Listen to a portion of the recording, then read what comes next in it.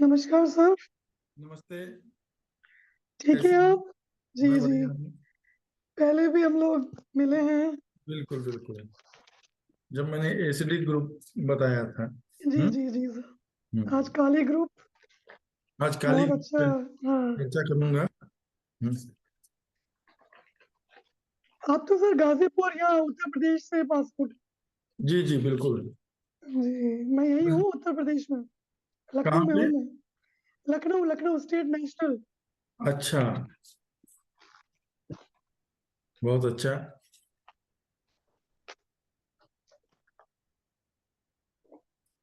आज मैं आप लोगों को जब आप मुझसे कहेंगी तो मैं शुरू कर दूंगा काली ग्रुप। बस मैं 2 मिनट वेट करेंगे, 2-3 मिनट। हाँ कुछ बिल्कुल। लोग और। आज मैं अपने नोट्स से पढ़ाऊंगा, अ, व्याख्यान करूंगा। अच्छा। और जो लोग चाहें तो वो लिख सकते हैं। जी हाँ? जी जी, बिल्कुल।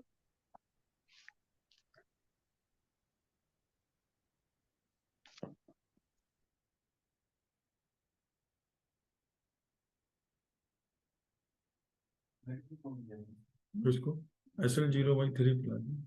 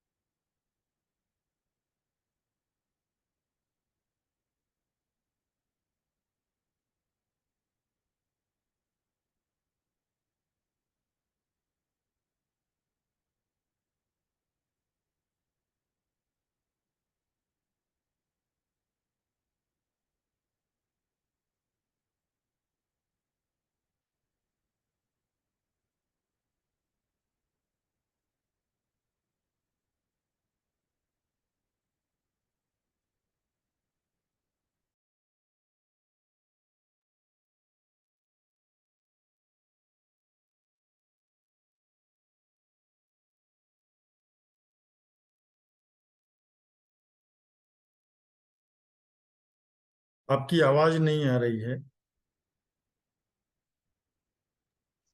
Yes sir. हाँ अब आती है। कुछ लोग और आ जाए, 1-2 लोग, तो हम शुरू करेंगे सर। अभी कितने लोग जुड़ गए हैं नूतन जी? अभी अभी 4 है। 4 है।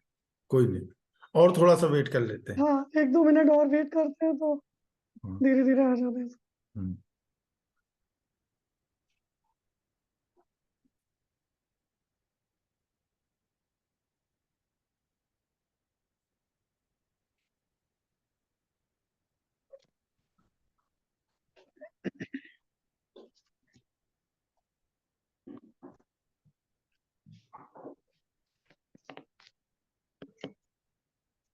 चश्मा ले आते हैं।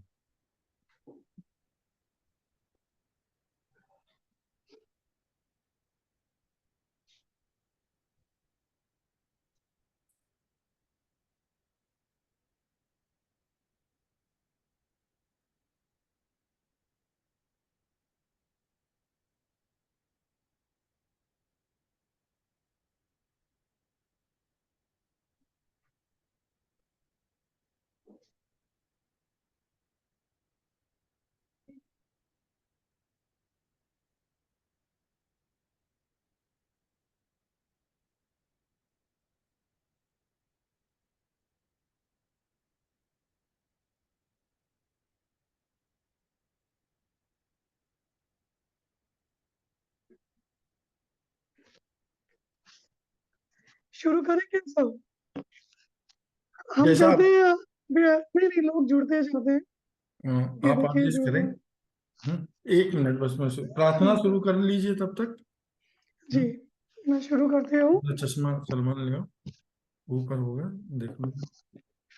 नमस्कार सभी को। हम्म, आज IFPH का 240वां एपिसोड,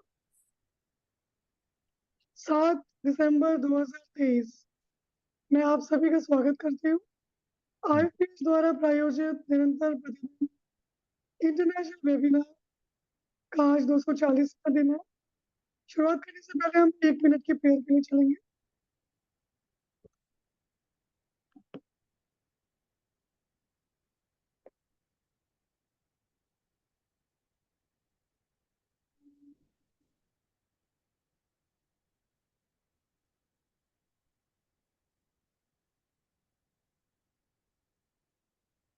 बहुत बहुत धन्यवाद आप सभी का। 240वें एपिसोड में आप सभी का अभिनंदन एक बार फिर। आज के हमारे मेहमान हैं डॉक्टर सुरेंद्र विक्रम गोस्वामी जी। आप होम्योपैथिक कंसल्टेंट हैं झांसी में, उत्तर प्रदेश में। आपका क्लिनिकल एक्सपीरियंस है 16 साल का। आपने BHMS 2000 में Ghazipur government homeopathic medical college Uttar Pradesh से पास आउट किया है। आप डायरेक्टर हैं Ranjit Goswami memorial homeopathic hospital and drug transmission research institute Jhansi के। आप 10 बेड का हॉस्पिटल झांसी में चला रहे हैं। आप मेंबर हैं कैंसर इंस्टीट्यूट कोलकाता के। आपने लीगा 2011 में अपने पेपर प्रेजेंटेशन किए हैं और सिल्वर जुबली अवार्ड आपको मिला है cancer institute of homeopathy Kolkata से 2014 में। इसके अलावा भी आपके बहुत सारे आपको अवार्ड मिले हैं। आप मेंबर हैं Sahani drug transmission research centre Patna के, और आप MD कर रहे हैं सफाया होम्योपैथिक मेडिकल कॉलेज ग्वालियर से। और आज आपका टॉपिक है homeopathic management and Kali group of medicine.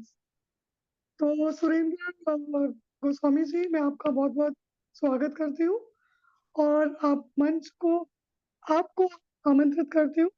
Continue करें आप।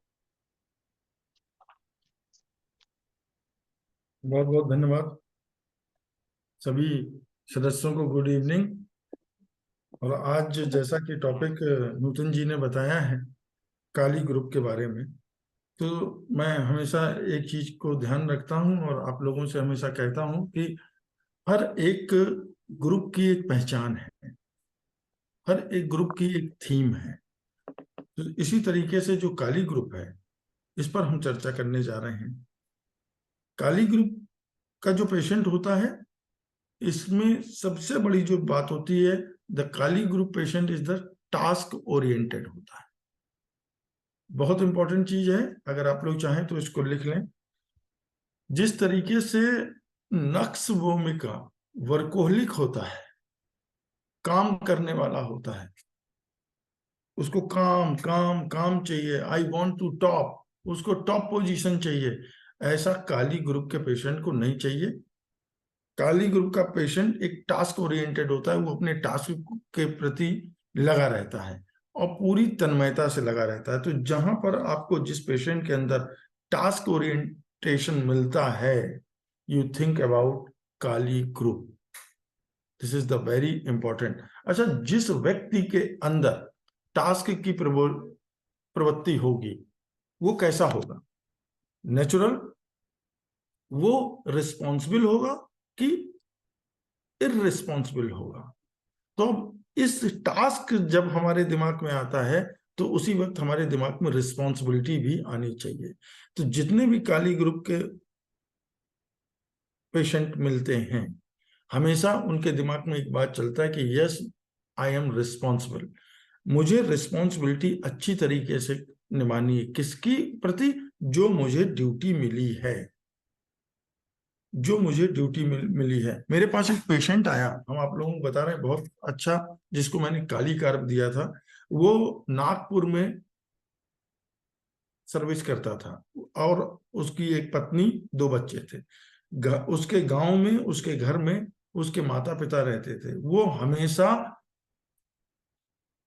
हमेशा अपने माता पिता के बारे में सोचता रहता था। उसको लगता था कि कहीं ना कहीं मैं उनके प्रति वो ड्यूटी नहीं कर पा रहा हूँ। उसके अंदर एक ग्लानि फील रहती थी, और ग्लानि के साथ साथ वो उसके दिमाग में हमेशा यही चलता था कि मैं कहीं इस बात की ड्यूटी को ठीक से कर नहीं पा रहा हूँ जो मुझको करना चाहिए।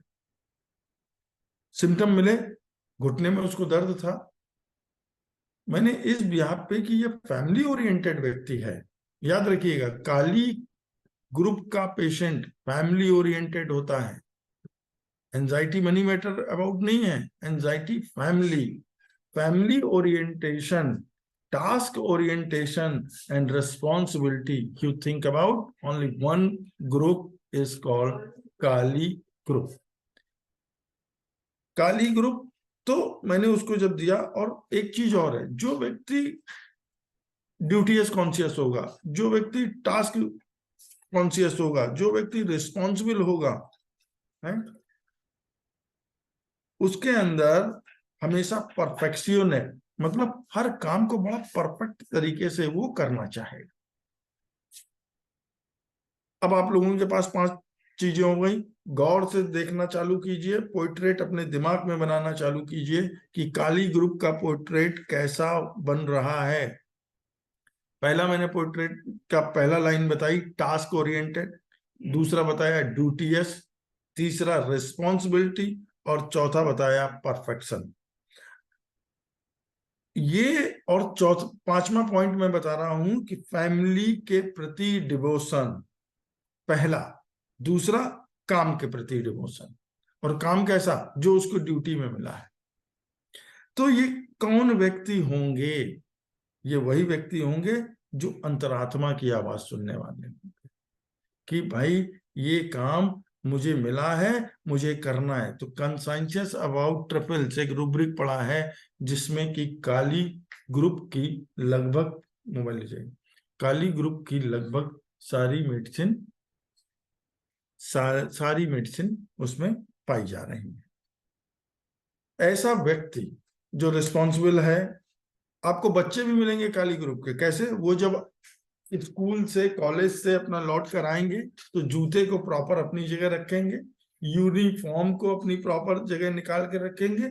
जो उनको टास्क मिला है स्कूल से, जो उन्हें टास्क मिला है, जो उनको होमवर्क मिला है, वो बगैर डिस्टर्ब हुए अपने होमवर्क को प्रॉपर तरीके से करेंगे। उनको कहने की जरूरत नहीं पड़ेगी।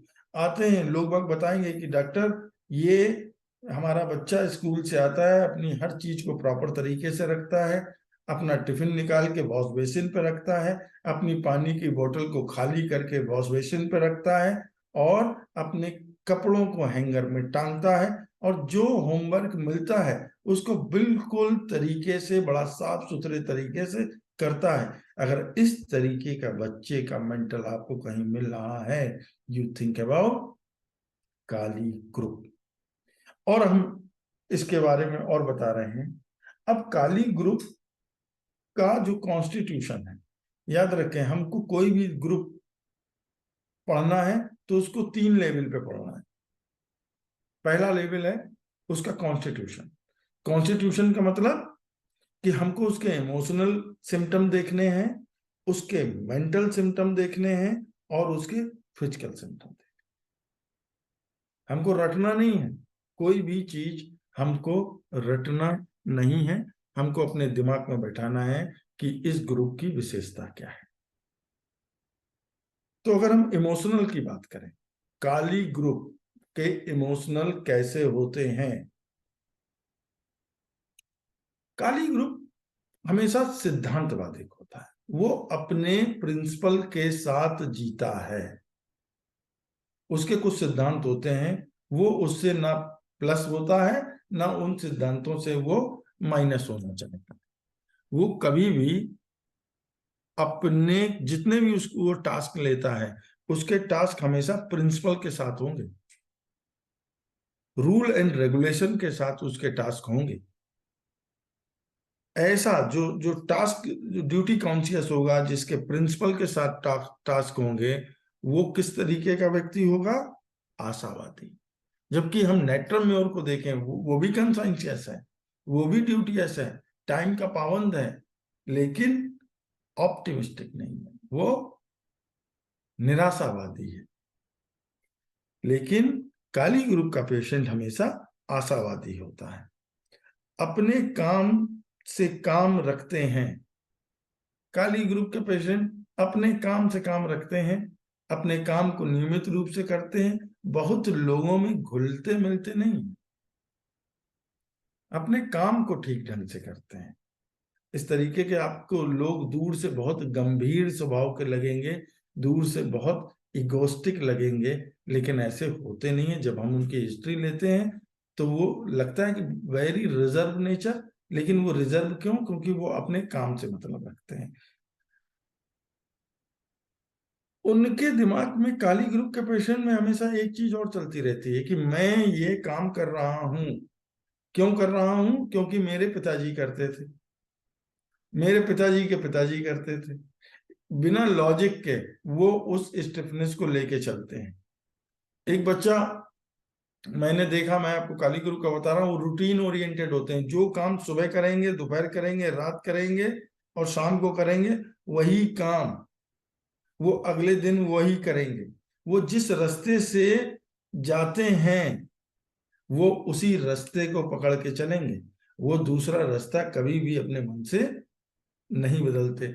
एक बच्चा आया, उसकी माँ ने कहा कि डॉक्टर साहब, ये जब भी रास्ते में जाता है तो एक पत्थर ले लेता है स्कूल जाते वक्त, ये वहीं पे पत्थर से, उसी जगह से ये पत्थर उठाता है और खेलते खेलते खेलते खेलते स्कूल जाता है। और इसकी एक पर्टिकुलर जगह है, वहां तक ये पत्थर लेके जाता है और फिर तालाब पर ये लात मार के उस जगह फेंक देता है। और यही यही काम ये पिछले 10 महीने से कर रहा है। जो ये रोज करता है उतने उसी तरीके से ये रोज करता है। ये जब आएगा तो घर में सबसे पहले हाथ धोएगा, फिर अपने अगले काम करेगा। मतलब उसका रोज का फंक्शन फिक्स है। Now fixed idea is the important of kali group. तो अब आप लोगों चाहें तो मेरे कुछ पॉइंट नोट कर लें। पहला मैंने बताया ड्यूटी कॉन्शियस, दूसरा मैंने बताया रिस्पॉन्सिबिलिटी, तीसरा मैंने बताया परफेक्शन, चौथा बताया family oriented, down to earth, close person, lives on principle, आशावादी, और रूल एंड रेगुलेशन मानने वाला। और लास्ट पॉइंट मैंने जो बताया इसके इमोशन में, अपने काम से काम रखते हैं, सबके दूसरे के लोगों के कार्यों में ना तो दखल देते हैं और ना ही अपने कार्यों में दखल चाहते हैं। अब मैं आपको बता रहा हूं mental symptom. Now is very important. Kali group का मेंटल सिम्टम, इनका दिमाग उतना ही चलता है जितना ये जानते हैं। क्यों?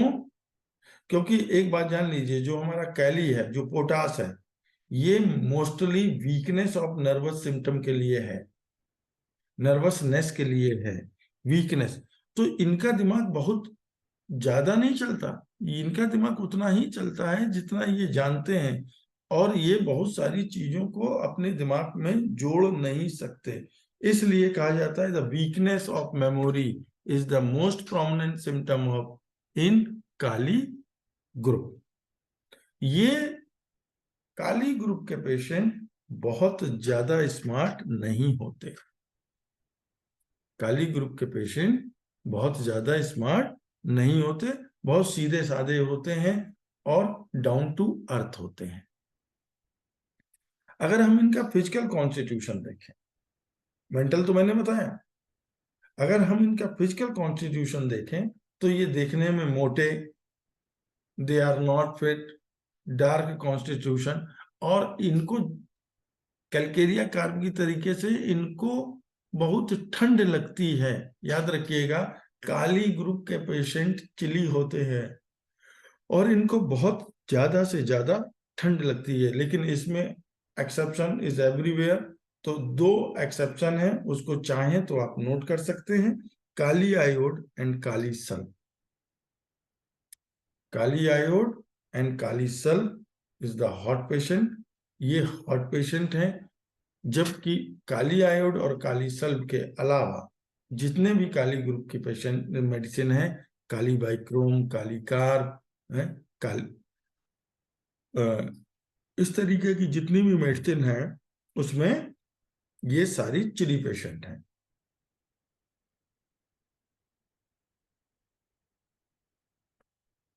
इनके काली ग्रुप के जो पेशेंट आपको मिलेंगे, मोस्टली ये सीरस मेम्ब्रेन जो हमारी बॉडी में पाई जाती है, उससे रिलेटेड इनके शरीर में डिजीज होती है।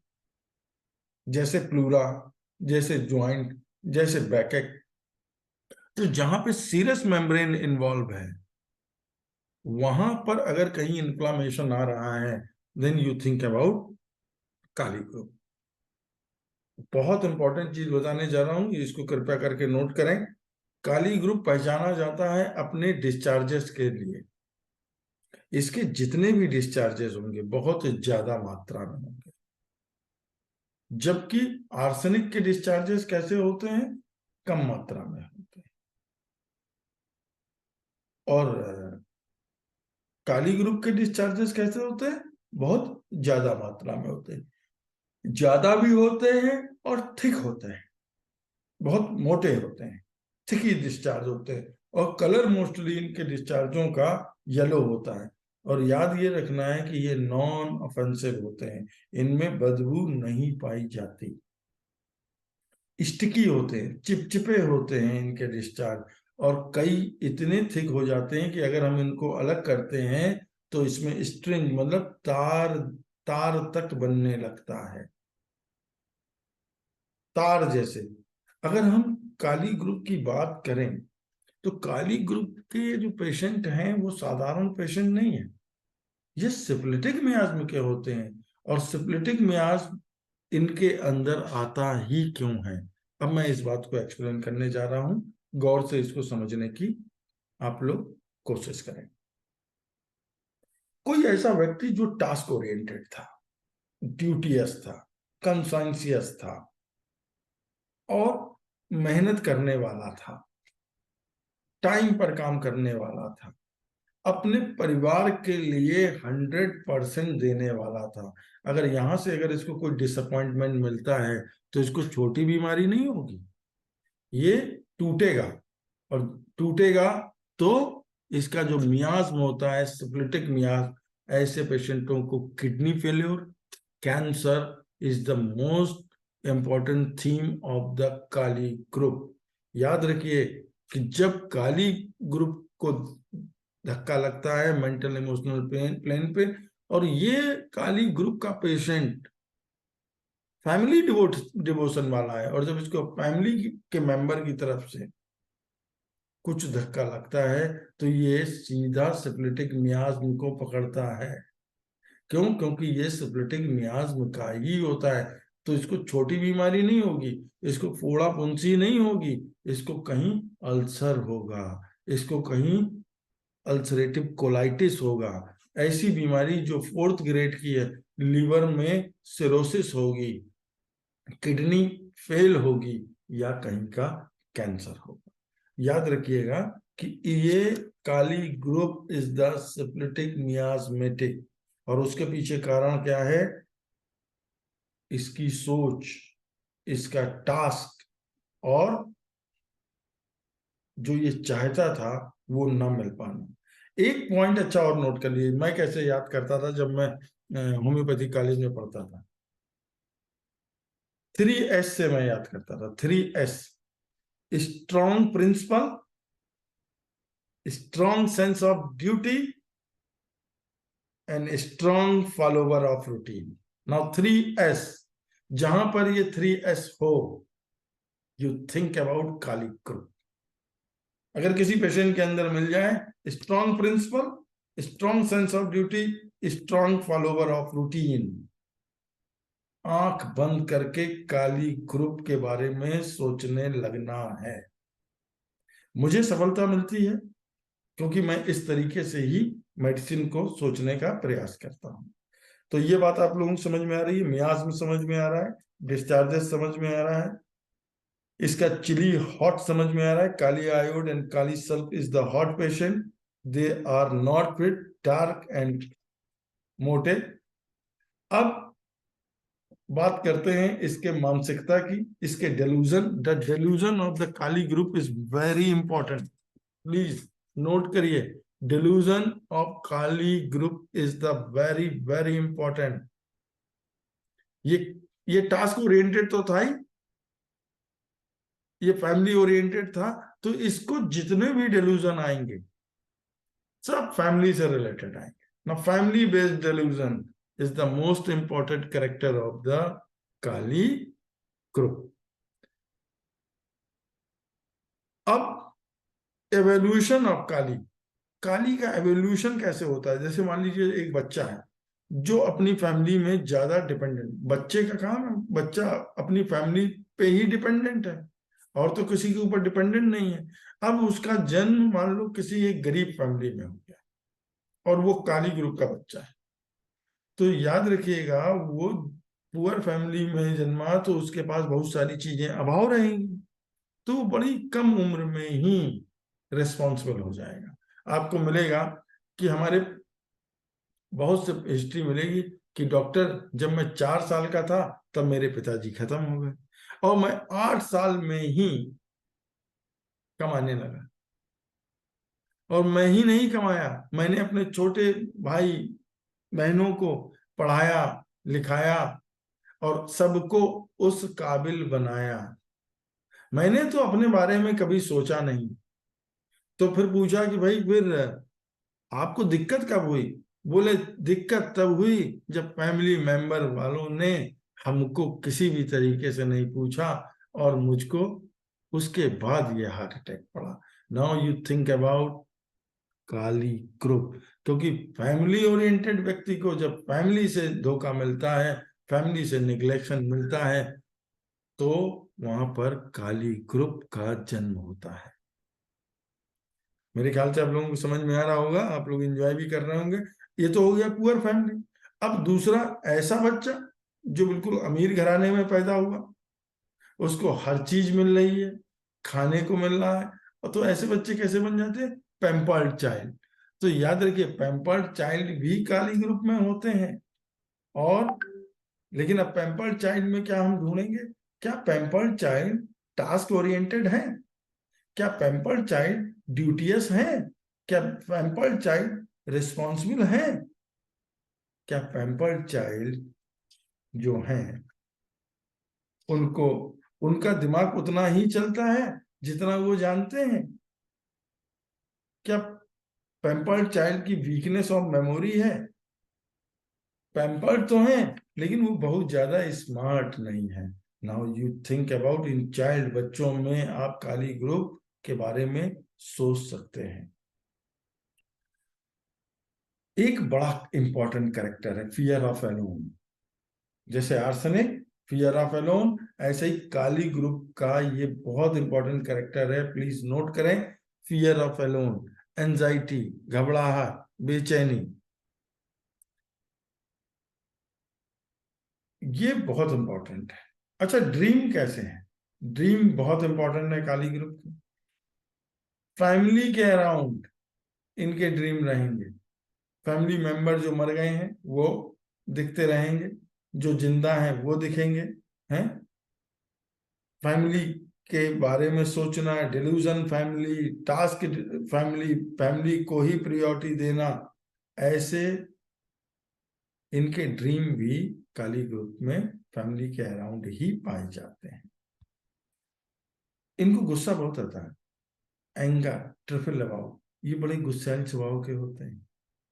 क्यों? अच्छा, इनको गुस्सा कब आता है? जब इनका टास्क पूरा नहीं होता।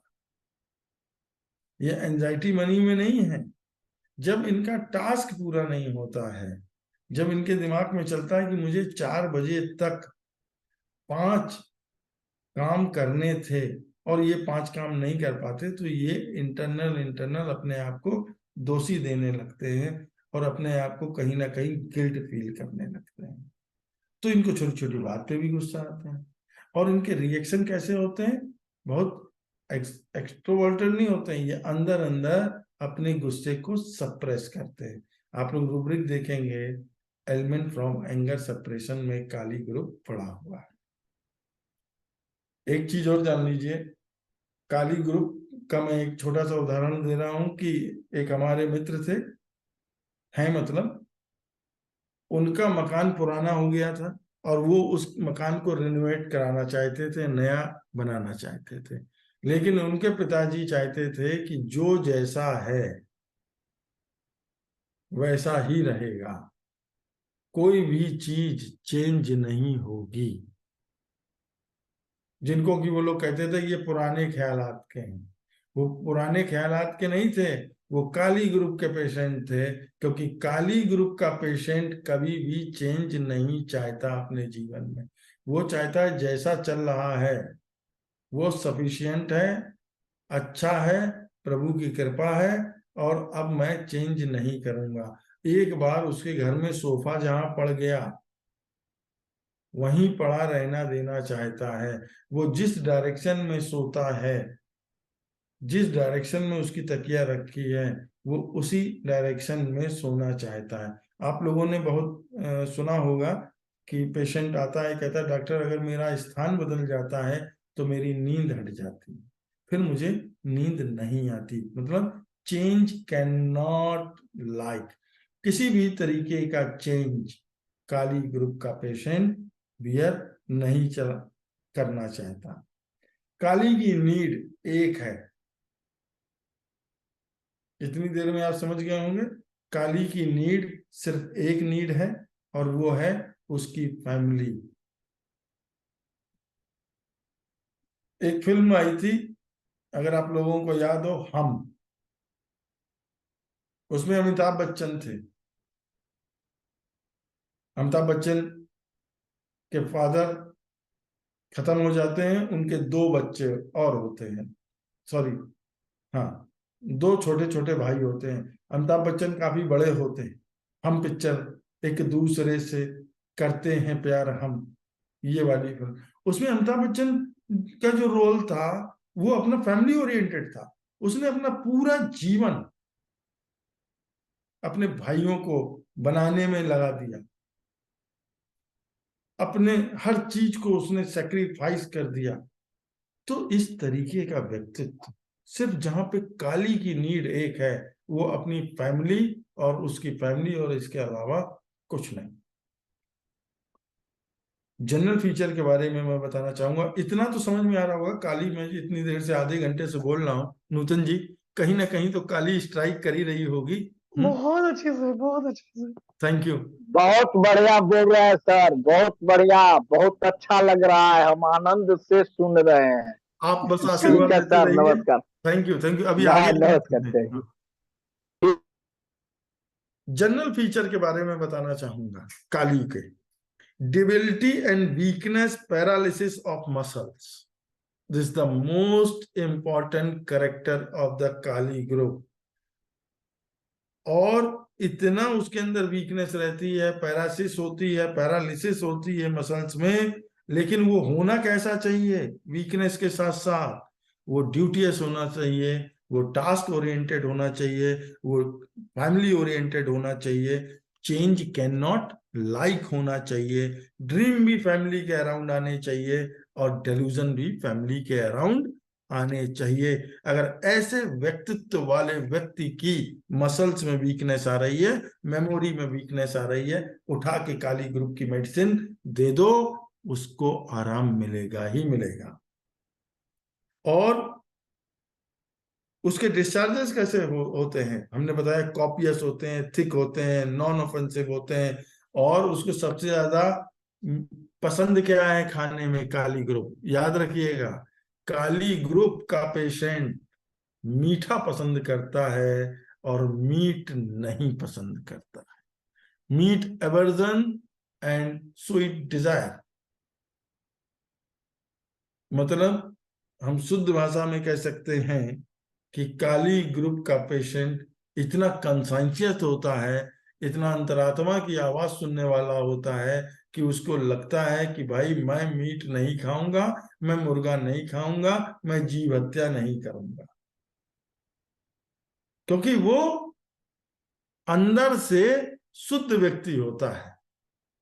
तो उसको लगता है जो गलत है वो गलत है, और जो सही है वो सही है। तो मैंने आपको अभी काली ग्रुप की एक थोड़ी सी थीम बताने का प्रयास किया है। अब मैं आपको मेडिसिन बताने जा रहा हूं काली ग्रुप की, काली काल। अगर आप लोगों के पास समय है तो मैं कंटिन्यू करूं। अभी तो साढ़े बिल्कुल, सात ही बिल्कुल, बजा है, बिल्कुल सर, अभी तो समय है, आधा घंटा है। समय है सर। मैं मोटा मोटा बताता हूं। अब काली तो मिल गई, लेकिन अब काली ग्रुप तक तो पहुंच गए, लेकिन हम काली कार्ब कब प्रिस्क्राइब करेंगे? काली बाइक्रोम कब प्रिस्क्राइब करेंगे? काली आयोड कब प्रिस्क्राइब करेंगे? और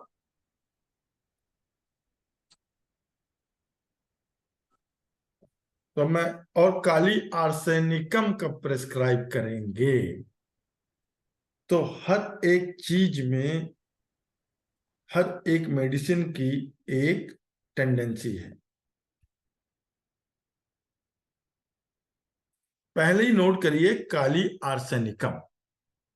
पहली मेडिसिन आप लोग लिखना चालू कीजिए, काली आर्सेनिकम। काली आर्सेनिकम हम कब प्रिस्क्राइब करेंगे?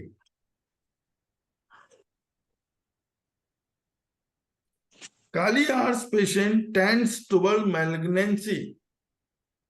ऐसे पेशेंट जिनमें मैलिग्नेंसी हो रही है, लेकिन कैंसरस डायथिसिस है, लेकिन वो होने क्या क्या चाहिए? टास्क ओरिएंटेड होने चाहिए, फैमिली ओरिएंटेड होने चाहिए, ड्यूटियस होने चाहिए, कंसाइंशियस होने चाहिए, चेंज नेवर, इतना तो होने चाहिए। मतलब राष्ट्रपति बनने की जो शर्त है उतनी तो राष्ट्रपति के अंदर होनी चाहिए कि वो भारत का नागरिक होना चाहिए। तो इसी तरीके से कि टास्क ओरिएंटेड तो होना चाहिए, फैमिली ओरिएंटेड तो होना ही चाहिए। और अगर ऐसे पेशेंट के अंदर मैलिग्नेंसी डेवलप हो रही है, then we think about kali ars. अब आर्सेनिक आ गया साहब, तो अब आर्सेनिक की तो छाप कहीं ना कहीं छोड़ेगा, ऐसे ही तो नाम है नहीं। अगर किसी का नाम करोड़ी मल है तो उसके अंदर कुछ ना कुछ तो करोड़ी मल के लक्षण होंगे। तो आर्स, काली आर्स के अंदर जो लक्षण पाए जाते हैं, रेस्टलेसनेस, एनीमिक, वीकनेस, कंजूस और burning. Now this is the most important character, is the burning. Kali ars के पेशेंट के अंदर हमेशा बर्निंग। और याद रखिएगा, जो लोग हमारी फीमेल डॉक्टर हैं उनके पास इस तरीके का अगर कभी कोई केस आता है कि कॉलीफ्लावर लाइक ग्रोथ है यूट्राई के अंदर और उनको दर्द हो रहा है बहुत ज्यादा, और उनका मेंटल काली ग्रुप से मिल रहा है, then you think about kali ars. अच्छा, मैं थोड़ा सा मैं यहाँ पे पोटेंसी के बारे में भी चर्चा करना चाहूंगा। नूतन जी, अगर आपकी आज्ञा हो तो थोड़ा सा पोटेंसी के बारे में बताऊं। बिल्कुल। हाँ, देखिए, मैं अपनी प्रैक्टिस में हमेशा ये देख रहा हूँ, अक्सर हमारे पास जो स्टूडेंट आते हैं वो एक सवाल करते हैं कि पोटेंसी क्या दूं। तो हमेशा पोटेंसी देते वक्त हमको एक चीज का ध्यान रखना है कि अगर कोई पेशेंट का फिजिकल सिम्टम प्रोमिनेंट हो रहा है, फिजिकल सिम्टम मतलब उतना मेंटल उसके अंदर प्रोमिनेंसी में नहीं है लेकिन फिजिकल सिम्टम ज्यादा है, जैसे मैं काली का ही उदाहरण दे रहा हूं कि डिस्चार्जेस कॉपियस हैं, कॉपियस डिस्चार्जेस हैं, स्टिकी डिस्चार्जेस हैं।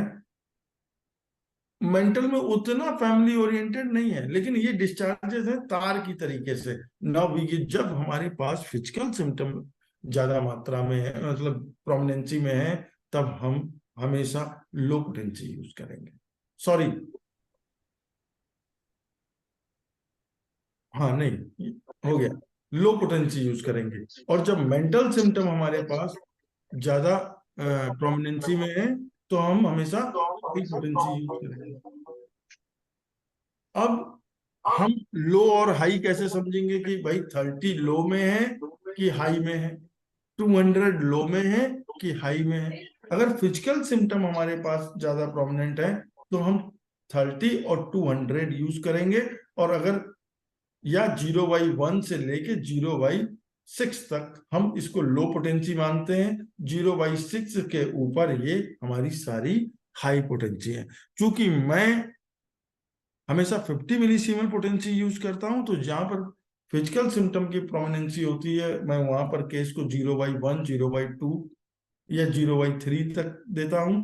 अगर मेरे पास मेंटल प्रोमिनेंसी ज्यादा होती है तो मैं 0/4, 0/5 एंड 0/6 से केस स्टार्ट करता हूँ। ये हर व्यक्ति का अपना अपना, हर डॉक्टर का अपना अपना प्रिस्क्रिप्शन का एक तरीका है। तो मैंने आपको पहली मेडिसिन बताई काली आर्स, जिसमें patient tend to towards malignancy and skin disease restlessness, anaemic, और मैंने बताया cauliflower like growth in uterus. दूसरा मैं बता रहा हूं काली बाइक्रोम, प्लीज नोट करें। काली बाइक्रोम बड़े आसानी से मिलता है कि डॉक्टर मैं खांसता हूं, मेरा कफ गले में फंस जाता है, मैं बहुत दम लगा के निकालता हूं तो तार जैसा निकलता है, और हम सिर्फ तार को सुन के काली बाइक्रोम दे देते हैं। ये गलत है। तार सुनेंगे, लेकिन अब हम ये देखेंगे कि क्या वो टास्क ओरिएंटेड है, क्या वो फैमिली ओरिएंटेड है, क्या वो कंसाइंसियस है, क्या वो परफेक्शनिस्ट है, क्या वो पुरानी चीजों को मानने वाला है, या क्या वो चेंज पसंद करने वाला है कि नहीं। अगर नहीं, देन तार से हम उसको, बहुत इंपॉर्टेंट सिम्टम है काली बाइक्रोम में कि हमेशा उसके जितने भी डिस्चार्जेस होंगे तार लाइक होंगे। क्लियर, समझ में आ रहा है। एनीमिक होगा ऐसा काली बाइक्रोम, और जितना भी उसका जो सलाइवा होगा, विस्किट सलाइवा होगा। पेशेंट आते हैं, एक हमारे पास हैं, डॉक्टर हैं, वो हमसे हमेशा कहते हैं डॉक्टर मेरे मुंह के अंदर लार ऐसा लग रहा है जैसे गोंद हो, गम हो, जो पतली वाली गोंद आती है जिससे हम कागज को चिपकाते हैं, गम, वो घुल गई है।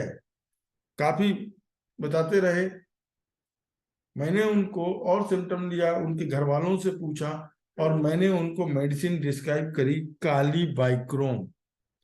काली बाइक्रोम 0/1 मैंने उनको एक डोज दिया, दूसरी डोज दी, तीसरी डोज दी, और मैं 3 दिन देने के बाद रुक गया। 6 दिन, 7 दिन, 8 दिन बाद वो आए, बोले कोई आराम नहीं। मैंने 0/2 पोटेंसी दी, एक डोज, दूसरी डोज, तीसरी डोज, बोले कुछ हल्का हुआ है।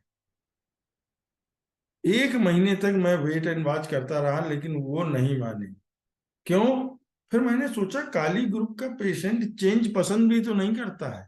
अगर इनके अंदर चेंज हो भी रहा होगा तो चेंज तो पसंद ही नहीं करता है। तो जब मेंटल चेंज पसंद नहीं कर रहा है तो अंदर चेंज आएगा कहां से? तो हमने सोचा कि अब फिजिकल को छोड़ो, मेंटल पर आओ। मैंने 0/6 पोटेंसी की 3 डोज दी। पहले मेंटल चेंज हुआ तो उनका सलाइवा पतला हो गया। तो मुझको समझ में आया कि हाँ भाई, होम्योपैथी में हनीमैन साहब ने जो लिखा है ना कि पहले मेंटल ठीक होगा तब फिजिकल ठीक होगा, तो मेरा सब लोगों से यही अनुरोध है कि हम पहले कोई भी पेशेंट को ठीक करने के पहले हमको उसके मेंटल सिम्टम को ठीक करना पड़ेगा उस मेडिसिन के, तब कहीं जाकर हम उस मेडिसिन के फिजिकल सिम्टम को ठीक कर पाएंगे। इसका मतलब ये नहीं कि पेशेंट आया और हमने उसको सीधे हाई पोटेंसी दे दी, नहीं, जहां पे जो प्रोमिनेंसी होगी हम उस हिसाब से इस पर काम करेंगे। नेक्स्ट मैं आप लोगों को काली ब्रोम के बारे में बताना चाहूंगा, प्लीज इसको नोट करें, ये बहुत इंपॉर्टेंट मेडिसिन है। इसका जो सबसे ज्यादा इंपॉर्टेंट है वो चीज नोट करें, vomiting with intense thirst after each meal. जब भी खाएगा, जब भी कुछ करेगा और वोमिट करेगा, very very important in kali ब्रोमेटम। आप समझ लो, अगर आपने इस तरीके के केस हैंडल कर लिए, आपने इस तरीके के पेशेंटों को इमरजेंसी में जाने से रोक लिया, होम्योपैथी का तो नाम होगा, आपका जो नाम होगा। आएगा पेशेंट कहेगा डॉक्टर मैं जब भी खाना खाता हूं और मुझे उल्टी हो जाती है, को ईच मील के बाद मुझे उल्टी हो जाती है, लेकिन the important symptom is vomiting intense thirst. The thirst is a very important in kali bromatum. मेरे पास पेशेंट आया था, मैं वो चीज बता रहा हूं आप लोगों को, मैं किताब की चीज नहीं बता रहा हूं, मैं अपना काली ग्रुप में एक्सपीरियंस बता रहा हूं। मुझको काली ग्रुप का तो ये सब कुछ मिला, लेकिन मैं आपको एक पेशेंट एक्सप्लेन कर रहा हूं कि जो खाता था और उसको वोमिट हो जाता था, एलोपैथिक डॉक्टर के पास गया, सीटी स्कैन से लेके उसका जितना वो जांच करा सकते थे कैमरा डाल के, उसकी आंतों तक उन्होंने कैमरा डाला, सब कुछ किया, कहीं कुछ नहीं पाया। लास्ट में उन्होंने कहा कि आंतों की टीबी हो सकती है। उसका 6 महीने टीबी का इलाज चला। दूसरा, जब उन्हें टीबी से कुछ नहीं मिला तो उन्होंने लास्ट में कह दिया कि दिस इज द साइकोलॉजी, और एक काम करो, इसको एक साइकेट्री के पास लेके जाओ, तभी ये ठीक होगा। तो डॉक्टर एम के साहनी सर की वजह से झांसी में हम लोगों को थोड़ी बहुत बदनामी मिल चुकी है। तो जब इस तरीके के केस होते हैं तो लोग सोचते हैं कि अब क्यों ना हो, तो चलो एक बार डॉक्टर गोस्वामी को दिखा लें। तो साहब, हमारे गुरु डॉक्टर एम के जी, डॉक्टर बी साहनी के अथी से न हुआ है सर। हम transmission doctor B Sahni ji का है, ट्रांसमिशन का फाउंडर वो है, उनके चलते न हुआ। यानी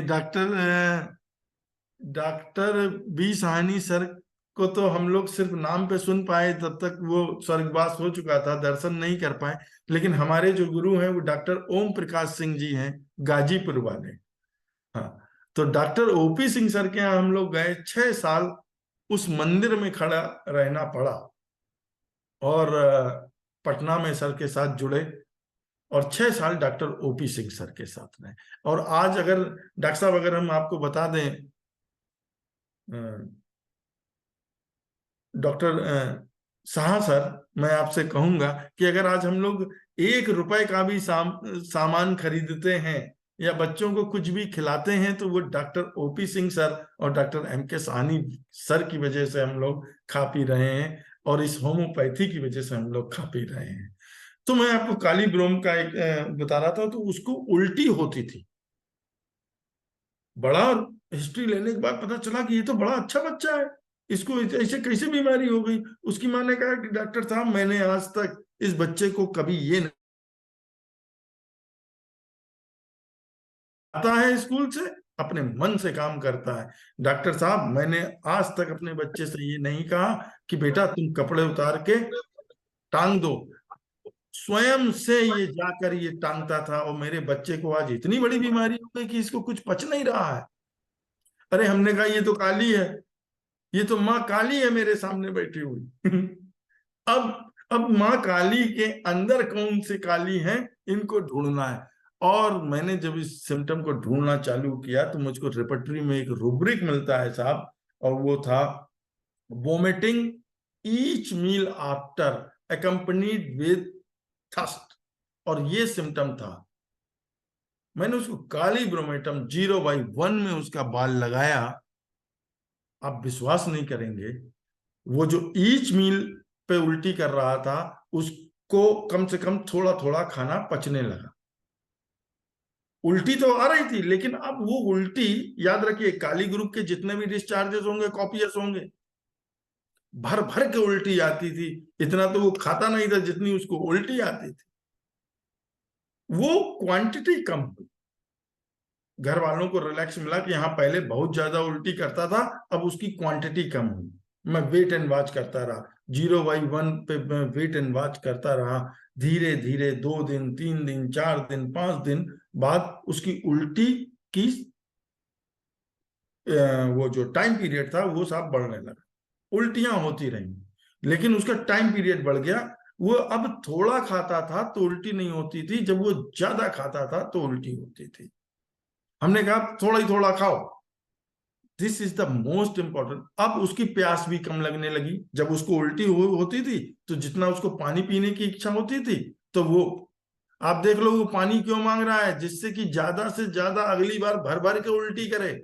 ये काली की पैथोलॉजी है, प्लीज इस बात को नोट करिए।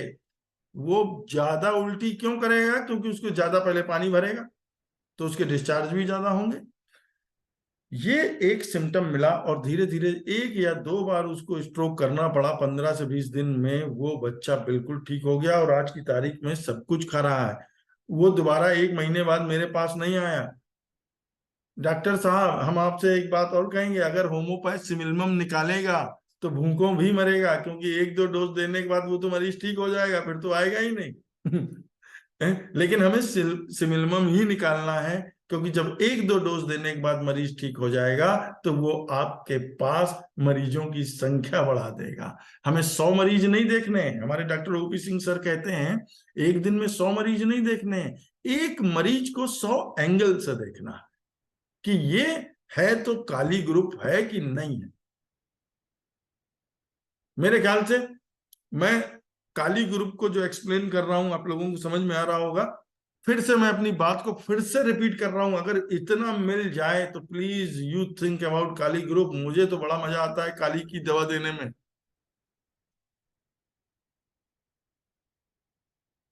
एक सिम्टम अब मैं बता रहा हूं काली कार्ब के बारे में, बहुत important. Kali carb, kali carb में काली ग्रुप के तो सिम्टम मिलने चाहिए, लेकिन एक सिम्टम अगर मिल जाए तो काली कार्ब दे देना।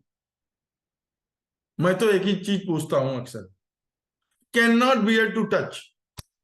काली कार्ब का मोस्ट प्रोमिनेंट सिम्टम की वो टच नहीं करना चाहता, टच उसको कोई भी नहीं करता। अगर उसको अगर और किस चीज को, सर, गर्दन, नाक, स्किन, हाथ, वो क्या चीज टच नहीं करवाना चाहता? फीट, पैर नहीं टच करवाना चाहता। This is the most important character of the kali carb.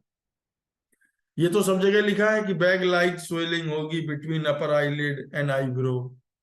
इससे काम नहीं चलेगा, इतने सिम्टम से हमको पुराने सिम्टम ढूंढने पड़ेंगे। काली, पहले हमको काली ढूंढना पड़ेगा, तब बैग लाइक सिम्टम देखना है।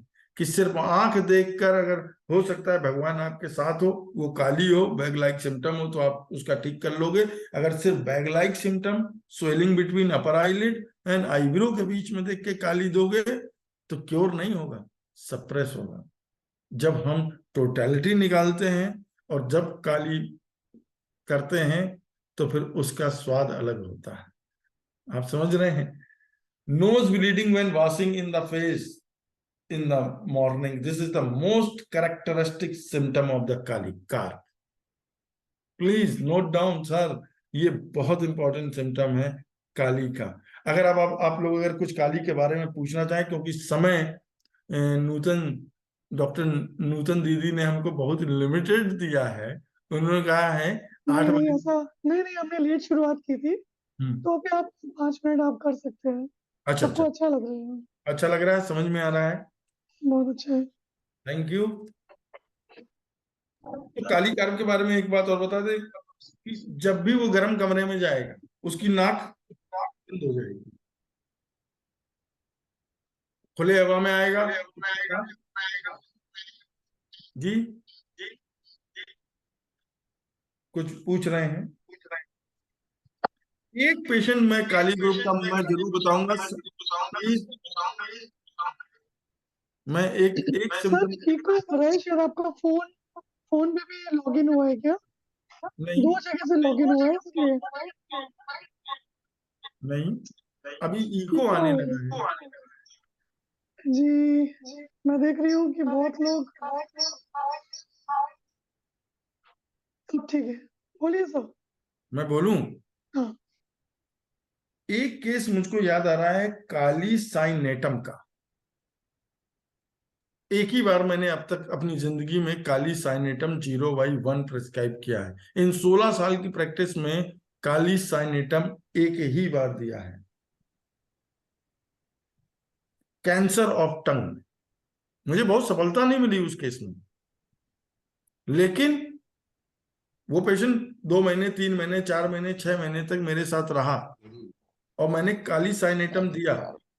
वो केस रुक गया था, उसको जितनी तकलीफ होती थी उतनी नहीं हो रही थी, क्योंकि होम्योपैथी में इतनी चमक तो होती नहीं है।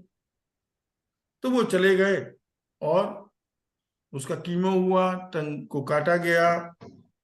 लेकिन मैं आप लोगों को ये बात बताना चाह रहा था काली साइनेटम में, कि उस पेशेंट को जब मैंने काली साइनेटम दिया था कैंसर ऑफ टंग में, और उसको इतना तेज दर्द होता था, उसका दर्द खत्म हो गया और वो सिर्फ दर्द की वजह से मैं उसकी ग्रोथ को नहीं रोक पाया, वो रोग बढ़ रहा था, कल शाम को आ लेकिन जाना।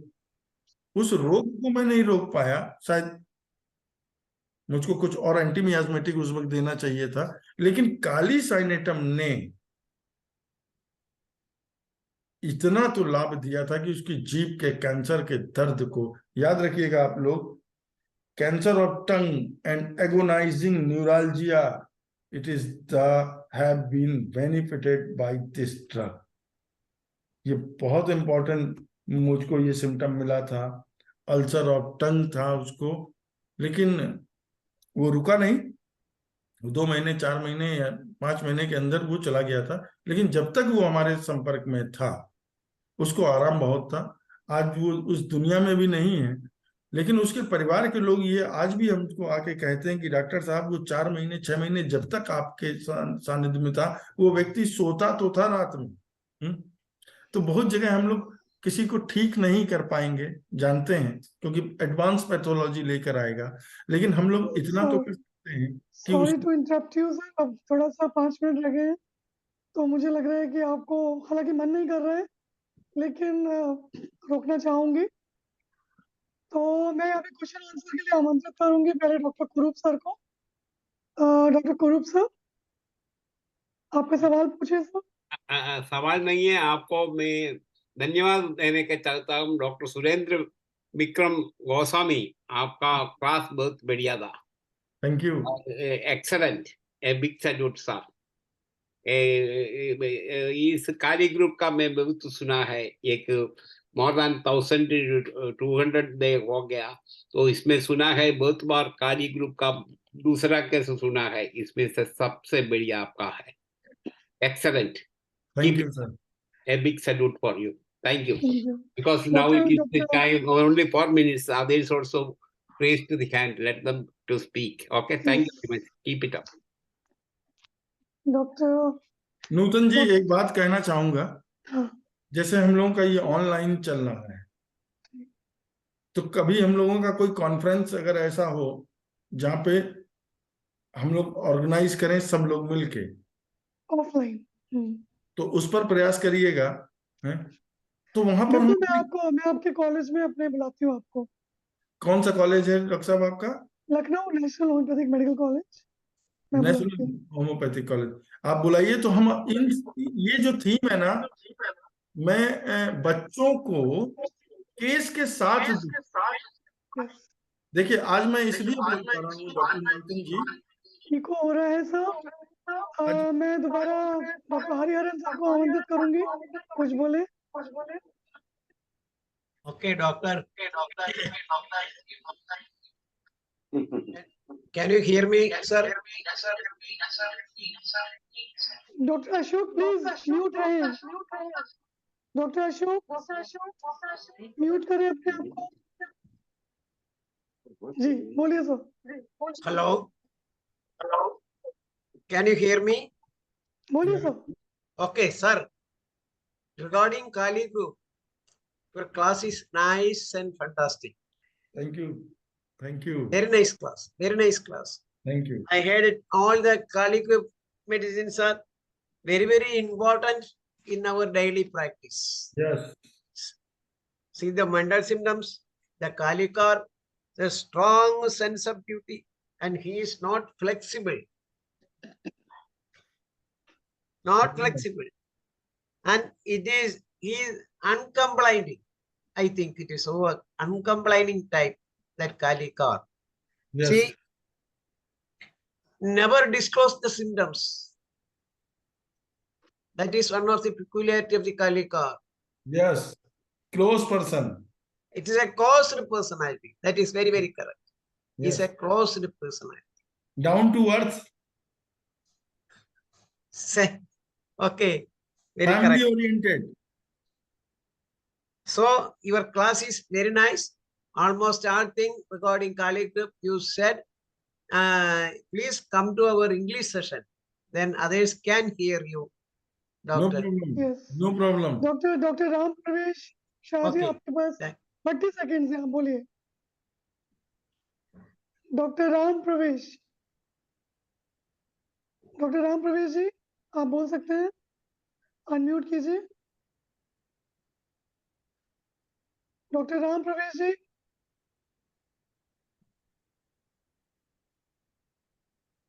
आप चैट बॉक्स में लिख सकते हैं आप क्या बोलना चाहते हैं, और कोई कुछ बोलना चाहे तो बोल सकता है।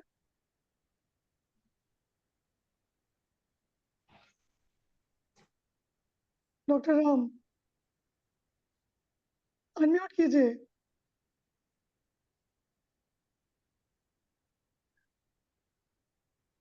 अब शायद किसी को कुछ बोलना नहीं है। आप पहले ही बता चुके हैं शाह जी कि आपका प्रेजेंटेशन बहुत अच्छा लगा। Thank you. यहाँ मैं सभी का धन्यवाद करती हूँ। और सुरेंद्र जी, आपका स्पेशल बहुत बहुत धन्यवाद कि आपने इतने सरल और सहज तरीके से काली ग्रुप का विवरण दिया। और काली मैं ये आर्ट्स, चाहता हूँ कि बच्चों तक ये पहुंचे विद जी केस, क्योंकि आज मैं इसलिए बोल पा रहा हूँ कि मैं ये काम करता हूँ, और जब जी कोई करेगा वो अलग समझ में आएगा, और पढ़ा हुआ बोलना अलग समझ में आएगा। जी जी जी, बिल्कुल बिल्कुल। और हम आपको मौका देंगे ऑफलाइन में और ऑनलाइन इंग्लिश सेशन में, प्लीज जरूर आइए। तो बिल्कुल। यहाँ सारे पार्टिसिपेंट्स का धन्यवाद देती हूँ, और दोबारा आपसे मुलाकात होगी। यहाँ डॉक्टर धनेश जुड़ चुके हैं। Doctor Dhanesh, over to you. Thank you. नमस्कार। Thank you, Dr. Mugan Sharma. Good evening, good afternoon, and good morning. This is a 1193rd day of continuous webinar conducted by International Forum for Promoting Homeopathy. Today, our guest is Professor Leoni Villano BONAMIN, and from Brazil. Let us begin the session with 1 minute silent prayer.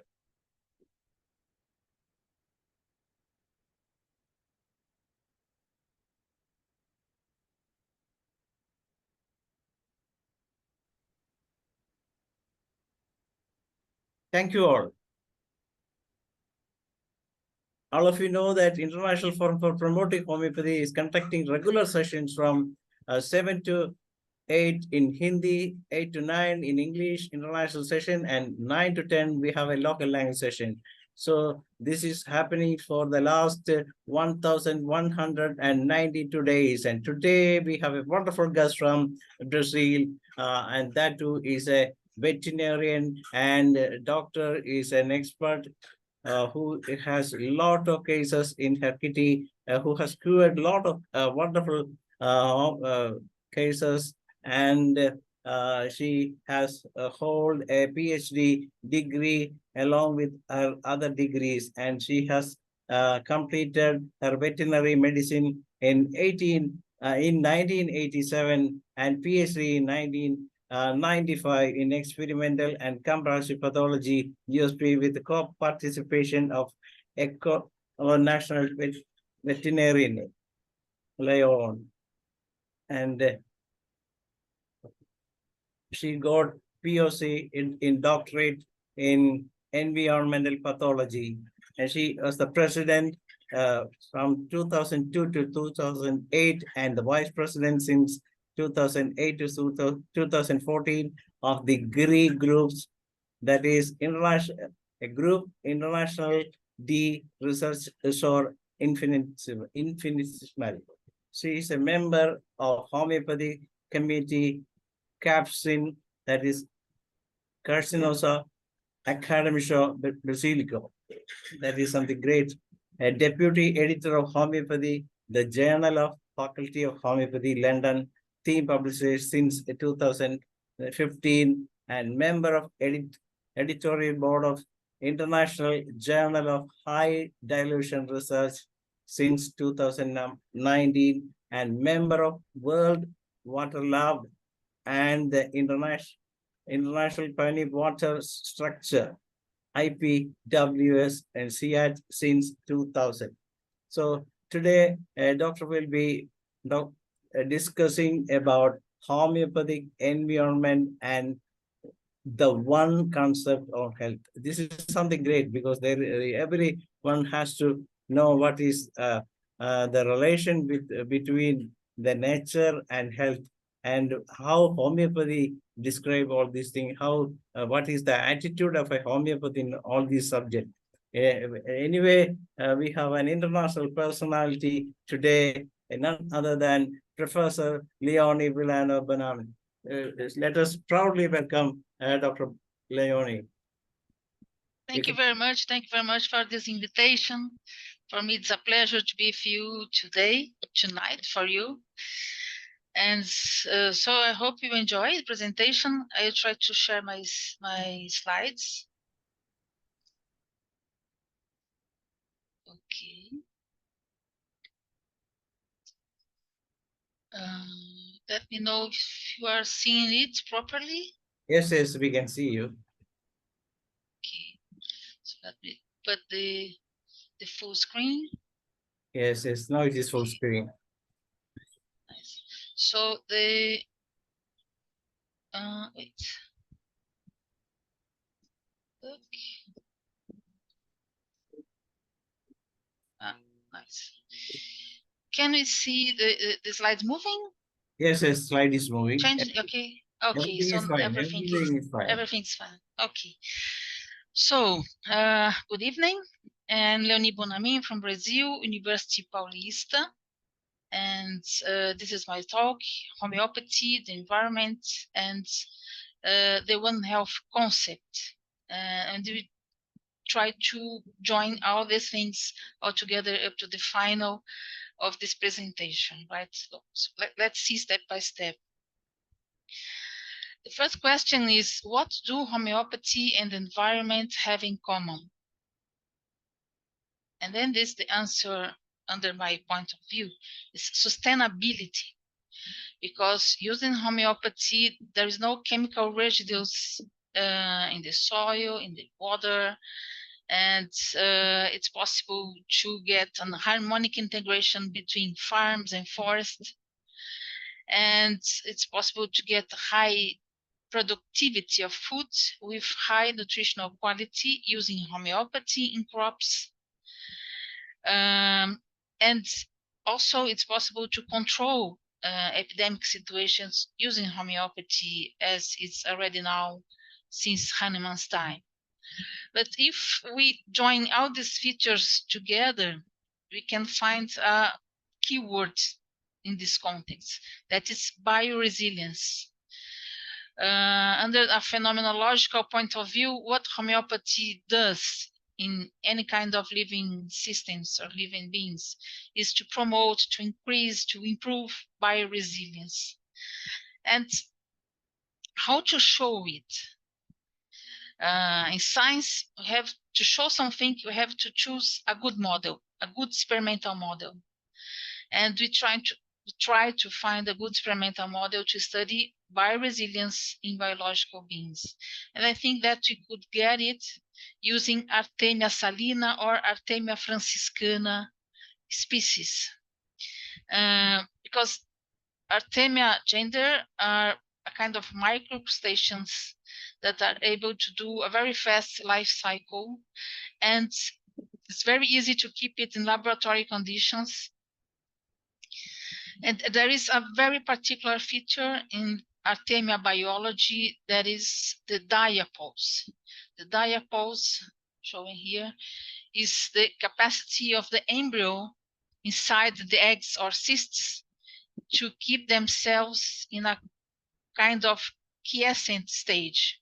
So the metabolism decrease and they keep there quiet and they don't born at all up to the moment in which the environment or the water conditions is ideal to make the cysts be hatched. So this is a very particular feature of this species, and it's a very good example of bioresilience because they can resist in any kind of stressing environment using this ability, this skill. So inside the cyst, we can see many kinds of stressors such as heat, cold, UV radiation, oxidation, noxia, desiccation, and even the presence of heavy metals in water and other kinds of toxins, and other kinds of physical stressors. So they can stay there in diapause until the moment when they are able to born with no major problems. And during the diapause, there are lots of metabolic and physiological aspects involved. And one of these aspects is the capacity of these embryos to produce heat shock proteins. There are proteins that are able to prepare the organisms to stressful situations. And in this case, there are two main specific heat shock proteins that are increased during the diapause. That is heat shock protein 26, or the monomer P26. So the gene expression of heat shock protein 26 can be a very specific model or molecular model to be sure that these embryos are in diapause. So they are doing their bioresilience skills working. And we can use it to see how homeopathy can change or improve this process. That is our work. This is important to say that this model uses non-sensient animals. These animals have a very simple nervous system, so they are not able to express or to have sensations such as fear or other kind of sensations that are dependent of different structures of the central nervous central system. And here notes, they are very, very simple, only some neurons with a very simple web of neurons, so they are not sensines. This is great because it solves a very important issue about animal ethics. So it's a perfect model to work. And this is our protocol.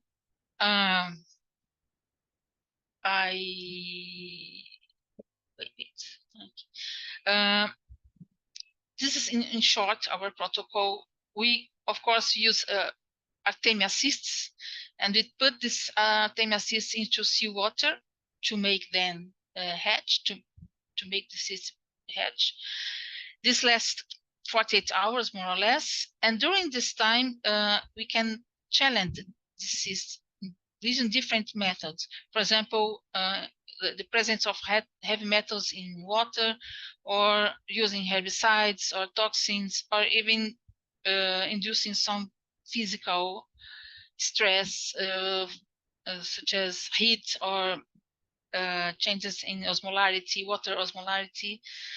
And after challenging these cysts, we can treat it with different homeopathic products according to our research. And we had very interesting results using isotherapeutics, and I'm going to show you the results. So the idea is to induce the diapause and treat with homeopathy and measure different parameters to see what happens. For example, hatching rate, naupri vitality, heat shock protein gene expression, and also it's possible to track the presence of the homeopathic preparation in water using the solvatochromic dye method. And all this protocol is done in blind, so it's how we work.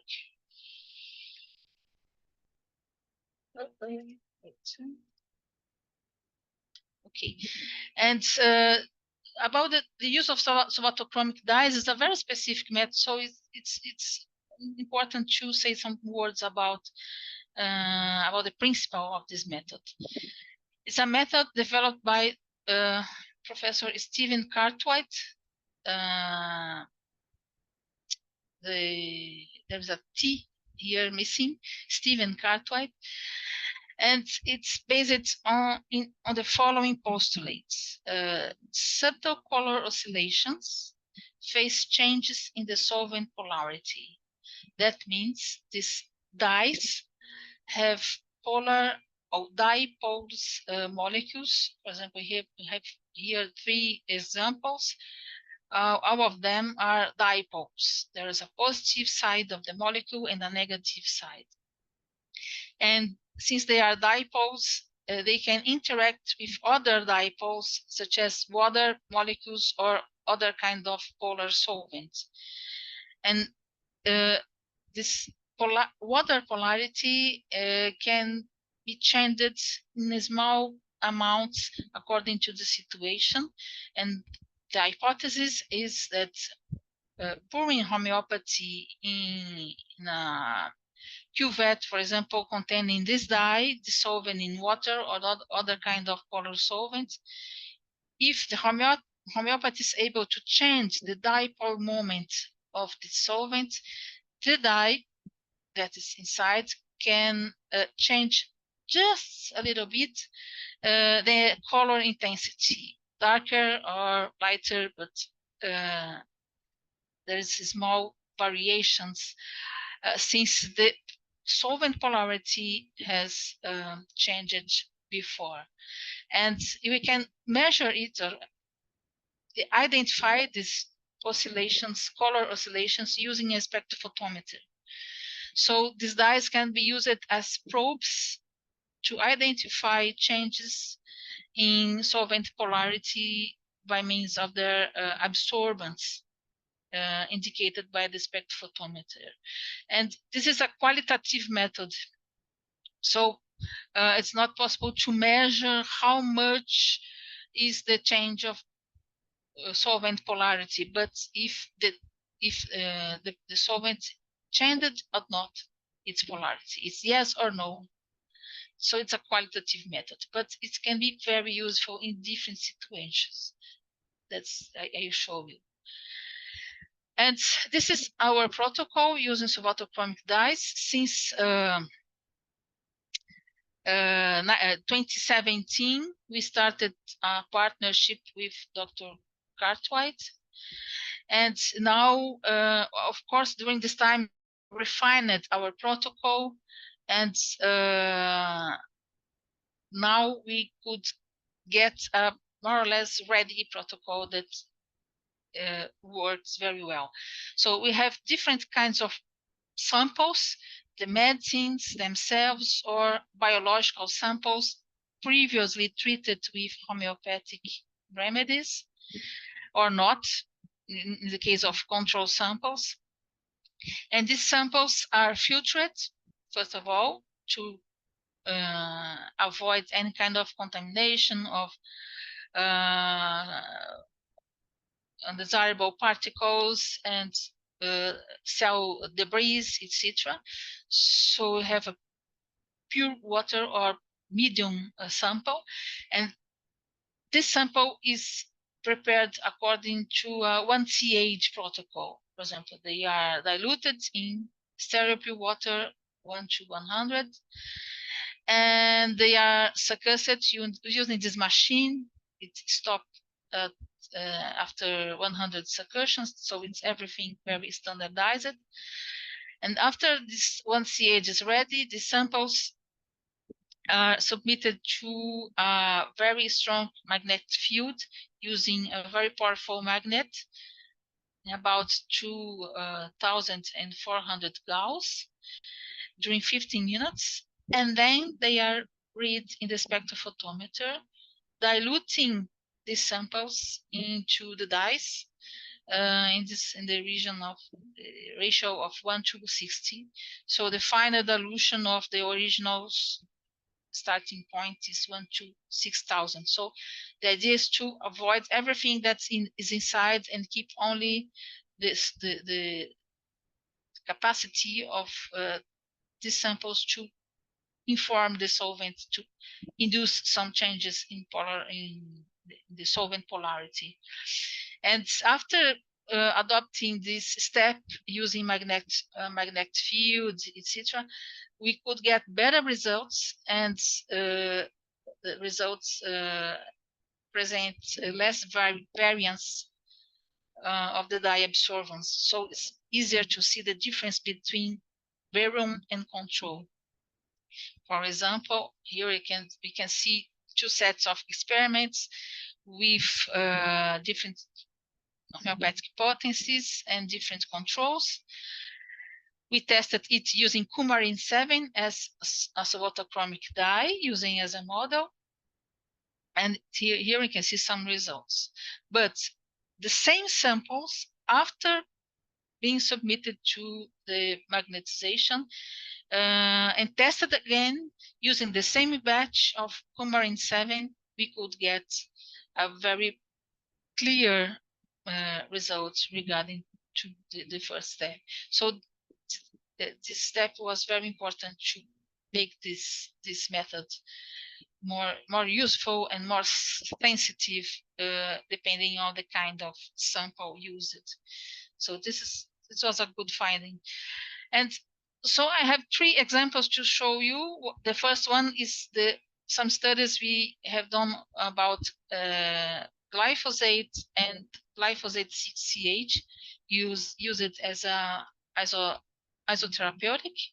This is the study performed by Miriam Nagai, my PhD student. And this is the main results. We studied the hatching rate. And in all samples of Artemia cysts challenged with glyphosate in the lethal concentration 10%, we used this concentration to mimic real-life situations of water contamination. And after treating these challenged cysts with glyphosate 6-CH and 200-CH, it was possible to see a reduction in the hatching rate, suggesting the existence of a diapause phenomenon here, and then this can be a sign of increasing of bioresilience. But we try to see other parameters, of course, to be sure about it. And we studied the morphology of naupli born from the cysts. And again, in the challenged cysts with using glyphosate in LC10, and treated at the same time the cysts and naupli and born naupli with glyphosate 6-CH and 30-CH, there was an increase in the healthy defected ratio, because it's in a certain population of cysts, it's natural to find some embryos that are not very good, and these embryos can generate defeated naupli with just one antennula or no antennula, or just without antenna. These are the most common defeats. And if we measure the number of healthy and defeated naupli in different groups, we can see that this ratio was in favor of homeopathy after treating the cysts and naupli with glyphosate 6-CH and 30-CH. And glyphosate 6-CH was the best potency because it was able to improve different kinds of parameters. These 2 parameters are only some examples. And you can see here that after this treatment, the naupli, the born naupli, were healthier compared to the other groups. Sorry?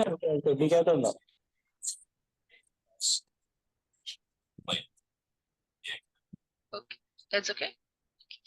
So I continue. Then this naupli was healthier than the other one from the other groups. And using the water harvested from the experiments, we tried to identify the presence of glyphosate 6-CH in water, in the seawater, using coumarin 7 as a dye, photochromic dye. It was chosen after a screening experiment. And we can see in 2 situations that, yes, coumarin 7 was able to identify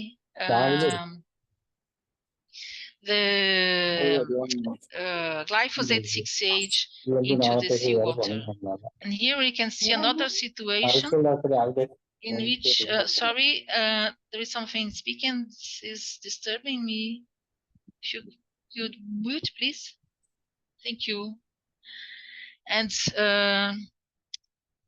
so in a different situation, we changed the salinity degree of seawater. And even though we use a different salinities, it was possible to track the presence of glyphosate 6H in the seawater using coumarin 7.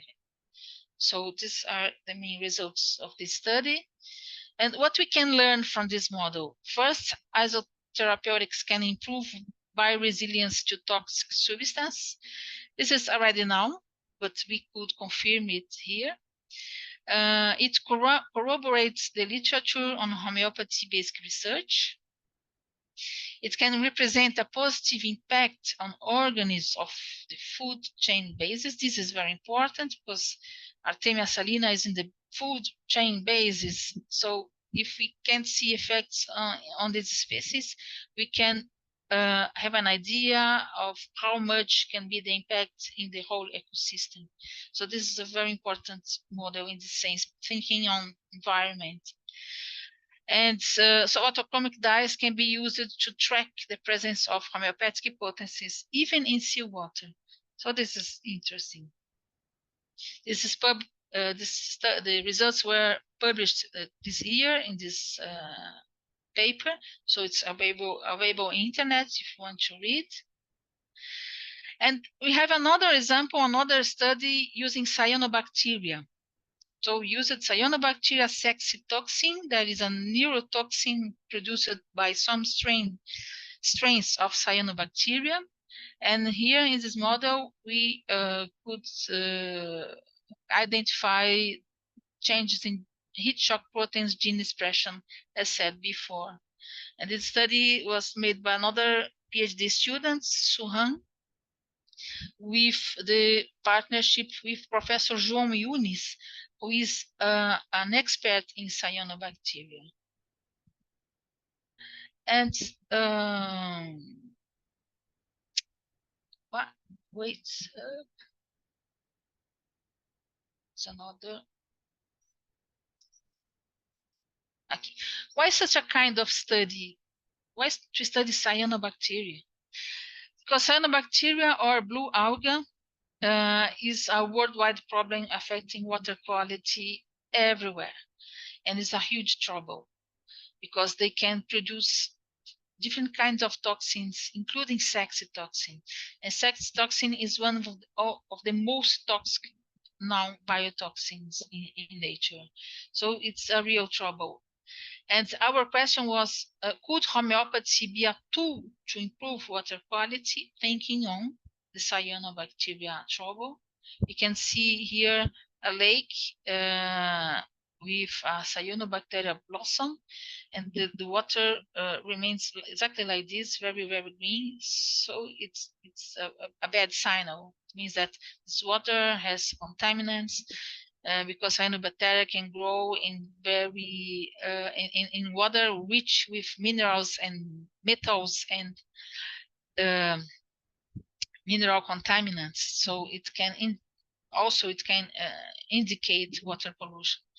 And this is the formula of saxitoxin. It's interesting to see because the molecule has 7 nitrogens. So because of this, it's very, very toxic. And this is our results using always the same protocol.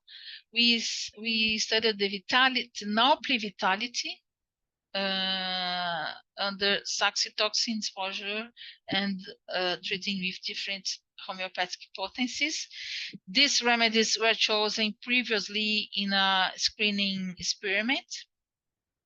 And here we could see that using isotherapy 200CH in saxitoxin exposured cysts and Naupli, they could show a behavior very similar to the behavior expressed by unchallenged Naupli. So now not exposed to saxitoxin and not treated with anything.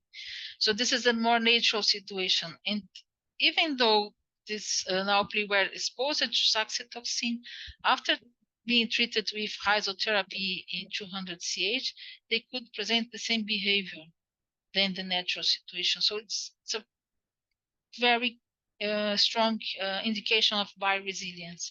To be sure, we measured the gene expression of heat shock proteins, different heat shock proteins, and here we could see a very important increase in P26 as expected. So we could identify the molecular marker of diapoles and of bioresilience in this species using isotherapy 200 CH. The concentration of saxitoxin used here was 3 micrograms per liter because it's very close to the maximum value accepted by the Brazilian legislation in natural water. So it's a laboratory condition that it's able to mimic real life situation. And we worked also with the cyanobacteria itself, and we tested the capacity of some remedies to change or not the cyanobacteria growth using a very specific medium, the ASM1 medium. That's the ideal medium to make them grow. And we can see here after 3 weeks of observation, the baseline or the cyanobacteria didn't challenged or treated with anything. They could present 2 peaks, 2 growing peaks during this time, and these peaks were canceled after treatment with nitric acid 200 CH and mercurio solubilis 30 CH. Again, these 2 remedies were chosen previously from a screening process. And here you can see the results. There is a clear reduction in cyanobacteria growth when using both medicines. And here we have another 2 interesting results regarding to the physical chemical analysis of water. Using Nile red isovotochromic dyes, it was possible to track the presence of both remedies into the ASM1 medium. Although it's a very complex medium, it was able to track the homeopathic preparation when they were actually present in this medium. And also we could track the presence of nitric acid by measuring pH of the medium, because here you can see here this increase was before and after pouring the remedy into the medium. So just after pouring the remedy, there was an immediate increase of the pH, and this increase lasted during 2 days, then it decreased. So why it's this pH increased? We're still working on it. We don't know exactly the specific mechanism involved, but okay, the pH was less specific, but it was again another possibility to track the presence of at least nitric acid 200 CH in this kind of medium. So it's another interesting result. So what we can learn from this model? First, isotherapeutic 200 CH can improve bioresilience to saxitoxin using Artemia salina. Nitric acid 200 CH and mercurio solubilis 30 CH can regulate cyanobacteria growth. This can be very helpful in field situations. Of course, it needed to be tested before, but we just did a laboratory experiment, but these results invite us to do a field study. And homeopathic potencies can have a positive impact on water quality. Again, after checking in real life conditions, but it's already a good starting point. And subatomic dyes can be used to track the presence of potencies, even in complex mediums such as ASM1 medium. So it's really a good tool to track homeopathy everywhere, using, of course, polar solvents. Well, the thesis was approved. Here you can see Sohan very happy, me too. And now we are retaining the manuscript to be published, and I hope it to be published very soon. And this is the third part of the presentation. This is another kind of study. It's a kind of field study, not laboratory studies, trying to track homeopathy in spring water. So let's see what happens. We have 3 cases to show. The first case is a study performed in Ibiúna. That is a small city near from São Paulo in Brazil. And there is a property with a preservationist approach. So in this property, there is a protected area, wide area with plants and animals, everything according to the natural biome. And in 2018, there was a huge trouble with some monkeys who lived there in this area. This kind of monkey, we say in Portuguese, bugio monkey. And my colleague, another veterinarian, was called to treat these monkeys, but it's very difficult to treat them because they are wild animals, difficult to have access to them. And so she decided to use the Souza methods. The Souza method is the method created by another colleague, another veterinarian, Monica Souza. And it's very simple. It's just pouring the homeopathic potency into the source and let the whole ecosystem receive this remedy, including the animals. And here we can see the map of a lake of different web of different lakes that we could find in this property. So this is the source, it's here, and the remedy was poured here. And then we can see a small fjord that goes to our first lake and then to a second lake. And here is where animals use it to drink water. And fortunately, in this property, there was another lake, not linked to the source, but to another one far from there. And it was used as a control. So we, of course, asked them, the veterinarians, to harvest water samples before and after the treatment in different points. So it was possible to see the effects in function of time and in function of the space. So a huge number of samples were generated, and these samples traveled from Ibiúna to São Paulo. They were filtered twice, one by one, using a 0.22 mesh filter to eliminate all kinds of contaminations and impurities. Then we performed the 1CH, exactly as explained before. At this time, we didn't use the magnet yet because it was in 2018, and the benefit of magnet was discovered later.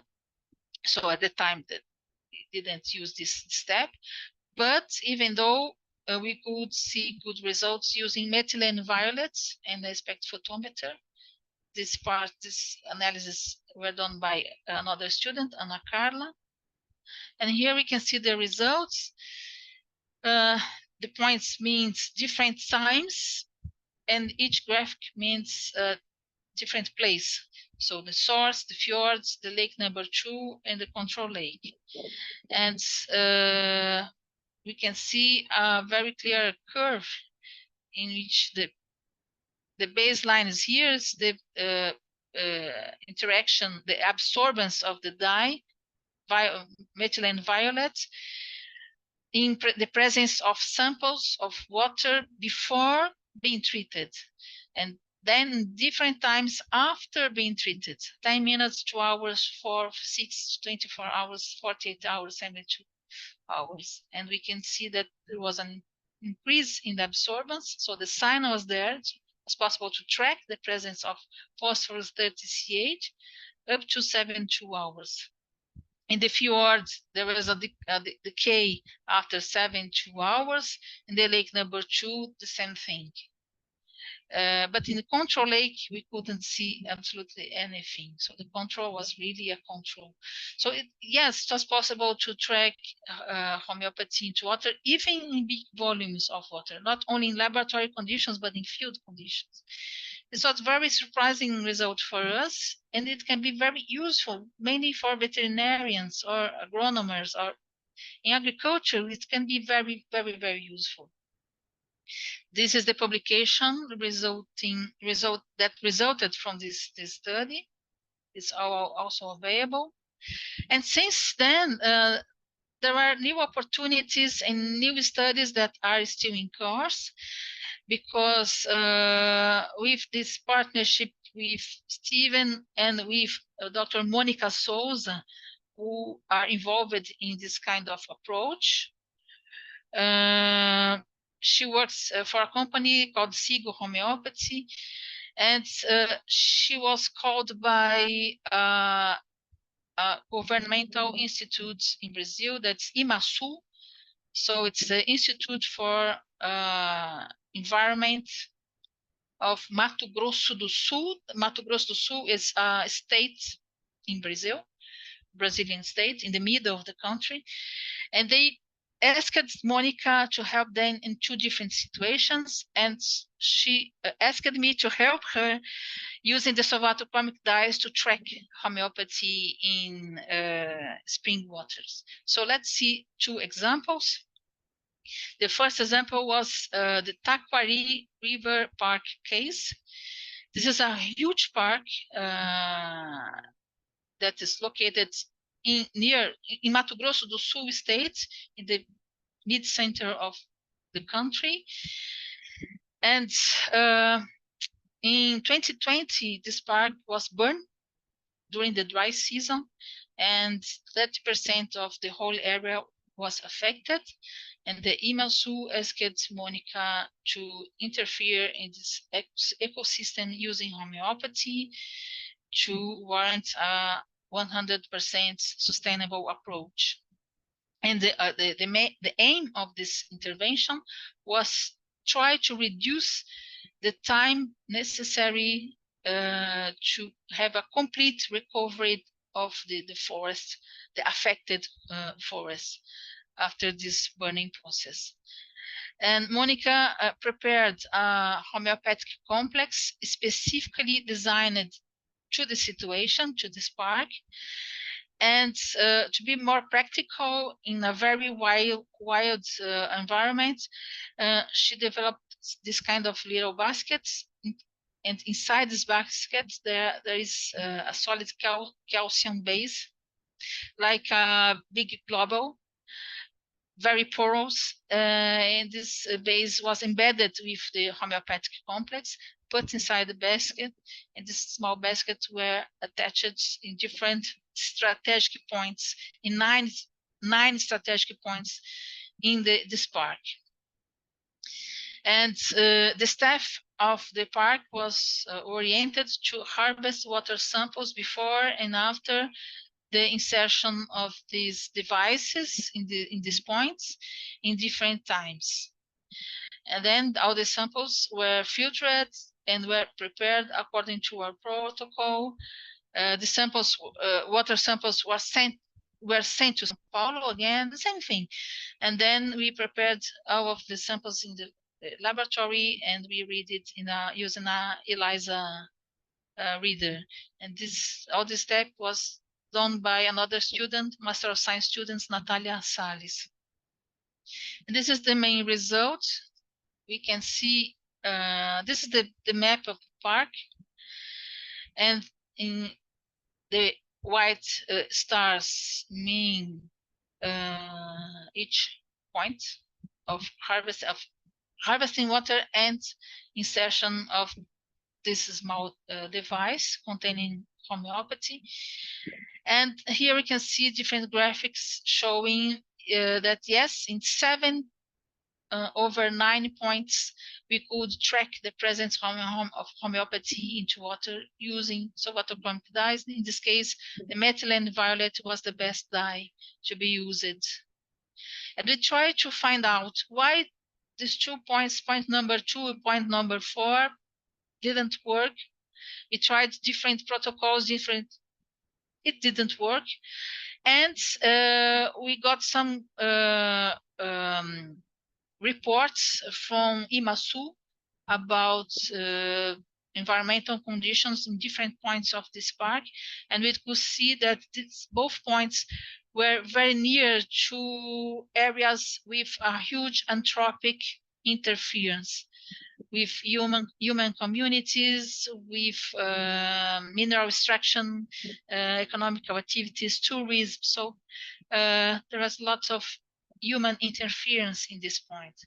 So of course, we cannot have a cause-effect relation because it's a case, it's not a trial. And it's impossible to do a trial in this situation. So we have a case, and this is an association relation between anthropogenic interference and the difficult to track homeopathy into water. But it means something already, because it's something we have to pay attention before using homeopathy in this system, in this protocol, of course, in the next times. But the good news we had from the IMASU personnel, they said that the affected areas had a complete recovery after 4 months from this intervention, homeopathic interventions. It's a very good time, because in general, in this biome, it's expected about 8 to 10 months to be recovered. In general, it's 5 to 10 years, but this biome is quite resilient. So 8 to 10 months would be expected, and they could have better results, and the complete recovery was faster than expected using this strategy. So they are very happy, and we're happy too, because it's a very interesting result. And again, we could track homeopathy into water, even in a big volume and in different points of a big area. And this is the second case. Okay, again, IMASU asked Monica Souza to solve another trouble. It was another park. As a matter of fact, there are 3 parks linked one to another in the urban area of Campo Grande City. It's a capital city in Mato Grosso do Sul. It's a huge area too. And here in this area, there's a lake in which there are tapirs and capybaras living there. And there was a very important infestation with star ticks. Not only these animals, but the staff who are working in this park was also affected by the larva that we call in Portuguese miquim. So they got lots of miquim. It's very unpleasant. This situation is not good at all. The animals were stressed, and also with this tick infestation, it's possible to increase the zoonosis risk. So it's very, very serious trouble of health, not only human health, but human and animal health. So it was a trouble to be solved, and Monica was asked to try to use this kind of approach. The same thing, she designed a complex specifically to this park. And these devices were inserted in 2 points, in the cross point and the P and I point. First, in this point, and then in this point. There was a protocol in function of time. This is the source, and this is the water flow from source to the lake. And again, water samples were harvested in different points before and after the insertion of these devices, and we could see the same thing. Here you can see the effects of water sample harvested from the very beginning, the day 0, before the device insertion, that's marked here as a red arrow.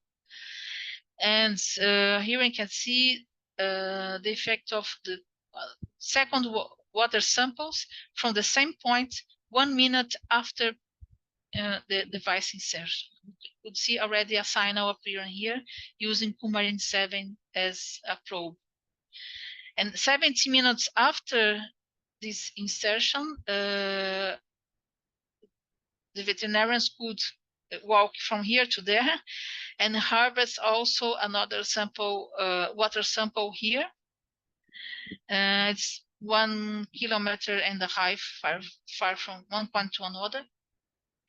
And after 75 minutes, the water samples harvested in this time and in point was also able to show the presence of this homeopathic complex into water using coumarin 7. So there are other measurements in different times, in different steps, etc. But here is the main result. Just to know, I'm finishing. Okay, it's the last slide. There are 2 slides only. And there was a complete recovery after 6 months. So after 6 months, there is no leak at all. All the animals were clean, the humans were clean too, and the park could be open again to the public. And up to now, everything is okay. Everybody are happy there. So it worked very well. So with these examples, we can see that homeopathy fits the one world, one health premises as defined by the World Health Organization. This is a short diagram showing this concept. That means that human health, animal health, and environment health must go on together.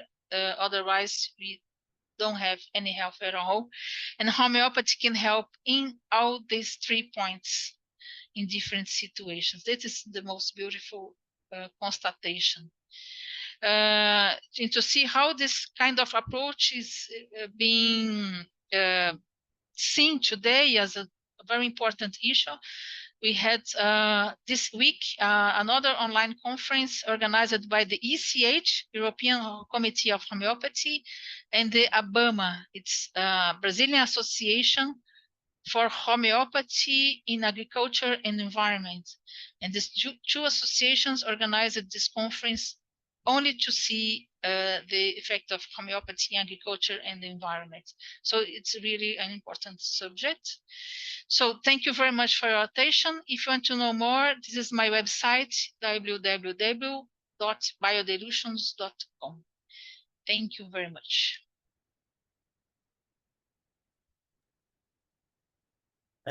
Thank you, Dr. Leoni. It's really a very good session as far as the homeopathy as well as other scientific evidence-based things are concerned, because you have proved how beautifully homeopathy work in those conditions where supposed to be no scope for the other sides to improve or get into the best thing for nature. But you have your research work has shown that homeopathy works in such difficult situations without much trouble and without making any problem to the nature itself.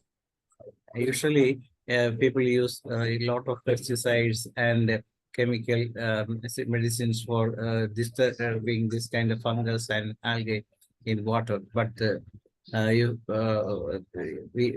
using homeopathic medicine, we need not disturb any of these things. Instead, we can protect all the living things in water without any damage. That is what we got from this session. Hope that is the content. As you see that the one mission, one world, one health. That is our motto. We can go ahead in such situations. If the nature allows us to flow in the nature's beauty as well as the scientific thing in the nature, if one is able to detect what is happening in the nature, definitely we can run a parallel wave with them so that we can protect our health without much problem. Anyway, thank you for coming over here. It's a pleasure. Our beloved Sahani sir is waiting. So I am inviting Sahani sir to say a few words on this session, sir. Yes, sir. It was such a nice presentations that I have listened. Just I was traveling, so there was some interruptions was there, but it was definitely a very innovative idea, and we must congratulate Dr. Leoni for her wonderful presentations today, and we hope that this message will be very fruitful for everyone, not only the homeopath, but the entire civilizations will be benefited with this approach. I feel that this type of the experimentation should continue and go on in every part of the country, every part of the world, so that we can, the idea of having one world, one environment, and one medicine. This is the wonderful theme that we can full presentations of. Thank you very much, Dr. Leoni, thank you very much for your nice presentations. I am glad that I was able to contact you and bring you to our forum. Thank you very much. It's a pleasure for me. I'm glad you enjoyed this presentation. These results are very beautiful, so it's impossible not to touch people, and it gave this kind of results can give us a kind of hope, because yes, we can fix the world somehow, and homeopathy is an amazing tool to do it. Definitely. Yeah. Thank you. To have a chat with Dr. Leoni, please raise your hand so that we can allow you to unmute yourself and you can have a chat with Dr. Leoni.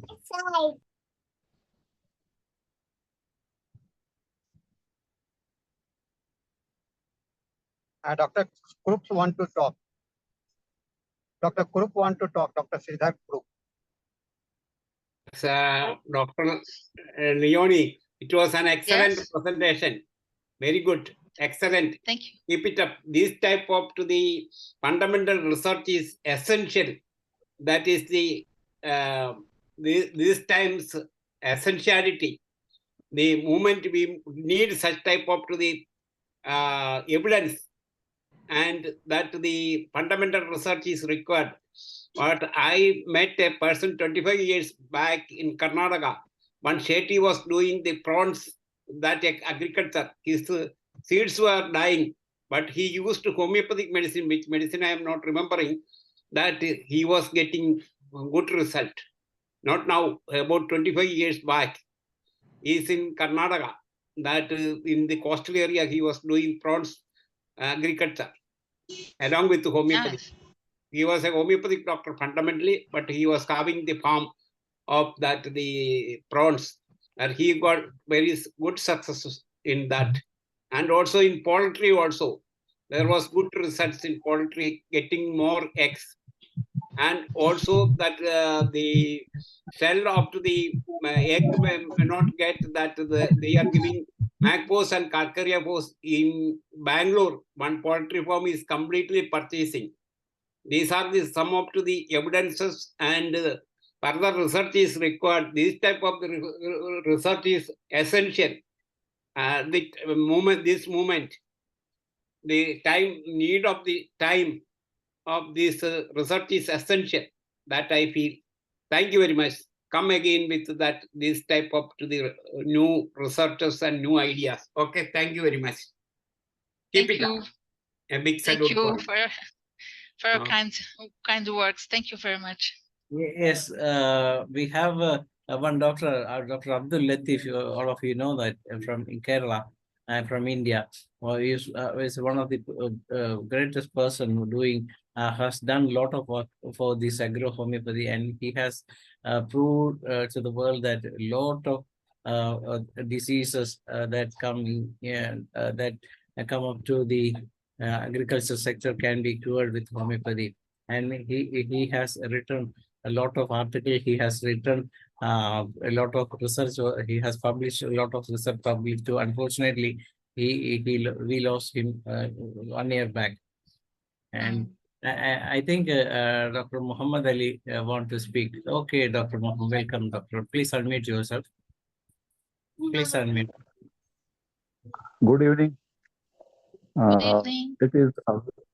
I am very happy to see your very nice presentation about the biological. I appreciate you. Yeah. Please unmute, sir. Yeah. You are muted. Please unmute. Please There unmute. are researches biological sites, and it is very important that we treat the homeopathic patient by homeopathy, and as well as research for agriculture side. I appreciate you and your firm to present such a beautiful and nice presentation. Thank you, sir. Thank you very much. Thank you very much for you too. It's a pleasure for me to be here. And now I invite Sridhar Sir to say vote of thanks to the session. Time is just about to finish.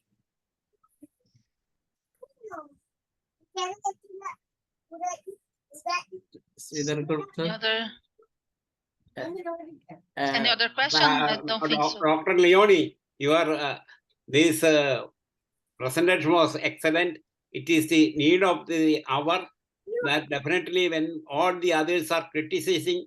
Today also in one forum I was talking about to the homeopathy. 2-3 allopathic doctors they united together and they told that homeopathy is not scientific and etc. These are the answer for that. Definitely we require further more studies in this type of what I feel. Anyway, it is lack of time. I am stopping here. Please come again such studies and we appreciate you.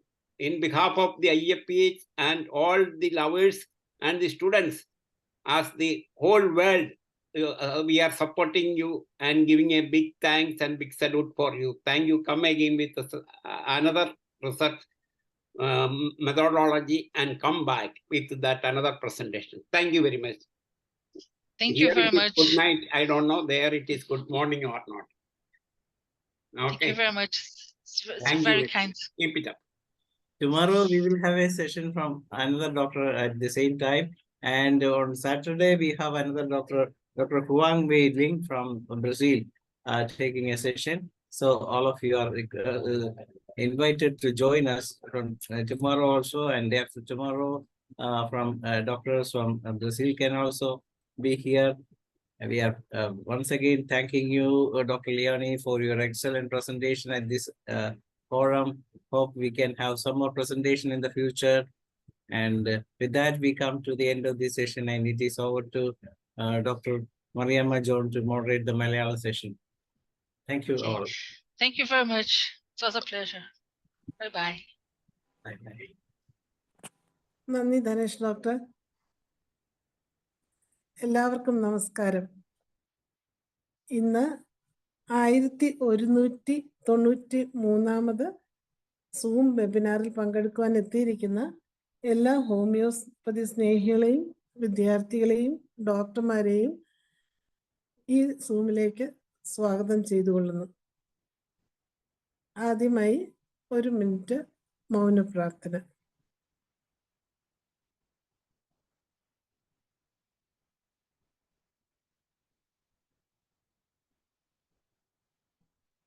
നന്ദി. നമുക്കെല്ലാവർക്കും അറിയാവുന്ന പോലെ നമ്മൾ കഴിഞ്ഞ 5 ദിവസമായി പൊതുജനാരോഗ്യ ബില്ലിലെ ശരിയും തെറ്റും എന്നുള്ള വിഷയത്തെക്കുറിച്ച് ചർച്ചകൾ നടന്നുകൊണ്ടിരിക്കുകയാണ്. 1 മണിക്കൂറാണ് നമ്മളുടെ മീറ്റിംഗ് എങ്കിലും അത് ഈ ദിവസങ്ങളിലെല്ലാം 1.5 മണിക്കൂർ നീണ്ടുപോകുന്ന വളരെ നല്ല ഒരു ചർച്ചയാണ് നടന്നുകൊണ്ടിരിക്കുന്നത്. ഈ ഒരു IFPH എന്നുള്ളൊരു സംഘടന വന്നില്ലായിരുന്നെങ്കിൽ ഇത്രയും ഗഹനമായി ഒരു ബില്ലിനെ കുറിച്ച് അറിയുവാനോ ഇതിലെ എന്തൊക്കെയാണ് ഇതിൽ വന്നിരിക്കുന്ന ന്യൂനതകൾ അറിയുവാനോ നമുക്ക് സാധിക്കുകയില്ലായിരുന്നു. കാരണം ആരും തന്നെ ഇപ്പോഴും ഹോമിയോ ഡോക്ടേഴ്സ് പോലും ഇതിലെ അപാകതകൾ മനസ്സിലാക്കുന്നില്ല. എല്ലാവരും വളരെ സന്തോഷത്തോടെ നല്ലൊരു ബില്ലായി കണ്ടുകൊണ്ടിരിക്കുകയാണ്. പക്ഷെ ഇതിൽ ഒളിഞ്ഞിരിക്കുന്ന ചതികൾ ഇത്രയും വിശദമായി നമുക്ക് മനസ്സിലാക്കി കിട്ടിയത് ഈ ഒരു സൂം ഇതിൽ കൂടെയാണ്. പ്രത്യേകിച്ച് ഷാജി കുടിയാട്ട് ഡോക്ടർ, അതുപോലെ ഈ IFPHന്റെ നേതൃത്വം വഹിക്കുന്നവരെല്ലാവരും തന്നെ, ദേവൻ ഡോക്ടർ, ഹരിഹരൻ ഡോക്ടർ, എല്ലാവരും തന്നെ വളരെയേറെ ആത്മാർത്ഥമായി അവരുടെ അഭിപ്രായങ്ങൾ ഈ ദിവസങ്ങളിൽ രേഖപ്പെടുത്തിയിട്ടുണ്ട്. അപ്പം നമ്മൾ ഇന്ന് കൂടിയിരിക്കുന്നവർക്ക് എന്തെങ്കിലും അഭിപ്രായങ്ങൾ പറയാനുണ്ടെങ്കിൽ എല്ലാവരും മുന്നോട്ട് വന്ന് അവരവരുടേതായ അഭിപ്രായങ്ങൾ രേഖപ്പെടുത്തണമെന്ന് അഭ്യർത്ഥിക്കുകയാണ്. ഓരോരുത്തരായി ഹാൻഡ് റൈസ് ചെയ്ത് അവരവരുടെ അഭിപ്രായങ്ങൾ അറിയിക്കേണ്ടതാണ്. കഴിഞ്ഞ ദിവസങ്ങളിലുള്ളത് നമ്മൾ പല കാര്യങ്ങൾ, ഒന്ന് കേസ് പോകണം, അല്ലെങ്കിൽ പിന്നെ ഇതിൽ ഭേദഗതി വരുത്താനുള്ള സമയം, പിന്നെ അതുപോലെ റൂൾസ് ആകുന്നതിന് മുമ്പ് തന്നെ ഇതിലൊരു മാറ്റം വരുത്തണം. അതിനെങ്ങനെയൊക്കെ നമുക്ക് ആരെയൊക്കെ സമീപിക്കണം, അതുപോലെ തന്നെ വിവരാവകാശം വഴിയായിട്ട് ഇത് ഓരോരുത്തർക്കും ഇനി ഏത് വിധത്തിൽ ചികിത്സ ലഭ്യമാക്കാം, ആയുഷ് സിസ്റ്റത്തിന് അത് സാധിക്കുമോ, ഇങ്ങനെയുള്ള പല കാര്യങ്ങളും നമ്മൾ ഈ ചർച്ചയിൽ കൊണ്ടുവന്നിട്ടുണ്ട്. വളരെ നല്ല രീതിയിലാണ് ചർച്ചകൾ കൊണ്ടുപോയിക്കൊണ്ടിരുന്നത്. അപ്പം ഇന്നത്തെ ദിവസം ഇതുവരെ അഭിപ്രായം പറയാത്തവർ, അതുപോലെ നേരത്തെ പറഞ്ഞിട്ടുള്ളവരും കൂടുതലായിട്ടുള്ള എന്തെങ്കിലും കാര്യങ്ങളുണ്ടെങ്കിൽ ചർച്ചയ്ക്കായിട്ട് മുന്നോട്ട് കൊണ്ടുവരണം. എല്ലാവരെയും അതിനുവേണ്ടി ക്ഷണിച്ചുകൊള്ളുകയാണ്.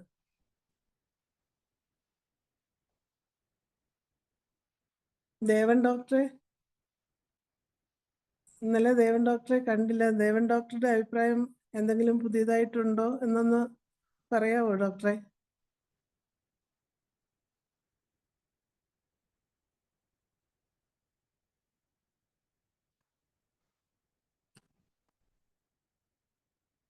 ദേവൻ ഡോക്ടറെ,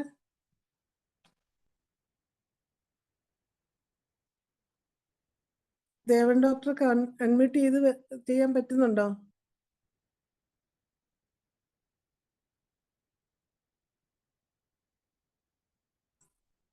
ദേവൻ ഡോക്ടറെ ഒന്ന് അൺമ്യൂട്ട് ചെയ്യണേ.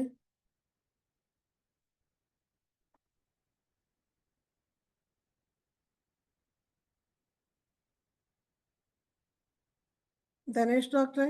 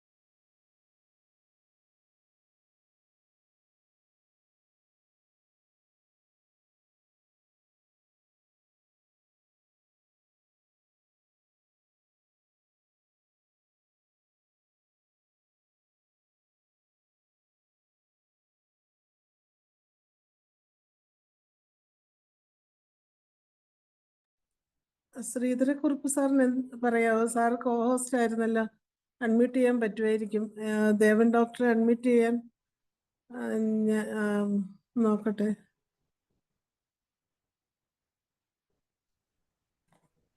നമസ്കാരം. ഞാൻ ഇപ്പോഴാണ് അൺമ്യൂട്ട് ചെയ്യാൻ പറ്റിയത്. നമസ്കാരം, കേൾക്കാമോ? കേക്കാം, പറഞ്ഞോളൂ. അത് കഴിഞ്ഞിട്ട് ഇപ്പോഴാണ് അൺമ്യൂട്ട് ചെയ്യാൻ പറ്റിയത്. ഇത്രയും നേരമായിട്ട് പറ്റുന്നില്ലായിരുന്നു. പ്രത്യേകിച്ച് ഒന്നും പറയാനില്ല, പറയാനുള്ള കാര്യങ്ങളൊക്കെ നേരത്തെ പറഞ്ഞതാണ്.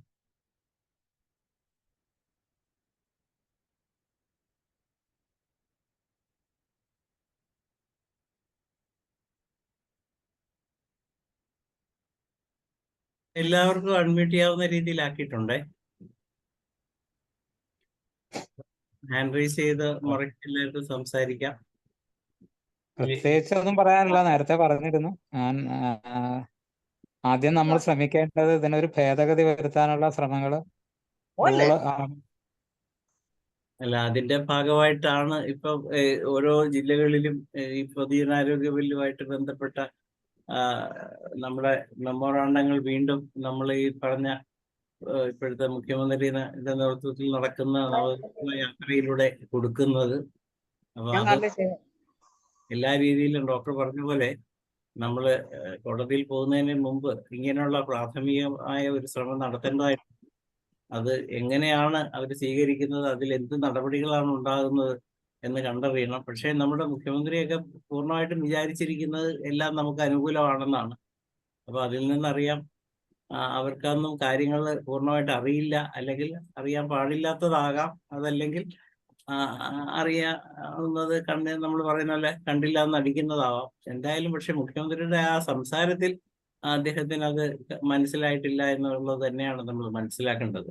അപ്പൊ തീർച്ചയായും അതിന് അദ്ദേഹത്തെ ബോധ്യപ്പെടുത്താനായിട്ട് രാഷ്ട്രീയ മേഖലയിലുള്ള ആൾക്കാരെ തന്നെ സ്വാധീനിച്ച് ആ വഴിയിലൂടെ തന്നെ നമുക്ക് മുന്നേറേണ്ടതായിട്ടുണ്ട്.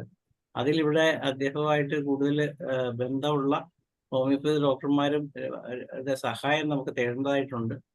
അദ്ദേഹത്തിന്റെ എന്തോ ചികിത്സയ്ക്കൊക്കെ ആയിട്ട് നമ്മുടെ ഹോമിയോപ്പതി ഡോക്ടർമാരുടെ മരുന്ന് കഴിക്കുന്നതായിട്ടൊക്കെ അറിയാൻ കഴിഞ്ഞിട്ടുണ്ട്. അപ്പൊ ആ വഴിയും നമ്മൾ ശ്രമിക്കുന്നുണ്ട്. എല്ലാ വഴികളും നമ്മൾ ഹോമിയോപ്പതിയുടെ നന്മയ്ക്കായിട്ട് ഓരോ ഡോക്ടർമാരും ഉപയോഗിക്കുകയാണെങ്കിൽ, നമ്മുടെ ബന്ധങ്ങൾ നല്ല രീതിയിൽ ഉപയോഗിക്കുകയാണെങ്കിൽ നമുക്ക് കുറെ കൂടി നേട്ടങ്ങൾ കൊയ്യാനാവും. എന്തായാലും നമ്മളിപ്പോൾ വീടിനടുത്ത് കിടന്ന് ഉരുളുന്ന ഒരവസ്ഥയാണ്. പക്ഷെ അവിടുന്ന് എങ്ങനെയെങ്കിലും രക്ഷപ്പെടാനുള്ള ഒരു ശ്രമമാണ് കൂട്ടായിട്ട് നടത്തേണ്ടത്. അതിന് എല്ലാവരും ഒരുപോലെ നീങ്ങിയാലേ പറ്റൂ. ആരെങ്കിലും ഒരാളായിട്ടോ അല്ലെങ്കിൽ ഒരു സംഘടന മാത്രം വിചാരിച്ചോലോ പറ്റില്ല. പക്ഷെ നമ്മൾ ശ്രമം നടത്തേണ്ടതായിട്ടുണ്ട്. പക്ഷെ ഭൂരിഭാഗം ആൾക്കാരും വിചാരിച്ചിരിക്കുന്നത് ഇനി നമ്മളൊന്നും ചെയ്യണ്ട, കാര്യങ്ങളൊക്കെ അങ്ങനെ തന്നെ പൊക്കോളൂ. പക്ഷേ നമ്മുടെ ആ ബില്ല് പൂർണ്ണമായിട്ടും വായിച്ചു വരുമ്പോൾ അതിനകത്ത് ഒത്തിരി കെണികളുണ്ടെന്നും അത് ഇന്നല്ലെങ്കിൽ നാളെ നമുക്ക് ഇരുട്ടടിയാവും. ഇപ്പോൾ ആർക്കും ഒന്നും കുഴപ്പം തോന്നുന്നില്ല, കാരണം ഇന്നലെ നമ്മൾ ചെയ്ത കാര്യങ്ങളൊക്കെ ഇന്നും ചെയ്യുന്നുണ്ടല്ലോ എന്നൊരു തോന്നൽ എല്ലാവരുടെയും മനസ്സിലുണ്ട്. അത് എപ്പോഴാണ് നമുക്ക് ഇരുട്ടടിയായിട്ട് വരുന്നതെന്ന് പറയാൻ പറ്റില്ല. അതിനകത്ത് എഴുതിയിരിക്കുന്ന കാര്യങ്ങളെല്ലാം ഏത് സമയത്ത് വേണേലും നമുക്ക് ആയിട്ട് വരാം. അപ്പൊ ഞാനിപ്പോ എല്ലാവരെയും അൺമ്യൂട്ട് ചെയ്തതിന്റെ ഉദ്ദേശം ഇതാണ്, കാരണം എല്ലാവർക്കും പെട്ടെന്ന് സംസാരിക്കാം. പക്ഷെ അങ്ങനെ വരുമ്പോൾ ഒരു കുഴപ്പം, ഡിസ്റ്റർബൻസ് നമുക്ക് വരാൻ സാധ്യതയുണ്ട്. അങ്ങനെ വന്നാൽ പഴയ പോലെ ആക്കാം. എന്തായാലും ചർച്ച തുടരുക. ശ്രീധരക്കുറുപ്പ് സാർ എന്തൊക്കെയോ പുതുതായിട്ട് പറയാൻ എത്തിയിട്ടുണ്ട്. ഞാന് പുതുതല്ല പഴയ പറഞ്ഞ തന്നെയാണ്. കേസ് അതിനുള്ള എല്ലാ സന്നാഹങ്ങളും ഒരുക്കി വെക്കുക. പിന്നീട് ആക്കാവെന്ന് വിചാരിച്ചാൽ നടക്കത്തില്ല. കേസ് കൊടുക്കാനുള്ള എല്ലാ കാര്യങ്ങളും റെഡിയാക്കി വെക്കുക. പിന്നെ അത് പിന്നെ ഈ പിന്നെ മാറ്റി വെച്ചിട്ട് അത് വലിയ പ്രയോജനമൊന്നുമില്ല. അതിനുള്ള എല്ലാ കരുക്കളും നീക്കി വെക്കുക. പിന്നെ രണ്ടാമത്തെ, ഈ നമ്മൾ വെറും കേരളത്തിൽ മാത്രം ഇരുന്നുകൊണ്ടായില്ല. ഈ വടക്കേന്ത്യയിലൊക്കെ നല്ല നല്ല പ്രഭുമന്മാരായുള്ള മിനിസ്ട്രിയിലും ഒക്കെ നല്ല പിടിപാടുള്ള. അതെ സാറേ, ഇതിനകത്തൊരു ഇഷ്യൂ എന്ന് പറഞ്ഞാലേ, ഇപ്പൊ എന്തുകൊണ്ടാണ് കേരളത്തിലുള്ളവർ കൂടുതൽ ആക്റ്റീവ് ആകേണ്ടതെന്ന് ചോദിച്ചാല്, ഇപ്പോഴും നിലവിൽ ഇത് കേരളത്തിലാണ് ഇങ്ങനെ ദോഷകരമായ രീതിയിൽ ബില്ലായിട്ട് വന്നിരിക്കുന്നത്. അപ്പൊ നമ്മൾ കേരളത്തിൽ നിന്ന് തന്നെ അതിന്റെ രീതിയിൽ ഏത് രീതിയിലും ഇതിന് മാറ്റങ്ങൾ വരുത്താൻ നമ്മൾ ശ്രമിച്ചെങ്കിൽ മാത്രമേ മറ്റുള്ള ഭാഗത്തുള്ള ആൾക്കാരെയും കൂട്ടി അവർക്ക് പ്രശ്നം വരുന്നതിന് മുമ്പായിട്ട് നമുക്ക് മുന്നേറാൻ പറ്റുള്ളൂ. അവരെ അറിയിക്കാനായിട്ട് നമ്മുടെ ഗ്രൂപ്പുകളിലൂടെയും നമ്മുടെ ഈ വഴികളിലൂടെയും എല്ലാവരും അറിയിച്ചുകൊണ്ടിരിക്കുകയാണ്. പക്ഷെ എത്ര കണ്ട് പുറത്തുനിന്നുള്ള സപ്പോർട്ട് നമുക്ക് കിട്ടുമെന്ന് കണ്ടറിയേണ്ടതായിരിക്കുന്നു. പക്ഷെ ഒത്തിരി സാധ്യതകളുണ്ട്. കുറെ ആൾക്കാർ നമ്മളെ സപ്പോർട്ട് ചെയ്യാമെന്ന് ഓൾറെഡി പറഞ്ഞിട്ടുണ്ട്. നമുക്ക് നിലവിൽ ഇപ്പോൾ വേണ്ടത് നമ്മുടെ ഇവിടുത്തെ കേരളത്തിലെ പ്രശ്നങ്ങൾ പരിഹരിക്കാനായിട്ട് ആദ്യം മുന്നേറണം. കേരളത്തിൽ നമുക്കൊരു പ്രശ്നത്തിന് പരിഹാരം ഉണ്ടായിക്കഴിഞ്ഞാൽ മറ്റുള്ള ഭാഗങ്ങളിലും പരിഹാരം ഉണ്ടാകും. അപ്പൊ കേരളത്തിലെ കേസായിട്ട് മാത്രം ഇതിനെ നമ്മൾ തൽക്കാലം കാണേണ്ടതായിട്ടുണ്ട്. അത് കഴിഞ്ഞിട്ട് നമുക്കൊരു ദേശീയ ലെവലിൽ, കാരണം ഇതിന്റെ കേസിന് നമ്മൾ കേസ് പോലെ ഫയൽ ചെയ്യേണ്ടത് നമ്മുടെ ഹൈക്കോടതിയിലാണ്. അങ്ങനെയാണ് അറിയാൻ കഴിഞ്ഞത്. അപ്പം അത് കഴിഞ്ഞിട്ടുള്ള അടുത്ത ഘട്ടത്തിലാണ് സുപ്രീം കോടതിയിലോട്ടൊക്കെ പോകേണ്ടി വരുന്നത്. അപ്പൊ ആ സമയത്താണ് നമുക്ക് ദേശീയ ലെവലിലുള്ള നേതൃത്വത്തിന്റെ ആവശ്യം വരുന്നത്. തൽക്കാലം കേരളത്തിൽ ഇതിനെ എങ്ങനെ തടയിടാം, അല്ലെ കേരളത്തിൽ ഇതിന് എന്തെല്ലാം മാറ്റങ്ങൾ വരുത്താം, അതിന് നമുക്ക് എന്തൊക്കെ ചെയ്യാൻ പറ്റും, അതാണ് ആദ്യം സാറേ ചെയ്യേണ്ടത്. അതുകൊണ്ടാണ് നമ്മൾ ദേശീയ നേതൃത്വത്തിനെ അല്ലെ ദേശീയത്തിലുള്ള ആൾക്കാരെ കൂട്ടുണ്ടെന്നല്ല, അവരെല്ലാം നമ്മളോടൊപ്പം വേണം. അതിന് മുന്നോടിയായിട്ട് ആദ്യം തന്നെ നമ്മുടെ ഇവിടെയുള്ള ആൾക്കാരെ നമുക്കൊന്ന് ബോധവൽക്കരിക്കുകയും അവരെ ആക്റ്റീവ് ആക്കി എടുക്കുകയും അതിന് ഓരോരുത്തരും അവരുടെ സൗഹൃദങ്ങൾ വരെ ഉപയോഗിക്കേണ്ടിയിരിക്കുന്നു എന്നാണ് എനിക്ക് പറയാനുള്ളത്. സാറ് ബാക്കി തുടരാം സാർ, ഞാൻ ഇടയ്ക്കൊന്ന് അതായത് ഈ മിനിസ്റ്റർമാര് അവിടെ പല മിനിസ്റ്റർമാരും ശരിക്കും വിദ്യാഭ്യാസം പോലും ഇല്ലാത്ത പല മിനിസ്റ്റർമാർ വരെ അതിൻ്റെ അകത്തുണ്ട്. അത് ഞാൻ പറയുന്നില്ല, ആരാണെന്നോ എന്താണെന്നൊന്നും പറയുന്നില്ല. അവരെയൊക്കെ നിയന്ത്രിക്കുന്നത് അവിടുത്തെ സെക്രട്ടറിമാരാ, IAS ഉദ്യോഗസ്ഥന്മാരാ. അവർ പറയുന്നിടത്ത് മറ്റൊരു ഒപ്പിടുവെന്നുള്ളതല്ലാതെ അവർക്കൊന്നും വലിയ പ്രത്യേകിച്ച് ഇതില്ല. അതുകൊണ്ട് മന്ത്രിമാരെക്കാട്ടി കൂടുതൽ പിടിക്കേണ്ടത് IAS ഉദ്യോഗസ്ഥന്മാരെ, അവരെ പിടിച്ചെങ്കിൽ മാത്രമേ ഉള്ളൂ. പിന്നെ വേറുള്ളവർക്കൊക്കെ ലിമിറ്റേഷൻസ് ഉണ്ട്. ഗവൺമെന്റ് ജോലി ചെയ്യുന്ന ഒരാളെ ഇതിനിറങ്ങിത്തിരിച്ചാൽ തിരുവനന്തപുരത്ത് ജോലി ചെയ്യുന്നയാളാണ് പിറ്റേ ദിവസം കാസർഗോഡോ കൊങ്ങാണ്ടൂരോ അങ്ങോട്ട് പോസ്റ്റ് ചെയ്യും. അവർക്കൊക്കെ ഒന്നും ചെയ്യാൻ പറ്റിയല്ല. ഇപ്പം ഞാനിപ്പം റിസർച്ചിന്റെ ഭാഗമായിട്ട് ഗവൺമെന്റിലായി ഇരുന്നിരുന്നെങ്കിൽ എനിക്കിതുപോലെ പറയാൻ പറ്റിയല്ല. ഞാൻ അകത്ത് നിന്ന് വെളിയിലായതുകൊണ്ട് എനിക്കെന്തും പറയാം. നമുക്ക് വെളിയിലുള്ളവർക്ക് എന്തും പറയാം, പക്ഷെ അകത്തുള്ളവർക്കൊന്നും പറയാൻ പറ്റിയല്ല. അത് ഗവൺമെന്റിന്റെ ഒരു പോളിസിയാണ്. അങ്ങനെ ഒരു നിയമം പോലും ഉണ്ട്. ഗവൺമെന്റിന്റെ ഒരു പോളിസിക്കെതിരായിട്ട് ഒരു ഓഫീസർമാരും അതിനെതിരായിട്ട് നീങ്ങരുതെന്ന് അതിൻ്റെ അകത്തൊരു നിയമം തന്നെയുണ്ട്. അങ്ങനെ നമ്മളെ കൊണ്ടൊരു വോട്ട് പോലെ ഒരു ഇതിൻ്റെ അകത്ത് ആദ്യം ജോയിൻ ചെയ്യുമ്പോഴേ അതിൻ്റെ അകത്ത് ഒപ്പിടിപ്പിക്കും, എന്നിട്ടാണ് ജോയിൻ ചെയ്യിക്കുന്നത്. അന്നേരം മന്ത്രിമാര് മാത്രം വിചാരിച്ചാൽ പറ്റിയല്ല. ഈ ഇതിൻ്റെ കീഴിലുള്ള IAS ഓഫീസറും മെഷീനറി എല്ലാം കൺവിൻസ് ആയെങ്കിൽ മാത്രമേ ഇതിൻ്റെ അകത്ത് എന്തെങ്കിലും വ്യത്യാസം വരുത്താൻ പറ്റുള്ളൂ. അല്ല മന്ത്രി മാത്രം വിചാരിച്ചാലും ഒന്നും ചെയ്യാൻ പറ്റിയില്ല. ഉണ്ടെങ്കിൽ ഇപ്പൊ ഇതിനോടൊക്കെ ആയിരുന്നില്ല. 2 വർഷമായാലും നമ്മൾ ഈ പരിപാടി തുടങ്ങിയിട്ട് ബോധവൽക്കരണവും ഇതൊക്കെ പറഞ്ഞിട്ട് ഇതേവരെ ഒന്നും നടപ്പിലായി കണ്ടില്ല. കുറെയൊക്കെ ആയി, ഒട്ടും ആയില്ലെന്ന് പറയണ്ട, കുറെയൊക്കെ ആയി. എന്നാലും ഇനിയും ഒരു നല്ലൊരു ഇൻഫെക്ഷൻ വല്ല നിപ്പായോ അതുപോലെ തന്നെ ഒരു കോവിഡ് പോലെ വേറൊരു പാൻഡമിക്കോ വന്നു കഴിഞ്ഞാൽ അന്നേരം ഇത് വീണ്ടും പിടിമുറുക്കും. അന്നേരം അത് ഇതിൻ്റെ ആരോഗ്യ സംരക്ഷണ മേഖല മുഴുവൻ കൈയടക്കി അന്നേരത്തെ ഓഫീസർ പറയുന്നതല്ലാതെ അതിൻ്റെ അപ്പുറം ഒന്നും ചെയ്യാൻ പറ്റിയല്ല. അന്നേരം ഇരുന്ന് വാവളിച്ചിട്ട് കാര്യമൊന്നുമില്ല. അതുകൊണ്ട് ഇപ്പോഴേ എന്തെങ്കിലുമൊക്കെ ചെയ്യേണ്ടവർ ചെയ്താൽ, എല്ലാവരും ഒത്തൊരുമിച്ചാൽ അത് നടക്കും. അല്ലെങ്കിൽ തദൈവ ആയിരിക്കുന്ന എൻ്റെ പ്രതീക്ഷ. അതുകൊണ്ട് ഓടുന്ന പട്ടിക്ക് ഒരു മുഴം മുമ്പേ എറിയുക എന്ന് പറയും. കഴിഞ്ഞിട്ട് പറഞ്ഞിട്ട് കാര്യമില്ല. അതിന് മുമ്പ് ചെയ്യാവുന്നതെല്ലാം ചെയ്യണം എന്നാണ് എൻ്റെ അഭിപ്രായം. എൻ്റെ വ്യക്തിപരമായ അഭിപ്രായമാണ്. അല്ലാതെ വേറുള്ള ഒരു ഇതുമായിട്ട് യാതൊരുവിധ ബന്ധവുമില്ല.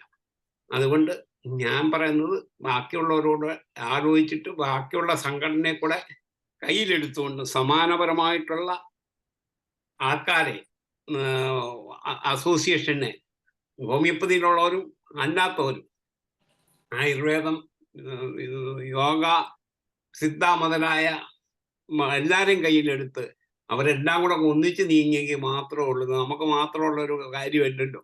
എന്നിട്ടൊരു നല്ല നീക്കം നടത്തിയാൽ തീർച്ചയായിട്ടും ജനങ്ങൾ തിരഞ്ഞെടുത്ത ഒരു സംവിധാനമാണെങ്കിൽ, ജനങ്ങളാൽ തന്നെ തിരഞ്ഞെടുത്ത ഒരു സംവിധാനമാണെങ്കിൽ അത് മാറ്റിയേ പറ്റുള്ളൂ. ഇതിന് ഉദാഹരണങ്ങൾ പലതും പറയാനുണ്ട്. പക്ഷെ അത് പറയാത്തതിൻ്റെ കാരണം ചില ചില പാർഷ്യൽ കാര്യങ്ങളെ കുറിച്ച് പറയേണ്ടി വരുന്നത് കൊണ്ടും ചില പ്രത്യേക സമൂഹത്തെ കുറിച്ചും പറയേണ്ടി വരുന്നത് കൊണ്ടുമാണ് ഞാൻ അതിലോട്ടൊന്നും കടക്കാത്തത്. പല എക്സാമ്പിളും ഇവിടെ പറയാനുണ്ട്. മന്ത്രിസഭ തീരുമാനിച്ച പല കാര്യങ്ങളും മാറ്റിവെച്ചതും പല നിയമങ്ങളും നടപ്പാക്കാതിരിക്കുന്നതുമായിട്ടുള്ള കാര്യങ്ങൾ പലതും ഇവിടെ നിരത്താനുണ്ട്. പക്ഷെ അതൊക്കെ പറയാത്തത് വേറെ ചില കാരണങ്ങൾ അതിൻ്റെ പിന്നിലുള്ളത് കൊണ്ടാണ് പറയാത്തത്. അല്ലെങ്കിൽ ഇതിനു മുമ്പും പല നിയമങ്ങൾ പാസ്സാക്കിയിട്ടുണ്ടെങ്കിലും നടപ്പാക്കാത്തത് കൊണ്ട് പെട്ടെന്ന് നടപ്പാക്കിയതുകൊണ്ട് അതാ അവരുടെ ഓരോ അജണ്ടകൾ വെച്ചിട്ടാണ് ചെയ്യുന്നത്. അത് വന്നു കഴിഞ്ഞിട്ട് പറഞ്ഞിട്ട് കാര്യമില്ല. വരാതിരിക്കാൻ prevention is better than cure എന്ന് പറഞ്ഞോട്ട് ഇത് എല്ലാം നടപ്പിലാക്കി കഴിഞ്ഞാൽ പിന്നെ ഒന്നും ചെയ്യാൻ പിന്നീട് ബുദ്ധിമുട്ടാകും. അത് നടപ്പാകാതിരിക്കുന്നതിന് മുമ്പ് ഇപ്പം തന്നെ പകുതിയും മുക്കാലുമായി. ഇനി 90% നടപ്പിലായെന്ന എൻ്റെ വിശ്വാസം. പിന്നെ ബാക്കി എന്തെങ്കിലും ഒരു കുറച്ച് അതിൻ്റെ അകത്ത് എന്തെങ്കിലും തിരുത്തകൾ വരുത്താനുള്ള ഒരു ചെറിയ സമയം മാത്രമേ ഉള്ളൂ. ബാക്കിയെല്ലാം നിയമമായി, ഗവർണർ ഒപ്പിട്ടു, നിയമമായി. പിന്നെ അതിനെക്കുറിച്ച് ഇനി കൂടുതൽ ആലോചിക്കാതെ അടുത്ത നടപടിയിലോട്ട് നീങ്ങിയില്ലെങ്കിൽ ഈ 2 വർഷം നടത്തിയ മാതിരിയുള്ള റിസൾട്ട് ആയിരിക്കും എന്നാണ് എൻ്റെ ഒരു ഇത് ഒരു ഇൻഡ്യൂഷൻ. അത് ഞാൻ വ്യക്തമാക്കാനായിട്ടാണ് വന്നത്. അല്ലാതെ നമ്മളിങ്ങനെ പറഞ്ഞുകൊണ്ടിരുന്ന് കഴിഞ്ഞിട്ട് ചത്ത കൊച്ചിൻ്റെ ജാതകം വായിച്ചിരിക്കുന്ന മാതിരി പറഞ്ഞുകൊണ്ടിരുന്നിട്ട് യാതൊരു പ്രയോജനവും ഇല്ല. അതിന് ആക്ഷൻ തന്നെ നടക്കണം. എങ്കിൽ മാത്രമുള്ളൂ. ഇതെൻ്റെ വ്യക്തിപരമായ അഭിപ്രായമാണ്. അല്ലാതെ വേറെയുള്ള ഒരുത്തരെയും കുത്തിപ്പറയുകയോ ഇതോ അല്ല. വരാൻ പോകുന്ന പൂരം കണ്ടറിയണം. അത് അറിയാത്ത കുഞ്ഞിന് ചൊറിയുമ്പം പഠിക്കും എന്ന് പറയുന്ന മാതിരിയുള്ള കാര്യങ്ങളിലോട്ട് കടക്കും. അതിനു മുമ്പ് എന്തെങ്കിലും ചെയ്യുക, അല്ലെങ്കിൽ അതിൻ്റെ ഫലം അത് തന്നെയായിരിക്കും. Thank you. മണ്ണാണ്ടോടെ എല്ലാവർക്കും നന്ദി, നമസ്കാരം. നന്ദി സർ. ഇന്നൊരു വാർത്തയിൽ പ്രത്യേകം പറയുന്നൊരു കാര്യം, ആദ്യം തുടങ്ങിയത് തന്നെ ഇങ്ങനെയാണ്: കോവിഡ് വ്യാപിക്കുന്നു, RT-PCR ടെസ്റ്റുകൾ വർദ്ധിപ്പിക്കുന്നു, അതിൽ 3 അക്കത്തിലേക്ക് കോവിഡിൻ്റെ എണ്ണം എത്തിയിരിക്കുന്നു, അതിൽ ഒരാൾ മരിച്ചിട്ടുണ്ട്. അടുത്ത സെൻറ്റൻസ് പറഞ്ഞത് വാക്സിനേഷൻ എടുത്തത് കൊണ്ടുള്ള ആൻറ്റിബോഡി നിൽക്കുന്നത് കൊണ്ടാണ് ഇത് അധികം വ്യാപിക്കാതിരിക്കുന്നത്. ഇങ്ങനെയാണ് ഇന്നത്തെ വാർത്തയിൽ പറഞ്ഞിരിക്കുന്നത്. അപ്പം എത്രയും വേഗം എന്തെങ്കിലുമൊക്കെ പ്രശ്നങ്ങൾ ഉണ്ടാകാൻ സാധ്യത വരുത്തി വെക്കുന്ന രീതിയിലാണ് ആ വാർത്ത ഇന്ന് കേൾക്കാനിടയായത്. അപ്പോൾ ഇത് പതുക്കെയല്ല, വളരെ പെട്ടെന്ന് കാര്യങ്ങൾ പോകുന്ന ഒരു അവസ്ഥയിലേക്കാണ് മാറിക്കൊണ്ടിരിക്കുന്നത്. അപ്പം നമ്മൾ എത്രയും പെട്ടെന്ന് എല്ലാ കാര്യങ്ങളും ഒരുക്കേണ്ടിയിരിക്കുന്നു. ഇനി കൂടുതൽ അഭിപ്രായം പറയുന്നതിന് ഡോക്ടേഴ്സിനെ സ്നേഹികളെയോ ക്ഷണിക്കുന്നു. വന്നിട്ടുണ്ടല്ലോ ഇത് കാര്യങ്ങൾ പറയണ്ട. ഡോക്ടർ ഷാജി കുടിയാത്ത് വന്നിട്ടുണ്ട്.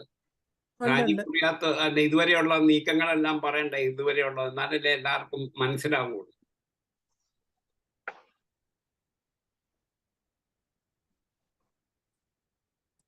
എലിയാമ്മ ജോർജ് ഡോക്ടറെ സംസാരിക്കാനാണോ? ഡോക്ടർക്ക് സംസാരിക്കാം. എനിക്ക് തോന്നിയ ഒരു ചെറിയ അഭിപ്രായം, അതായത് നമ്മുടെ കണ്ടീഷൻ വളരെ മോശമായിട്ട് തന്നെ പോയിക്കൊണ്ടിരിക്കുകയാണ്. എന്ത് ചെയ്യണം എന്നറിയാൻ മേലാത്തൊരവസ്ഥയിലോട്ട് പോവുകയാണ്. അതിൽ കൂടെ എനിക്ക് തോന്നിയ ഒരു അഭിപ്രായം, നമ്മുടെ പല പ്രഗത്ഭരായ ഡോക്ടറും അലോപ്പതി ഫെയിലായത്, അമൃതായി നിന്ന് വിട്ടത്, അവിടെ നിന്ന് വിട്ടിരുന്ന ഒരുപാട് ആളുകളെ ചികിത്സിച്ച് സക്സസ് ആയ കേസുണ്ട്. അവരുടെ ടെസ്റ്റിമോണിയൽസ് ഉണ്ട്. ഇങ്ങനെയുള്ള ആളുകളെല്ലാം ടെസ്റ്റിമോണിയൽസ് കളക്ട് ചെയ്തിട്ട് അത് കോടതിയിലോ IAS ഓഫീസർമാരെയോ ഒക്കെ ഒന്ന് അറിയിച്ചാൽ എന്തെങ്കിലും ഒരു ഫലം, അതായത് അലോപ്പതി സാധിക്കാത്ത കാര്യം ഇവർ സാധിച്ചു എന്ന് പറയുമ്പോൾ അതിനകത്ത് എന്തെങ്കിലും ഒരു പ്ലസ് പോയിന്റ് കിട്ടിയെന്ന് വരുമോ എന്നൊരു തോന്നാന്. ഈ ടെസ്റ്റിമോണിയൽസ് ഇവിടെ തന്നെ ഒത്തിരി പേര് പറഞ്ഞിട്ടുണ്ട്. ഇനി പറയാത്തവരുടെ കാണും. ചികിത്സിച്ച ഡോക്ടർമാർക്കറിയാം ആരെ എന്തിനൊക്കെ ചികിത്സിക്കുന്നതറിയാം. അവർ വിചാരിച്ചാലും അവർ പക്ഷെ അവരെയൊക്കെ കുറെ പൊക്കിയെടുക്കാൻ പറ്റും. ഇങ്ങനെ ടെസ്റ്റിമോണിയൽസിന്റെ ഒരു കളക്ഷൻ നമുക്ക് ഉണ്ടാക്കാൻ പറ്റുമോ, ചെയ്താൽ പ്രയോജനമുണ്ടോ എന്നൊരു ആലോചന. അത് മാത്രമേ ഉള്ളൂ. വേറെ എനിക്ക് പ്രത്യേകിച്ച് പറയാനൊന്നും അറിയാൻ മേല. കണ്ടീഷൻ മോശമായിട്ട് പോകുക എന്ന് പറയുന്നുണ്ട്. അഡ്വക്കേറ്റ്സിനെ വെക്കണമെങ്കിൽ ഒരുപാട് പൈസ ആവുമെന്ന് പറയുന്നുണ്ട്. മറ്റൊരു ക്വസ്റ്റ്യൻ ഞാൻ ചോദിക്കുമ്പോൾ അത് ചിലപ്പോൾ അതേപറ്റായി പോകും. ഈ അഡ്വക്കേറ്റ്സ്, ഒത്തിരി പൈസയുള്ള അഡ്വക്കേറ്റ്സ് മാത്രമേ ഇത് കൈകാര്യം ചെയ്യാൻ പറ്റത്തുള്ളൂ. ഇന്നാള് കഴിഞ്ഞ പ്രാവശ്യം ഒരാൾ പറഞ്ഞു അഡ്വക്കേറ്റ്സ് മിനിമം റേറ്റിൽ ചെയ്യുന്ന അഡ്വക്കേറ്റ്സ് ഉണ്ടെന്ന്. അവരെ കൊണ്ടത് പറ്റത്തില്ലെന്നായിരിക്കാം അല്ലേ നമ്മുടെ കണക്കൂട്ട്. അതായിരിക്കും വലിയ ആൾക്കാരെ നോക്കുന്നത്. അതെനിക്കറിയത്തില്ല. എന്നെ കൊണ്ടാകുന്നത് ഞാൻ ചെയ്യും, പക്ഷെ ഒന്നും എത്തുന്നില്ലല്ലോ. ഇത്രയും പറയാൻ വേണ്ടിയാ ഒരുങ്ങിയത്. നന്ദി ഡോക്ടറെ. നമ്മുടെ സീനിയർ ഡോക്ടറായ ഏലിയാമ്മ ഡോക്ടർ നമുക്കൊരു സപ്പോർട്ട് തന്നു. വളരെ സന്തോഷം. ഈ പ്രായത്തിലും നമ്മളോടൊപ്പം കൂടെ നിന്ന് നമ്മളോട് സഹകരിക്കുന്ന ഏലിയാമ്മ ഡോക്ടർക്ക് നന്ദി അറിയിക്കട്ടെ. ഇതിനുള്ള ഉത്തരം ഷാജിക്കുടിയ ഡോക്ടർ പറയുമെന്ന് വിചാരിക്കുന്നു. ഷാജിക്കുടിയ ഡോക്ടറെ. നമസ്കാരം. നമ്മള് വലിയ പൈസയുള്ള വക്കീലന്മാരെ വെക്കണമെന്ന് നിർബന്ധമൊന്നുമില്ല. നമ്മുടെ കാര്യങ്ങൾ പഠിച്ച് വിശ്വസ്തയോടെ നമ്മുടെ കൂടെ നിന്ന് പ്രാഗൽഭ്യം തെളിയിച്ചിട്ടുള്ള വക്കീലന്മാരെയാണ് നമ്മൾ വെക്കാൻ ഉദ്ദേശിക്കുന്നത്. അതങ്ങനെ തന്നെ ആയിരിക്കുകയും ചെയ്യും. ഇപ്പൊ നമ്മൾ കൺസൾട്ടേഷൻ നടത്തുമ്പോൾ പ്രഗത്ഭരായ വക്കീലന്മാരെ എന്ന് വിശ്വസിക്കുന്ന, സമൂഹം വിശ്വസിക്കുന്ന, ഇതിക്ക് മുമ്പുള്ള അനുഭവങ്ങളുടെ വെളിച്ചത്തിൽ വിശ്വസിക്കുന്നവരെ എല്ലാവരെയും പോയി കാണുന്നുണ്ട്. അവരുടെ ഒപ്പീനിയൻസ് നമ്മൾ അറിയുന്നുണ്ട്. പിന്നെ അവരുടെ കൺസൾട്ടേഷൻ ഫീ നമുക്ക് അഫോർഡബിൾ ആണെങ്കിലും ഇനിയിപ്പോ കൂടുതൽ കൊടുക്കേണ്ട വന്നാലും അവരുടെ നമുക്ക് വേണ്ടി അപ്പിയർ ചെയ്യുന്നതിലൂടെ അവരുടെ കഴിവ് അല്ലെങ്കിൽ അവരുടെ പ്രാഗൽഭ്യം നമുക്ക് ഉപകാരപ്പെടുമെന്ന് വന്നാൽ മാത്രമേ നമ്മൾ അത് സ്വീകരിക്കുകയുള്ളൂ. അതൊക്കെ ആലോചിച്ച് മാത്രമേ ചെയ്യുള്ളൂ. പിന്നെ പല പ്രമുഖരായ വക്കീലന്മാരും ഫീസ് വാങ്ങുന്നുണ്ട്. അവരുടെ ഓഫീസ് റൺ ചെയ്യുന്നതിന് അവർക്ക് വേണ്ട റിസർച്ച് കാര്യങ്ങളൊക്കെ നടത്തി ഇതിനു വേണ്ട നമ്മൾ പറയുന്ന കാര്യങ്ങൾ കേട്ട് ജസ്റ്റ് കേസ് ഫയൽ ചെയ്താൽ പോരാ. അതിന് ഉപോത്ബലകമായിട്ടുള്ള തെളിവുകൾ സഹിതം ഇന്റർനെറ്റിലൊക്കെ സെർച്ച് ചെയ്ത് കണ്ടെത്തി വേണം നമുക്ക് കേസ് കൊടുക്കാനായിട്ട്. അതുമാതിരി റിസർച്ച് ഒക്കെ ചെയ്ത് നമ്മളെ സഹായിക്കുന്ന പ്രഗത്ഭരായ വക്കീലന്മാരെ നമുക്ക് ചിലപ്പോൾ ഉൾപ്പെടുത്തേണ്ട വന്നാൽ അതിനുള്ള ഫീസ് അവർ വാങ്ങും. അത് നമുക്ക് നഷ്ടമായിട്ട് കരുതാൻ വയ്യ. നമ്മൾ പൈസയുടെ കാര്യത്തിലല്ല, നമ്മൾ അതിൻ്റെ അടുത്തുള്ള നമ്മളോടുള്ള ആത്മാർത്ഥതയും നമ്മളോടുള്ള സത്യസന്ധതയും ഒക്കെ പരിഗണിച്ച് വേണം നമ്മൾ സ്വീകരിക്കാനായിട്ട്. അതൊക്കെ ആലോചിച്ച് മാത്രമേ ചെയ്യുള്ളൂ. നമ്മുടെ കയ്യിൽ നിന്ന് നിങ്ങൾ തരുന്ന ഓരോ പൈസയും ഏറ്റവും ഗുണകരമായ രീതിയിൽ മാത്രമേ ചെലവാക്കുകയുള്ളൂ. അത് നിങ്ങൾക്കൊരു സംശയവും വിചാരിക്കേണ്ട. പിന്നെ പറയേണ്ടത്, പിന്നെ എനിക്കൊരു സന്തോഷ വാർത്ത അറിയിക്കാനുള്ളത്, നമ്മുടെ കൂടെ ഉള്ള ഒരു ഡോക്ടർ പേര് വെളിപ്പെടുത്തരുതെന്ന് അതിതീക്ഷ്ണതയോടെ പറഞ്ഞിട്ട് ആ ഡോക്ടർ വിദേശത്ത് പോകാനായിട്ട് കരുതി വെച്ചിരുന്ന 30,000 രൂപ നമുക്ക് ഓഫർ ചെയ്തിട്ടുണ്ട്. അതെല്ലാവരെയും അറിയിക്കുകയാണ്. ഡോക്ടറുടെ പേര് വെളിപ്പെടുത്തരുതെന്ന് വളരെ സ്ട്രിക്റ്റ് ആയിട്ട് നിർദ്ദേശിച്ചുള്ളത് കൊണ്ട് ഞാൻ ആ പൈസ ഇതുവരെ വാങ്ങിച്ചിട്ടില്ല. ആ ഡോക്ടറോട് കീപ്പ് ചെയ്യാൻ പറഞ്ഞിട്ട് നമുക്ക് ആവശ്യമുള്ള സമയത്ത് ഇട്ട് തന്നാൽ മതി എന്നാണ് പറഞ്ഞിരിക്കുന്നത്. ഞാൻ എല്ലാവരും അറിയിക്കുകയാണ് ഈ കാര്യം. പിന്നെ ഒരു കാര്യം, നമുക്ക് നാഷണൽ ലെവലിലും ഇന്റർനാഷണൽ ലെവലിലൊക്കെ ഇതിന്റെ കോൺസിക്വൻസിനെ കുറിച്ച് ഡിസ്കഷൻസ് നടത്തേണ്ടതുണ്ട്. കാരണം പല രീതിയിൽ അത് ഗുണപ്പെടും. കാരണം ഇതിപ്പോ കേരളത്തിൽ പാസ്സായി കഴിഞ്ഞാൽ ഉടനെ തന്നെ ഇതിന്റെ ബില്ല്, ഇതുപോലെയുള്ള ബില്ലുകളും മറ്റ് സംസ്ഥാനങ്ങളിലും മറ്റു പല രാജ്യങ്ങളിലും എല്ലാം വരും. അപ്പൊ അതേക്കുറിച്ച് അവരെ അറിയിക്കുന്നതിനും കളക്റ്റീവായിട്ടുള്ള ഒരു ഇന്റർനാഷണൽ ആൻഡ് നാഷണൽ അലയൻസ് നമ്മൾ ഫോം ചെയ്യേണ്ടത് നമ്മളെ മാത്രമല്ല, നമ്മുടെ മറ്റ് സംസ്ഥാനങ്ങളിലും രാജ്യങ്ങളിലും ഉള്ള നമ്മുടെ സഹോദരങ്ങളെ നമുക്കിതേക്കുറിച്ച് ബോധവൽക്കരിച്ച് ഈ കെണിയിൽ നിന്നും രക്ഷിക്കുന്നതിനുള്ള പദ്ധതികൾ നമ്മൾ കളക്റ്റീവായിട്ട് ആസൂത്രണം ചെയ്യേണ്ടതുണ്ട്. ഞാൻ പല പ്രാവശ്യം സൂചിപ്പിച്ചിട്ടുള്ളത് പോലെ ഇത് കേരളത്തിൽ മാത്രമുള്ള, നമ്മുടെ സംസ്ഥാനത്തുള്ള ഏതാനും സെക്രട്ടറിമാരോ അലോപ്പതിക്കാരോ മാത്രം ചെയ്യുന്ന ഒരു പണിയല്ല, ഇന്റർനാഷണലായിട്ട് ചെയ്യുന്ന പണിയാണ്. ഞാൻ പല പ്രാവശ്യം സൂചിപ്പിച്ചിട്ടുള്ളതാണ്. ബോറാവുന്നുള്ളതുകൊണ്ട് പിന്നെ ഞാൻ റിപ്പീറ്റ് ചെയ്യുന്നില്ല. ഇതൊരു ഇന്റർനാഷണൽ ഗെയിമാണ്, ഇന്റർനാഷണൽ കളിയാണ്. അതിനവർക്ക് വ്യക്തമായ അജണ്ടകളുണ്ട്. അത് നടപ്പാക്കാൻ അവരേതറ്റം വരെ പോകും. പക്ഷെ നമ്മുടെ ഭാഗത്തു നിന്ന് ആലോചിക്കുമ്പോൾ നമ്മുടെ നിലനിൽപ്പിന്റെ ജീവൽ മരണ പോരാട്ടമാണിത്. അപ്പൊ നമ്മൾ ഇത് ഇഞ്ചോടിഞ്ച് പല്ലും നഖവും ഉപയോഗിച്ച് ഏറ്റവും ഫലപ്രദമായ രീതിയിൽ ചെറുത്ത് തോൽപ്പിക്കുക തന്നെ വേണം. അതിന് ക്ഷമയോടെ എല്ലാ കരുതലോടുകൂടെ ഇത് മനസ്സിലായവരെല്ലാം ഒത്തുകൂടി ഏക മനസ്സായിട്ട് കയ്യും മെയ്യും മറന്ന് ഇതിൻ്റെ അകത്ത് യോജിക്കാവുന്ന എല്ലാവരെയും ഉൾപ്പെടുത്തും. നമുക്ക് ആരെയും ഇതിൻ്റെ അകത്ത് വിട്ടുകളയാനില്ല. അത് പ്രത്യേകം ഓർക്കേണ്ടതുണ്ട്. ഒരു കുഞ്ഞിനെ പോലും വിട്ടുകളയാതെ ചേർക്കേണ്ടവരെ എല്ലാം ചേർത്ത് നിർത്തി ഈ ഒരു പബ്ലിക് ഹെൽത്ത് എന്ന ഏക വികാരത്തെ, മറ്റു പല കോൺട്രഡിക്ഷൻസും കാണും, അതൊന്നും നമ്മൾ ഇതിൻ്റെ അകത്ത് പരിഗണിക്കേണ്ടതില്ല. പബ്ലിക് ഹെൽത്ത് ബിൽ എന്ന ഏക വികാരത്തെ ഉൾക്കൊണ്ട് പ്രവർത്തിക്കാൻ നമ്മൾ തയ്യാറാകേണ്ടതാണ്. മറ്റൊരു കാര്യം അതിൻ്റെ അകത്ത് നമ്മൾ നോക്കേണ്ടതില്ല എന്ന് എനിക്ക് പറയാനുള്ളൂ. ഇത്രയും മാത്രമേ ഇപ്പം എനിക്ക് പ്രത്യേകം ഓർപ്പിക്കാനുള്ളൂ. ഇനി എന്തെങ്കിലും വരുവാണെങ്കിൽ അതിന്റെ വഴിയെ ഞാൻ സംസാരിച്ചോളാം. നന്ദി ഷാജിക്കുട്ടി ഡോക്ടറെ. നമ്മുടെ ഏഹിയ ഡോക്ടർ വന്നിട്ടുണ്ട്. ഇതുവരെയും ഡോക്ടറെ സംസാരിച്ചിട്ടില്ല. ഡോക്ടറുടെ അഭിപ്രായത്തിന് വേണ്ടി ക്ഷണിക്കുകയാണ്. ഏഹിയ ഡോക്ടറെ.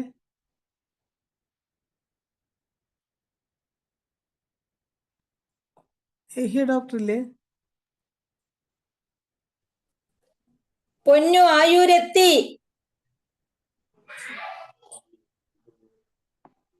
ഏഹിയ ഡോക്ടർ വേറെ ആർക്കെങ്കിലും സംസാരിക്കാൻ പറ്റുമെന്നുണ്ടെങ്കിൽ അൺമ്യൂട്ട് ചെയ്ത് സംസാരിക്കാവുന്നതാണ്. അതുപോലെ ഇന്ന് പുതിയതായിട്ട് ഹോമിയോപ്പതി സ്നേഹികളായിട്ട് ആരെങ്കിലും ഈ സൂമിൽ പ്രവേശിച്ചിട്ടുണ്ടെങ്കിൽ എന്തെങ്കിലും ഈ ബില്ലിനെ കുറിച്ച് അറിയാൻ താല്പര്യമുണ്ടെങ്കിൽ അവർക്കും അൺമ്യൂട്ട് ചെയ്ത് അതിൻ്റെ സംശയങ്ങൾ തീർക്കാവുന്നതാണ്. അതുപോലെ നമുക്കൊരു സന്തോഷ കാര്യമാണ് കേട്ടത്. 50,000 രൂപ ഒരു ഡോക്ടർ കൊടുത്തു എന്ന് പറയുമ്പം, അപ്പം ഇത് ഉൾക്കൊള്ളുന്ന അനേക ഡോക്ടർമാരുണ്ടെന്ന് നമുക്കൊരു ധൈര്യവും സന്തോഷവുമുണ്ട്. അതുപോലെ എല്ലാവരും ഇതിൽ ആത്മാർത്ഥമായി സഹകരിക്കണം. ഇനി എല്ലാവർക്കും അഡ്മിറ്റ് ചെയ്യാവുന്നതാണ്. അഭിപ്രായം പറയേണ്ടവർ പറയാവുന്നതാണ്. ഡോക്ടറെ 30,000 രൂപയാണ് കേട്ടോ. 30,000 രൂപ. 30,000 രൂപ. അത് ഓഫർ ചെയ്തിട്ടേ ഉള്ളൂ. എപ്പോ വേണമെങ്കിലും ട്രാൻസ്ഫർ ചെയ്യാന്ന് പറഞ്ഞു. ഞാനത് സമയമാവുമ്പോ പറയാന്ന് പറഞ്ഞു. ഇപ്പൊ തന്നെ എന്റെ അക്കൗണ്ടിലോ ട്രാൻസ്ഫർ ചെയ്യാന്നാ പറഞ്ഞത്. അത് ഐഡന്റിറ്റി വെളി വരാതിരിക്കാനാണ് എന്റെ അക്കൗണ്ടിലോ ട്രാൻസ്ഫർ ചെയ്യാന്ന് പറഞ്ഞത്. അപ്പൊ ഞാനത് ട്രാൻസ്ഫർ ചെയ്യിച്ചിട്ടില്ല. ഞാനത് സമയമാവുമ്പോ ചെയ്താൽ മതി എന്ന് പറഞ്ഞു വെച്ചിരിക്കുകയാണ്. എല്ലാവരും അറിയിക്കുകയാണ്. സന്തോഷം. അതുപോലെ ഏഹിയ ഡോക്ടർക്ക് സംസാരിക്കാൻ പറ്റിയല്ല എന്നുള്ള മെസ്സേജ് വന്നു ട്രെയിനിലായതുകൊണ്ട്. ഇനി ബാക്കി ആരെങ്കിലും? ഗീത ഡോക്ടർ എന്തെങ്കിലും സംസാരിക്കാനായിരുന്നോ? ഗീത ഡോക്ടർ.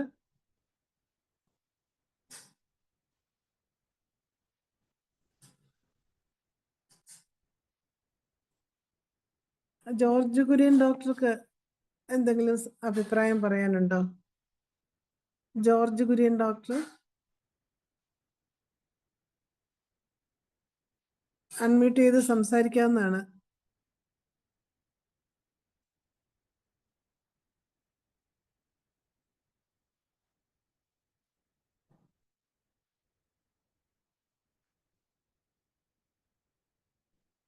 ആരും തന്നെ ഇല്ലേ ഒന്നും പറയാനായിട്ട്?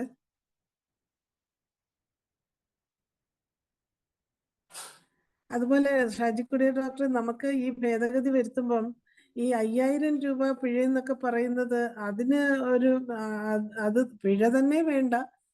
പക്ഷെ ഇത്രയും വലിയൊരു തുകയൊക്കെ ഓരോ കേസിലും പിഴയെന്ന് പറയുമ്പം അത് വളരെ കൂടുതലല്ലേ? ഇപ്പൊ ഈ ഭേദഗതിയിൽ അതൊക്കെ കൂടെ നമുക്കൊന്ന് പറയാൻ പറ്റുമല്ലേ? തീർച്ചയായിട്ടും.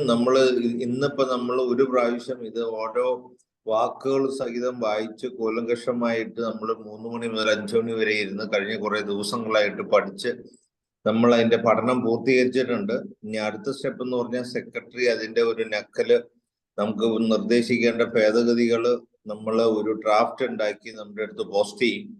ആ പോസ്റ്റില് നിങ്ങളും വായിക്കണം. അത് വായിച്ചിട്ട് നിങ്ങൾക്കുള്ള നിർദ്ദേശങ്ങൾ നിങ്ങൾക്കെല്ലാം സമർപ്പിക്കാവുന്നതാണ്. അപ്പൊ നിങ്ങൾ ഈ പബ്ലിക് ഹെൽത്ത് ബില്ല് ആക്ട് ഒന്ന് വായിക്കണം.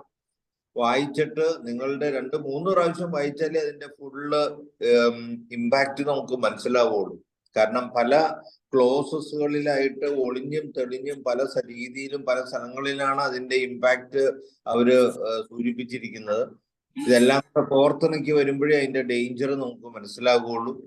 അപ്പോ നമുക്ക് പോസിബിൾ ആയിട്ടുള്ള എല്ലാ മാർഗങ്ങളിലൂടെയും നമ്മൾ അതിന്റെ ഇമ്പാക്ട്, അതിന്റെ ചേഞ്ചസ് വരുത്താനായിട്ട് നമ്മൾ ശ്രമിക്കുന്നുണ്ടെന്ന് അറിയിക്കുകയാണ്. അപ്പൊ അതിന്റെ സെക്രട്ടറി അതിന്റെ ഡ്രാഫ്റ്റ് തയ്യാറാക്കി ഇടുമ്പോൾ നിങ്ങളെല്ലാം അതിനെന്തെങ്കിലും കുറവുകളോ പോരായികളോ വന്നിട്ടുണ്ടെങ്കിൽ അത് തിരുത്താനായിട്ട് ശ്രമിക്കുകയും ചെയ്യണം. Thank you. അതുപോലെ തന്നെ ശ്രീധരക്കുറുപ്പ് സാർ ഇപ്പം പറഞ്ഞ പോലെ സർവീസിലിരിക്കുന്നവരെ സംബന്ധിച്ചിടത്തോളം ഒരു കാര്യത്തിനും ഇടപെടാൻ പറ്റുകയില്ല. അപ്പം നമ്മളുടെ സമിതികളിൽ നമുക്ക് എല്ലാവരും ആശ്വസിക്കുന്നത് ഹോമിയോ ഡയറക്ടർക്ക് അതിൽ ഉൾപ്പെടുത്തിയിട്ടുണ്ട്, അല്ലെങ്കിൽ ആയുർവേദ ഡയറക്ടറെ ഉൾപ്പെടുത്തിയിട്ടുണ്ട്. പക്ഷെ നമുക്ക് മനസ്സിലാകുന്ന കുറച്ചൊരു കാലം കൊണ്ട് നമ്മളൊക്കെ ഒരു മെഷീൻ പോലെ അതിൽ ഇരിക്കുക എന്ന, ഒരു മീറ്റിംഗ് നടന്നാൽ ഇരിക്കുക എന്ന് മാത്രമേ അതിൽ നടക്കുന്നുള്ളൂ.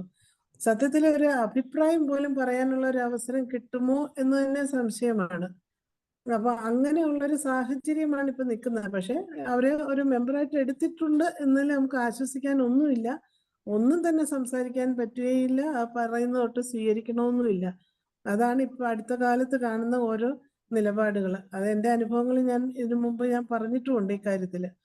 അപ്പം ശരിക്കും നമുക്ക് രണ്ടായിട്ട് തന്നെ ഇത് പോകുന്നതാണ് നല്ലത്. നമ്മളുടേത് നമ്മൾ റിപ്പോർട്ട് ചെയ്യുന്നത് നമ്മുടെ ഹോമിയോപ്പതി ഡയറക്ടർക്ക് എന്ന രീതിയിൽ തന്നെ ഇത് വരണം.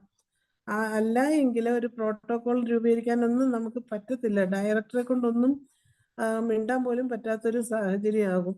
അതുകൊണ്ട് അങ്ങനെയുള്ള ഒരു ഭേദഗതി തന്നെ വരുത്തി വേണം നമ്മൾ മുന്നോട്ട് പോകാനെന്ന് എനിക്കൊരു അഭിപ്രായം പറയാനുണ്ട്. ഓരോ അനുഭവങ്ങളുടെ വെളിച്ചത്തിൽ നമ്മൾ അടിച്ചമർത്തി ഇരുത്തപ്പെടുന്ന ഒരു അവസ്ഥയാണ്. അഭിപ്രായം പറയാൻ പോലും നമുക്ക് സ്വാതന്ത്ര്യം കിട്ടത്തില്ല. അപ്പം അത് നമ്മുടെ ഭേദഗതിയിൽ വളരെയധികം ശ്രദ്ധിക്കേണ്ട ഒരു കാര്യമാണ്. നമുക്ക് തന്നെ ഒരു പ്രോട്ടോകോൾ തീരുമാനിക്കണം.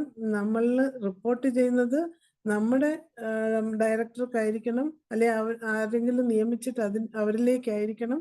അതുപോലെ നമ്മുടെ പേഷ്യൻസിനെ ഒരിക്കലും അലോപ്പതിയിലോട്ട് കൊണ്ടുപോകാൻ ഇടയാകാത്ത രീതിയിൽ നമ്മുടെ ഹോമിയോയിൽ തന്നെ നിലനിർത്താനുള്ള ഒരു യജ്ഞവും ഇതെല്ലാം തന്നെ നമുക്ക് നേടിയെടുക്കേണ്ടതുണ്ട്. ശക്തമായി തന്നെ ഇതിൽ ഭേദഗതി വരുത്തേണ്ടതുണ്ട്. എല്ലാവരും സഹകരിച്ച് അതിന് അറിയാവുന്ന നേതൃത്വത്തിലിരിക്കുന്ന എല്ലാവരെയും സമീപിച്ച് ഈ കാര്യങ്ങൾ ചെയ്യാൻ എല്ലാവരും താല്പര്യപ്പെടണം. ഇനി ആർക്കെങ്കിലും അഭിപ്രായം പറയാനുണ്ടോ? ഹലോ, ഞാൻ കുറച്ച് വിശദീകരണം. ഹലോ, കേൾക്കാമോ? കേൾക്കാം ഡോക്ടറെ. ഇതില് പിഴ എന്ന് പറയുന്നത് 5000 ഒന്നും അല്ല, 1,00,000 രൂപ വരെ പിഴയുണ്ട്. മാത്രമല്ല, അത് ഒരേ തെറ്റ് 2 തവണ ആവർത്തിച്ചു കഴിഞ്ഞാൽ ആദ്യത്തേതിന്റെ ഇരട്ടി അടയ്ക്കണം. അങ്ങനെ പിഴ അങ്ങനെയൊന്നും അല്ല, ചെറിയ തുകയുടെ പിഴയൊന്നും അല്ല. അതൊക്കെ ചില സ്ഥലങ്ങളിൽ മാത്രമേ ഉള്ളൂ ചെറിയ തുക, ബാക്കിയുള്ളിടത്തൊക്കെ വലിയ തുകയാണ്. അത് തെറ്റ് ആവർത്തിക്കുകയാണെങ്കിൽ, ഒരേ തെറ്റ് വീണ്ടും ആവർത്തിച്ചതായിട്ട് പൊതുജനാരോഗ്യത്തിന്റെ ഓഫീസർ, അതായത് പബ്ലിക് ഹെൽത്ത് ഓഫീസർ വിലയിരുത്തുകയാണെങ്കിൽ അത് വീണ്ടും ആദ്യത്തേതിന്റെ ഇരട്ടി വരുന്ന രീതിയിലാണ്. അതുപോലെ തടവ് ശിക്ഷയും വിധിച്ചിട്ടുണ്ട്. ചില ക്ലോസുകൾ തടവ് പറയുന്നുണ്ട്, അല്ലാതെ വെറും പിഴ ശിക്ഷ മാത്രമല്ല. പിന്നെ ഇത് എന്തുകൊണ്ട്, ഞാനത് ഒന്നുകൂടി വിശദീകരിക്കാം. എന്തുകൊണ്ട് ആദ്യം ഭേദഗതിക്ക് ശ്രമിക്കണമെന്ന് പറയാൻ കാരണം, ഇവിടെ നമ്മൾക്ക് ഇവിടെ ഇതിനു മുമ്പ് പാസ്സാക്കിയ പല നിയമങ്ങൾക്കും ഭേദഗതികൾ ഹോമിയോപ്പതിക്ക് മാത്രമായിട്ട് കിട്ടിയിട്ടുണ്ട്. ഒന്ന്, ക്ലിനിക്കൽ എസ്റ്റാബ്ലിഷ്മെന്റ് ആക്ടിന്റെ പ്രകാരം സിംഗിൾ ഡോക്ടർ ക്ലിനിക്കുകൾ ഒഴിവാക്കിയിട്ടില്ല. പക്ഷെ സർക്കാർ റൂളിങ്ങിലൂടെ സിംഗിൾ ഡോക്ടർ ക്ലിനിക്കുകൾ ക്ലിനിക്കൽ എസ്റ്റാബ്ലിഷ്മെന്റ് ആക്ട് പ്രകാരം രജിസ്റ്റർ ചെയ്യേണ്ട എന്നുള്ള ഓർഡർ ഇറക്കിയിട്ടുണ്ട്. അത് മതി. അതുകൊണ്ട് ഇപ്പം നമ്മൾക്ക് അങ്ങനെ സിംഗിൾ ഡോക്ടർ ക്ലിനിക്കുകൾ രജിസ്റ്റർ ചെയ്യേണ്ട ആവശ്യമില്ല. രജിസ്റ്റർ ചെയ്യുക എന്ന് പറയുന്നത് ഭയങ്കര നൂലാമാല പിടിച്ചതാണ്. അതിന് കുറെ ചടങ്ങുകളുണ്ട്. എത്ര സ്ക്വയർ ഫീറ്റ് വേണം, എത്ര ഇത് വേണം, ഒരുപാട് ചടങ്ങുകളുണ്ട്. അപ്പൊ അത് ഒഴിവാക്കി കിട്ടിയത് നിലനിൽക്കുന്ന നിയമത്തിൽ വരുന്ന ഭേദഗതി തന്നെയാണ്. രണ്ടാമത്തെ കാര്യം, ഈ നമ്മളെ അതായത് ഈ പൊല്യൂഷൻ കൺട്രോളിന്റെ സർട്ടിഫിക്കറ്റ് നമ്മൾക്ക് വേണ്ട എന്നുള്ള, ഹോമിയോപ്പതിയിൽ അങ്ങനെ ബയോമാലിന്യങ്ങൾ ഇല്ലാത്തത് കൊണ്ട് ഹോമിയോപ്പതിക്കാർക്ക് പൊല്യൂഷൻ കൺട്രോൾ സർട്ടിഫിക്കറ്റ് വേണ്ട എന്നുള്ള ഒരു ഇതിറക്കിയിട്ടുണ്ട്. ഇത് നിലനിൽക്കുന്ന നിയമത്തിൽ അങ്ങനെ ഹോമിയോപ്പതിക്ക് വേണ്ടാന്ന് എവിടെ എഴുതി വെച്ചിട്ടില്ല. പക്ഷെ സർക്കാർ പിന്നീട് വരുത്തിയ ഭേദഗതിയാണത്. അത്തരം ഭേദഗതികൾ പിന്നെ ആയുർവേദത്തിൽ സമാനമായ പല ഇതുണ്ട്. ഒരു ഉദാഹരണം ഞാൻ പറയാം. ഇപ്പോ ഒരു ഡോക്ടർക്ക് മെഡിക്കൽ സ്റ്റോർ നടത്തുന്ന ഡോക്ടർക്ക് അതേ പ്രിമൈസസിൽ ക്ലിനിക്ക് നടത്താൻ പറ്റത്തില്ല. പക്ഷെ ആയുർവേദക്കാർക്ക് അത് അനുവദിച്ചു കൊടുത്തിട്ടുണ്ട്. കാരണം അവരുടേതെന്ന് പറയുന്നത് അരിഷ്ടവും ലേഹ്യം ഇതെല്ലാം കൂടി അത് വിൽപ്പനയും ആ കൂട്ടത്തിൽ നടക്കും. അവിടെ ഒരു ഡോക്ടർക്ക് ഇരുന്ന് ചികിത്സിക്കുകയും ചെയ്യാം.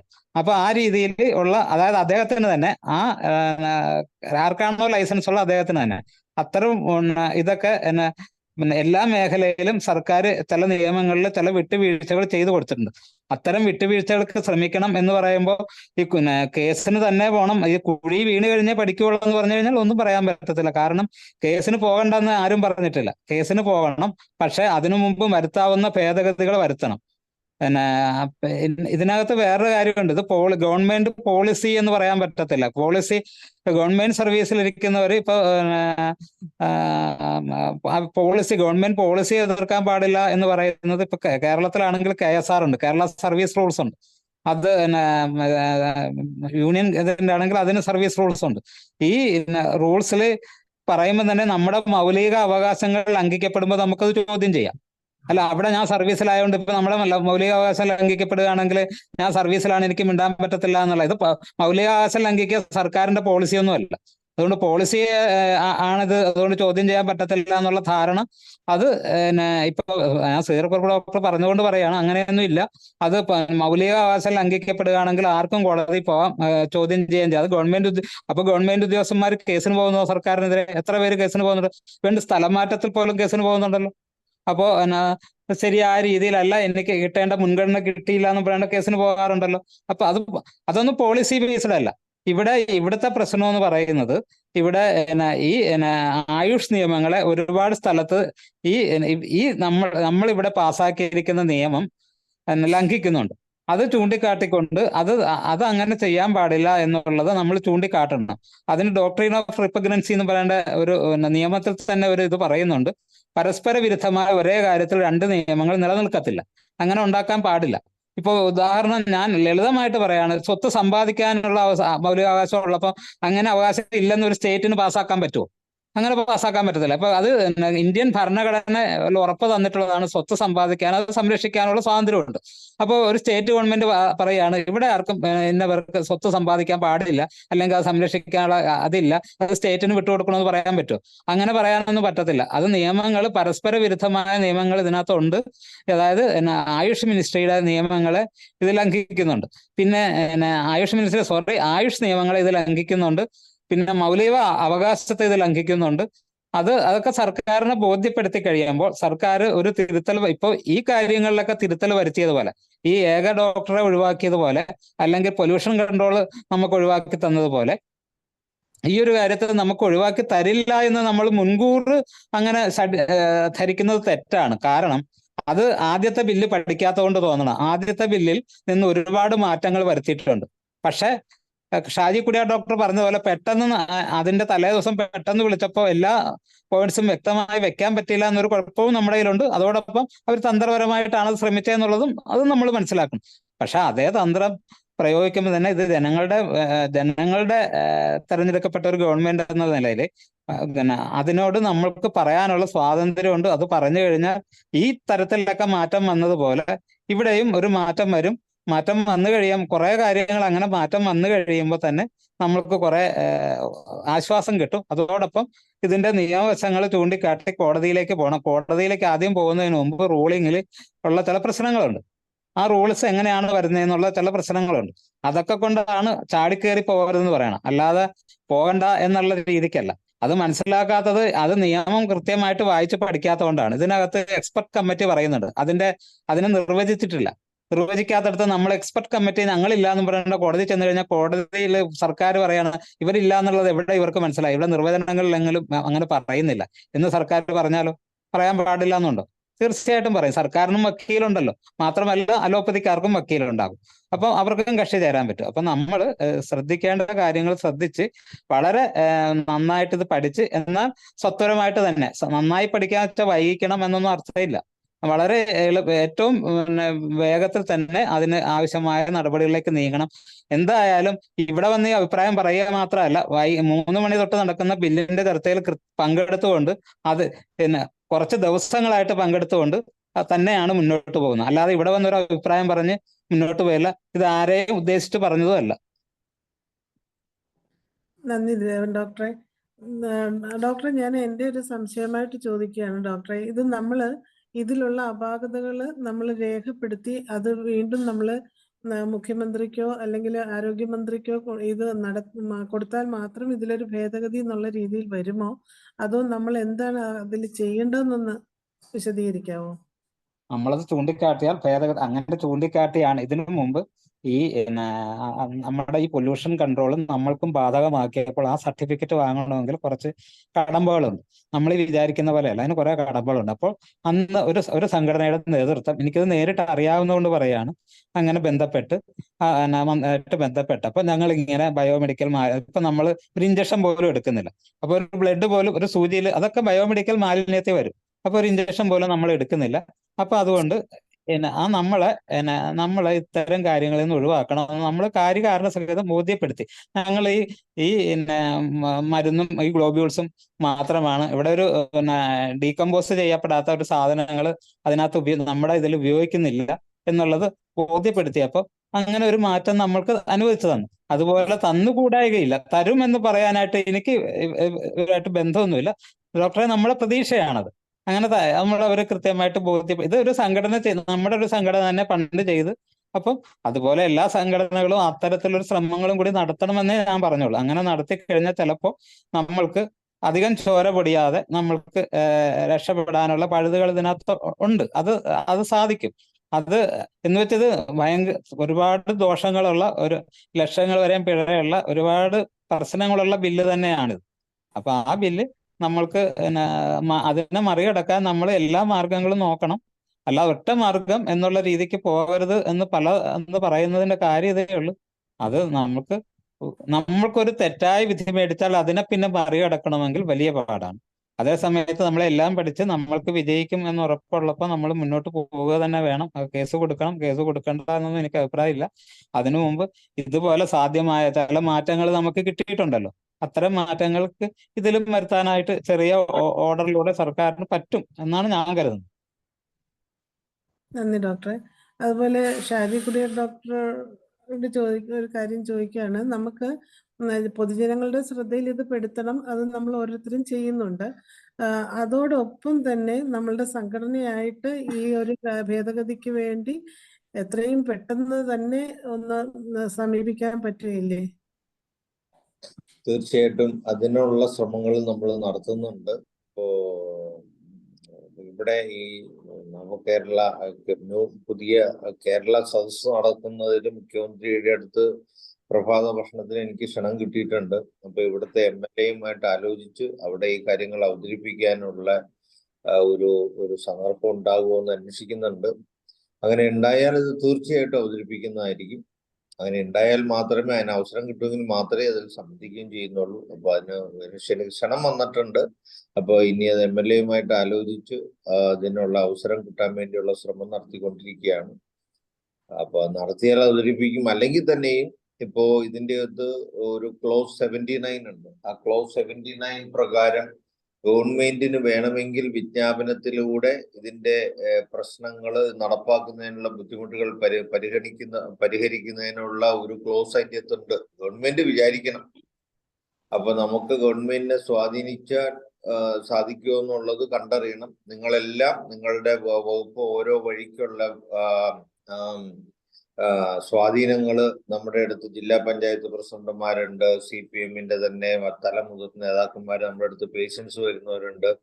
അപ്പൊ അവരെല്ലാം വഴിയിട്ട് നമ്മള് ഈ ഒരു ക്ലോസ് 79 നോട്ട് ചെയ്തോ, ക്ലോസ് 79 വഴി നമുക്ക് ഇതിനുള്ള നമുക്കുള്ള ആശങ്കകൾ പരിഹരിച്ചു കിട്ടുന്നതിന് നമ്മളെ ഇത് മോഡിഫിക്കേഷൻ വരുത്തുന്നതിന് നമ്മളെ സഹായിക്കണമെന്ന് അഭ്യർത്ഥിക്കാവുന്നതും, വേണ്ടി വന്നാൽ നമുക്കൊരു മുഖ്യമന്ത്രിയായിട്ടോ ആരോഗ്യമന്ത്രിയായിട്ടോ അല്ലെങ്കിൽ ഒരു ടീം ഓഫ് എക്സ്പേർട്സുമായിട്ടോ നമുക്കൊരു അപ്പോയിന്റ്മെന്റ് കിട്ടിക്കഴിഞ്ഞാൽ നമ്മൾ പോയി ഇതെല്ലാം അവിടെ അവതരിപ്പിച്ച് അവർക്ക് ഇത് ബോധ്യപ്പെടുത്തി കൊടുക്കാനൊക്കെ നമ്മൾ റെഡിയാണ്. നമ്മൾ കേസിന് പോകുന്നത് മാത്രമല്ല, നമ്മൾ എല്ലാ മാർഗങ്ങളിലൂടെയും നമ്മൾ ശ്രമം നടത്തും. മോഡിഫിക്കേഷൻ വരുത്താൻ കേസിന് പോകുന്നു നമ്മൾ തന്നെ പോയില്ലെങ്കിലും മറ്റുള്ള ഏതെങ്കിലും സംഘടന പോയിട്ടുണ്ടെങ്കിൽ അതിന് വിധി വന്നാലും നമ്മുടെ തലയ്ക്ക് നട്ടപ്പുറം ഇരിക്കുക. അപ്പൊ അങ്ങനെയുള്ള സ്ഥിതി വിശേഷത്തില് എല്ലാവരെയും കൂട്ടിയോജിപ്പിച്ച് ഒരു ഏകീകരണം നടത്തി ഈ കാര്യങ്ങളൊക്കെ അവരെയും പറഞ്ഞ് ബോധ്യപ്പെടുത്തി എല്ലാവരും കൂടെ സമന്വയിപ്പിച്ച് കൊണ്ടുവരാനുള്ള ശ്രമം കൂടെ നമ്മൾ നടത്തുന്നുണ്ട്. എല്ലാവരുമായിട്ട് നമ്മൾ ബന്ധപ്പെടുന്നുണ്ട്, അതിന്റെ കൂടെ നടത്തുന്നുണ്ട്. അതുപോലെ തന്നെയാണ് പ്രതിപക്ഷത്തെ ബോധ്യപ്പെടുത്താനുള്ളത്, ജനങ്ങളെ ബോധ്യപ്പെടുത്താനുള്ളത്. ഇതെല്ലാം സൈമിൾട്ടേനിയസ് ആയിട്ട് നടക്കേണ്ടതാണ്. ഇപ്പോ ഇതെല്ലാം നമ്മൾ എല്ലാവരും കൂടെ ഇപ്പൊ ഇതിന്റെ അകത്ത് നമ്മളിത് പഠിക്കുക എന്നുള്ളതായിരുന്നു. നമ്മളൊരു ടീം ഇന്ന് 3 മണി മുതൽ 5 മണി വരെ നിരന്തരമായിട്ട് കുറെ ദിവസങ്ങളായിട്ട് ഇരുന്ന് ഇന്നിപ്പോ അതിന്റെ ഒരു പഠനം പൂർത്തീകരിച്ചിട്ടുണ്ട്. ഞാൻ ആദ്യം സൂചിപ്പിച്ചതാണ്. അപ്പൊ ഇനി അതിന്റെ ഡ്രാഫ്റ്റ് ഉണ്ടാക്കി നിങ്ങളുടെ എല്ലാ അഭിപ്രായത്തിനും തരും. നിങ്ങളതിൽ അഭിപ്രായം രേഖപ്പെടുത്തണം. പിന്നെ നമ്മളിപ്പോ നമ്മുടെ കുറുപ്പ് സാറ് പറഞ്ഞ പോലെ നാഷണൽ ലെവലിലും ഇന്റർനാഷണൽ ലെവലിലും ഇതൊക്കെ ചർച്ച ചെയ്യപ്പെടേണ്ടതുണ്ട്. അതെല്ലാം നമ്മുടെ സൂം മീറ്റിങ്ങുകൾ നമുക്ക് ഉപയോഗപ്പെടുത്താവുന്നതാണ്. അത് ഉപയോഗപ്പെടുത്തണം. അങ്ങനെ എല്ലാ തലത്തിലുമുള്ള കോർഡിനേഷനും അഭിപ്രായ സ്വരൂപീകരണവും എല്ലാം നമ്മൾ നടത്തി ഏറ്റവും ഫലപ്രദമായ രീതിയിൽ എന്തൊക്കെ ചെയ്യേണ്ടതുണ്ടോ നിങ്ങളുടെ ഓരോരുത്തരുടെയും, നമ്മളിപ്പം മറ്റ് എല്ലാം നിർത്തിവെച്ച് തന്നെ ഡിസ്കസ് ചെയ്യുന്നതിന്റെ കാര്യം, നിങ്ങളുടെ ഓരോരുത്തരുടെയും മനസ്സിൽ എങ്ങനെയൊക്കെ ചിന്തകൾ വന്നാൽ ആ ചിന്തകൾ നമ്മളിലോട്ട് എത്തിപ്പെടുന്നതിനും അതൊക്കെ സംശീകരിച്ച് ഫലപ്രദമായ നടപടികൾ സ്വീകരിക്കുന്നതിനും വേണ്ടിയിട്ടാണ്. അപ്പൊ എല്ലാ രീതിയിലും നമ്മൾ ശ്രമിക്കുന്നതാണെന്ന് നിങ്ങൾക്ക് ഉറപ്പ് തരുന്നു. നിങ്ങളുടെ പ്രാർത്ഥനയും നിങ്ങളുടെ സഹകരണവും കൂടെ ഉണ്ടാവണം നമ്മളോടൊപ്പം എല്ലാം. നന്ദി ഡോക്ടറെ. അതുപോലെ മഞ്ജു ഗോപിനാഥ് ഒന്ന് അൺമ്യൂട്ട് ചെയ്ത് സംസാരിക്കണേ. ഹാൻഡ് റൈസ് ചെയ്തിട്ടുണ്ടല്ലോ മഞ്ജു ഗോപിനാഥ്, അൺമ്യൂട്ട് ചെയ്യാം. കേക്കാവോ ഇപ്പം? കേക്കാം പറഞ്ഞോ. ഞാൻ ഷായ് സാറിനോടാണ് എനിക്ക് പറയാനുള്ളത്. സാറേ, നമുക്ക് ഹോമിയോയുടെ സംഘടനകളുണ്ടല്ലോ, നമ്മുടെ ISKയും IHMയും ഒക്കെ. അപ്പൊ അവരുമായിട്ടൊരു ചർച്ചയുടെ ആവശ്യമില്ലേ? കാരണം ആ സംഘടനകളിലൊക്കെ വളരെ ഒരു നിശബ്ദത നമുക്ക് കാണാൻ കഴിയുന്നുണ്ട്.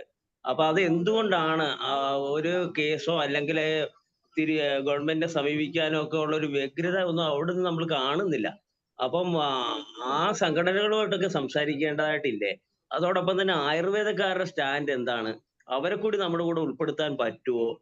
പിന്നെ ആയുർവേദക്കാരെ ഉൾപ്പെടുത്തുകയാണെന്നുണ്ടെങ്കിൽ അവരുടെ ഫാർമസ്യൂട്ടിക്കൽ കമ്പനികളില്ലേ, അപ്പൊ അവരൊക്കെ വളരെ പവർഫുൾ ആണ് നമ്മുടെ കമ്പനികളെക്കാളും. അതോടൊപ്പം നമ്മുടെ കമ്പനികളെയും നമ്മുടെ ഡീലേഴ്സിനെയും ഒക്കെ ഉപയോഗിച്ചിട്ട് നമുക്ക് ഈ ഇതിന്റെ ഫണ്ടിങ് ആണല്ലോ പ്രധാനം. അപ്പൊ ഫണ്ടിങ്ങിന് നല്ലൊരു ഗ്രൗണ്ട് നമുക്ക് ഉണ്ടാക്കി എടുക്കേണ്ടതായിട്ടില്ലേ? അങ്ങനെ ആകുമ്പോൾ നമുക്ക് നല്ല ഒരു അഡ്വക്കേറ്റിനെ ഒക്കെ വെക്കാനും കുറച്ചുകൂടി അഗ്രസീവായിട്ട് മൂവ് ചെയ്യാനും സാധിക്കില്ലേ? അതോടൊപ്പം തന്നെ ദേവൻ ഡോക്ടർ പറഞ്ഞ പോലെ തന്നെ ഗവൺമെന്റിന്റെ കൊണ്ട് തന്നെ ഇവിടെ മാറ്റങ്ങൾ വരുത്താനുള്ള ഒരു ഓപ്ഷൻ ഇതിനകത്ത് ഉണ്ടെങ്കിൽ ആ രീതിയിലും നമുക്ക് MLA-മാരെയൊക്കെ ഒന്ന് കാണാനും MLA-മാരെയൊക്കെ ഇതിന്റെ സാധ്യതകൾ പറഞ്ഞ് മനസ്സിലാക്കാനും ഒക്കെ ഉള്ള ഒരു അവസരം ഈ കേസ് ഇല്ലാതെ തന്നെ ഉണ്ടല്ലോ. അപ്പൊ അതൊക്കെ നമുക്ക് ഇതിന്റെ ഒരു പ്രാക്ടിക്കൽ ബുദ്ധിമുട്ടുകൾ എന്ന നിലയിൽ നമുക്ക് നമ്മുടെയൊക്കെ കൺട്രോളിലുള്ള MLA-മാരെയൊക്കെ ഒന്ന് കണ്ടു കഴിഞ്ഞാൽ നല്ല രീതിയിൽ നമുക്ക് അവരെ പഠിപ്പിച്ചിട്ട് ഇവിടെ തന്നെ ചില ഭേദഗതികൾ ചെയ്ത് അത്രയും ഹെഡേക്സ് കുറഞ്ഞു കിട്ടത്തില്ലേ?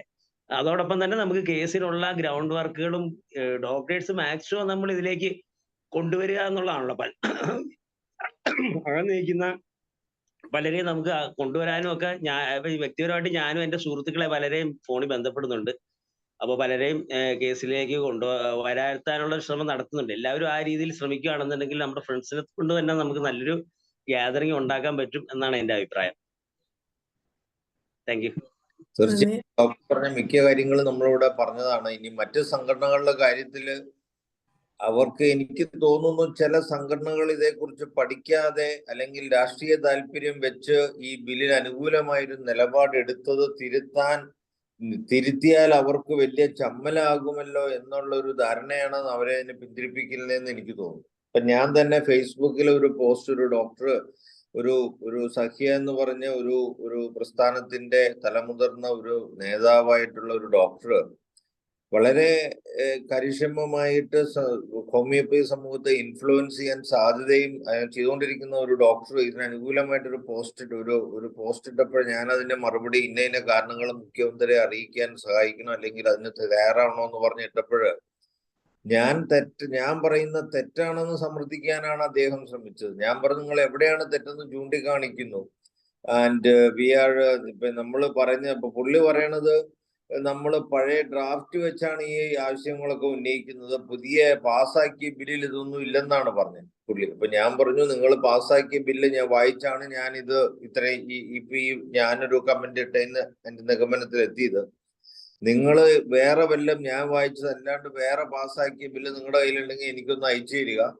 ഞാനത് പഠിച്ചിട്ട് ഞാൻ പറഞ്ഞ തെറ്റാണെങ്കിൽ ഞാൻ തിരുത്താൻ റെഡിയാണെന്ന് പറഞ്ഞു. അപ്പോൾ പുള്ളി പേഴ്സണൽ വിരോധങ്ങളൊന്നും വേണ്ട, നമ്മൾ വാരമായിട്ടും വഴക്കൂടാൻ ആഗ്രഹിക്കുന്നില്ല എന്നൊക്കെ പറഞ്ഞ് പുള്ളി ഒന്ന് ഡൈവേർട്ട് ചെയ്ത് അത് അതിന് ഉത്തരം പറയാതെ എന്നാൽ കറക്റ്റ് ചെയ്യാണ്ടും ഡൈവേർട്ട് ചെയ്ത് കളിക്കുകയാണ്. അപ്പൊ ഇതുമാതിരിയുള്ളവരൊക്കെയാണ് പല സംഘടനകളുടെയും തലപ്പത്തിരിക്കുന്നവരെ തീരുമാനിക്കുന്നതും ഫോക്കസ് ആയിട്ട് ഇതിനൊക്കെ നിയന്ത്രിച്ചു കൊണ്ടുപോകുന്നത്. അപ്പൊ അവർക്കൊക്കെ ചില പ്രത്യേക താല്പര്യങ്ങളുണ്ട്, അല്ലെങ്കിൽ എന്തൊക്കെയോ അവരുടെ കാര്യങ്ങളുണ്ട്.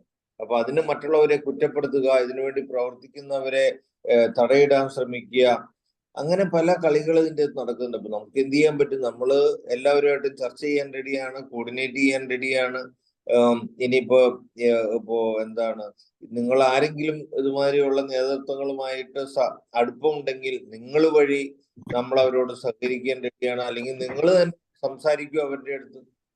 ഇപ്പൊ നമ്മളൊക്കെ ഇതിന്റെ അകത്ത് IFPHന്റെ വ്യക്താക്കളായിട്ട് കണ്ട് നമ്മളൊക്കെ തൊട്ടുകൂടായ്മയും കൂടായ്മയും ഒക്കെ സ്ഥാപിച്ചു വെച്ചിരിക്കുകയാണ്. ഇവിടെ മറ്റു സംഘടനകളിൽ ആരെങ്കിലൊക്കെ ഒരു ക്ലാസ് എടുക്കാൻ വന്നവരെ അവർക്കൊക്കെ എന്താണ് തൊട്ടുകൂടായ്മ പ്രഖ്യാപിച്ച് ശിക്ഷ പറഞ്ഞു വെച്ചിരിക്കുകയാണ്. അപ്പൊ ഇത് നിങ്ങൾ നേരിട്ട് സംസാരിക്കൂ, അവരോട് ചോദിക്കൂ, ഇങ്ങനെയൊക്കെ ഉണ്ടെന്ന് പറയുന്നു, നിങ്ങൾ എന്താണ് ഇതിനെക്കുറിച്ച് സംസാരിക്കാത്തതെന്ന് പറഞ്ഞ് നിങ്ങൾ നേരിട്ട് സംസാരിക്കൂ. എന്നിട്ട് മറുപടി നമ്മളോട് പറയൂ.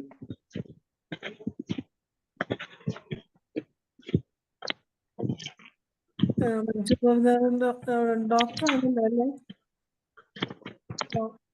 മഞ്ജു ഗോപിനാഥ് ഡോക്ടർ അല്ലേ? അതെ അതെ അതെ.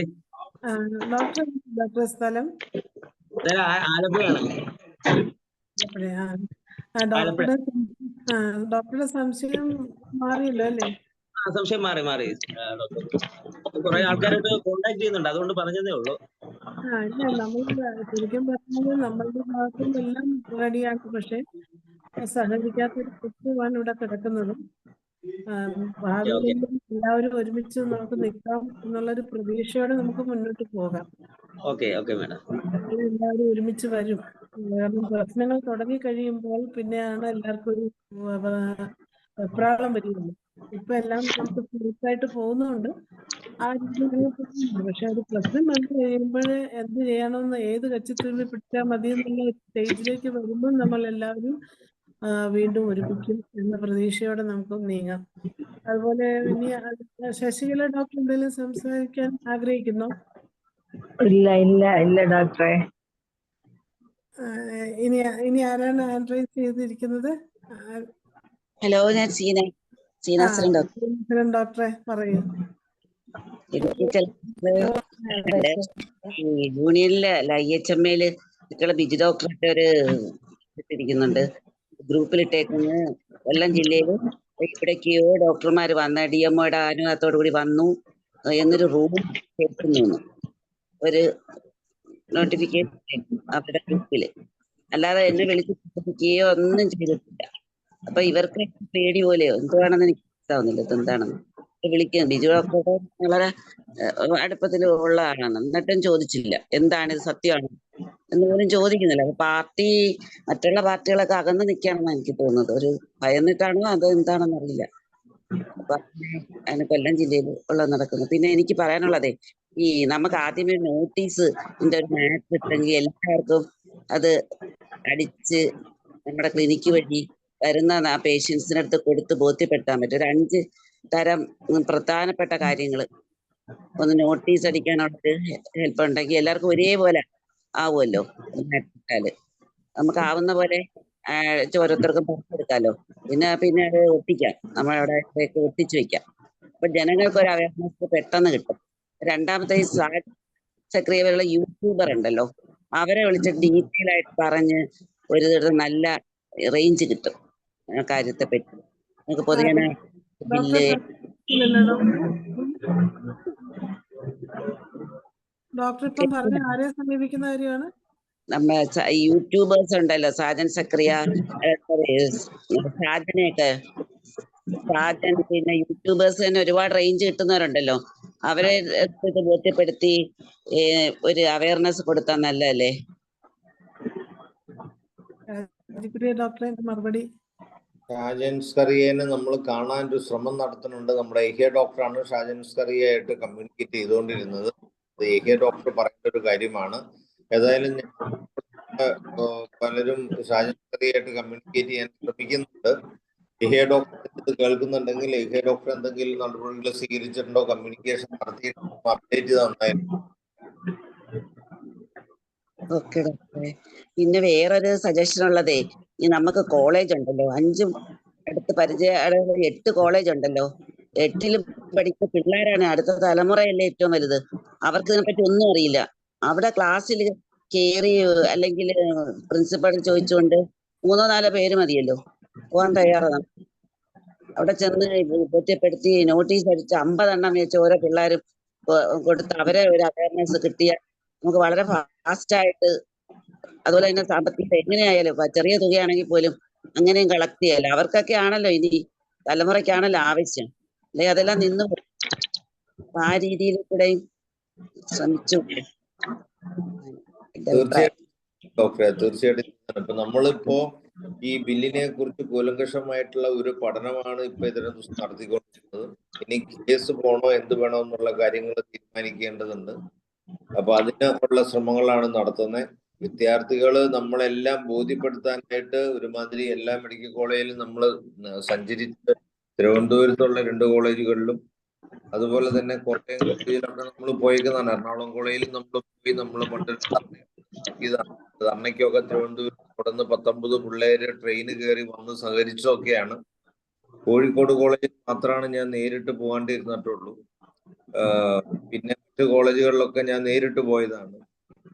അപ്പോ ഇനി വീണ്ടും പോകേണ്ടിയിരിക്കുന്നു. പല കോളേജുകളിലും നമ്മുടെ വിദ്യാർത്ഥികളെ രാഷ്ട്രീയ പ്രേരിതമായിട്ട് തെറ്റിദ്ധരിപ്പിച്ച് നമ്മൾ പറഞ്ഞത് അവർക്ക് ബോധ്യപ്പെട്ടാലും ഇല്ലെങ്കിലും അവരെ നമ്മൾ സഹകരിക്കുന്നതിനായിട്ട് തടസ്സപ്പെടുത്തുന്ന ഒരു സിറ്റുവേഷൻ നമ്മൾ കാണുന്നുണ്ട്.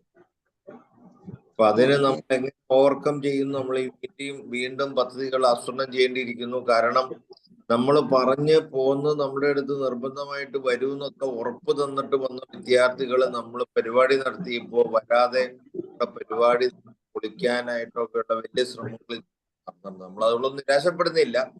ഇതൊക്കെ പ്രതീക്ഷ നമ്മൾ പോയതും. പക്ഷെ എന്നാലും നമ്മൾ പോയി അവതരിപ്പിച്ചിട്ടുണ്ട്. നമ്മൾ അവരുടെ സഹകരണം തേടിയിട്ടുണ്ട്. അവര് നമ്മളോട് സഹകരിക്കുക എന്ന് പറഞ്ഞിട്ട് പോലും സമയമായപ്പോ അവർ അതിൽ നിന്ന് വിട്ടുമാറുന്ന അവസ്ഥ ഉണ്ടായിട്ടുണ്ട്. പിന്നെ കോളേജിലാണെങ്കിൽ പലപ്പോഴും പരീക്ഷയൊക്കെയാണ്. അങ്ങനെ പല എക്സ്ക്യൂസസ് പറയുന്നു. പ്രിൻസിപ്പൾമാരൊക്കെ ഇതുമാതിരി പരീക്ഷയാണെന്നുള്ള എക്സ്ക്യൂസ് പറയണു. ഇനി ഇപ്പൊ പരീക്ഷയൊന്നും നോക്കിയിട്ട് കാര്യമില്ല. ഈ പരീക്ഷയൊക്കെ പഠിച്ച് പാസ്സായി വന്നിട്ട് മറ്റേ അലോപ്പതി ഡോക്ടർക്ക് റെഫർ ചെയ്ത് പാസ്സായി വന്നിട്ട് എന്താ കാര്യം? ഹെൽത്ത് ബില്ലിനൊരു തീരുമാനമാകുന്നത് വരെ അവരും ക്ലാസുകൾ ബഹിഷ്കരിച്ച് അവരുടെ പേരൻസ് സഹിതം ഇതിനു വേണ്ടിയുള്ള ശക്തമായ സമരമുറകളിലോട്ട് നമുക്ക് മാറേണ്ടതുണ്ട്. അപ്പൊ അത് നമ്മളിപ്പോ ഓരോ സ്റ്റെപ്പായിട്ട് വേണം പോകാനായിട്ട്. എല്ലാം കൂടെ ഒന്നിച്ച് ഉഴുതുമറിച്ചോ ഒറ്റ ദിവസം കൊണ്ടൊന്നും നമുക്ക് പരിഹാരമില്ല. ഇത് അടിവെച്ച് മുന്നേറി വിജയം കണ്ടതാണ്. ഇപ്പൊ ഏറ്റവും ആദ്യത്തെ നമ്മുടെ ശ്രമം ഗവൺമെന്റിനെ സ്വാധീനിച്ച് നമുക്ക് ആവശ്യമുള്ള ബുദ്ധിമുട്ടുകൾ പരിഹരിച്ച് കിട്ടാൻ നോക്കുക എന്ന് തന്നെയുള്ളതാണ്. രണ്ടാമത്തെ നമ്മുടെ ഓപ്ഷൻ കേസിന് പോവുക എന്നുള്ളതാണ്. അതുപോലെ തന്നെ പൊതുജനങ്ങളെ ബോധവൽക്കരിക്കുക എന്നുള്ളത് ഓപ്ഷൻ തന്നെയാണ്, തുല്യ പ്രാധാന്യമുള്ളതാണ്. അതിനുശേഷം വിദ്യാർത്ഥികളെ സമരമാർഗത്തിലോട്ട് ഒപ്പം തന്നെ പോവുക എന്നുള്ളതാണ്. ഇത് ബോധ്യപ്പെടുന്നതിന് നന്ദി. അതെല്ലാം നമ്മുടെ മനസ്സിലുള്ളതാണ്. ഇനിയും നമ്മൾ ഓർമ്മപ്പെടുത്തേണ്ടത് നമ്മുടെ ഭാഗത്ത് എന്തെങ്കിലും വന്ന് ശശികല ഡോക്ടർ ഒന്ന് മ്യൂട്ട് ചെയ്യണേ, ഇച്ചിരി ഡിസ്റ്റർബൻസ് വരുന്നുണ്ട്. ശശികല ഡോക്ടർ ഒന്ന് മ്യൂട്ട് ചെയ്തേക്കണേ. പിന്നെ അങ്ങനെയാണ് ഷായി ഡോക്ടർ, ഞാനൊരു സംശയം ചോദിക്കട്ടെ. നമുക്കിപ്പം ഏതായാലും സ്റ്റുഡൻസിനോടോ അല്ലെ ടീച്ചേഴ്സിനോടോ പ്രിൻസിപ്പലിനോടോ ഒന്നും ഇടപെടാൻ പറ്റാത്തൊരു സാഹചര്യമുണ്ട്. നമുക്ക് PTA വഴി പറ്റുമോ? PTA ആകുമ്പോഴത്തേക്ക് അവർക്കൊരു വാട്സപ്പ് ഗ്രൂപ്പ് ഉണ്ട്. അപ്പം അങ്ങനെ ഓരോ കോളേജിലെയും PTA നമ്മളൊന്ന് സമീപിച്ചിട്ട് അവരുടെ വാട്സപ്പ് ഗ്രൂപ്പ് വഴി വിവരങ്ങൾ അറിയിക്കാന്, പേരൻസും ഇത് അറിയത്തില്ലല്ലോ, ഡോക്ടേഴ്സും മാത്രം അല്ല, സ്റ്റുഡൻസും മാത്രമല്ല പേരൻസും അറിയണമല്ലോ. അങ്ങനെയുള്ള എന്തെങ്കിലും ചെയ്യാൻ പറ്റുമോ? ഇപ്പൊ ഉടനെ അല്ല, ഞങ്ങളുടെ അഭിപ്രായം ഇതിന്റെ അടുത്ത് മനസ്സിൽ തോന്നിയത് പറഞ്ഞു എന്നുള്ളതേ ഉള്ളൂ. ഇതിന്റെ അകത്ത് ആരുമില്ല. നമ്മുടെ ഇപ്പൊ പറഞ്ഞ പോലെ നമ്മുടെ മൗലിക അവകാശങ്ങളെ ചോദ്യം ചെയ്യുമ്പോൾ നമ്മൾ പേടിച്ചിരുന്നാല് പിന്നെ എവിടം വരെ പോകും? നമ്മൾ പേടിച്ചിട്ടുണ്ടെന്ന് അവര് ബോധ്യപ്പെട്ടാൽ നമ്മളെ കൂടുതൽ പേടിച്ചോണ്ടേയിരിക്കും. അപ്പൊ ആ പേടി മാറി വെളിയിൽ ഇറങ്ങാനുള്ള സമയം സമാഗതമായിരിക്കും എന്ന് എനിക്ക് എല്ലാവരോടും പറയാനുള്ളൂ.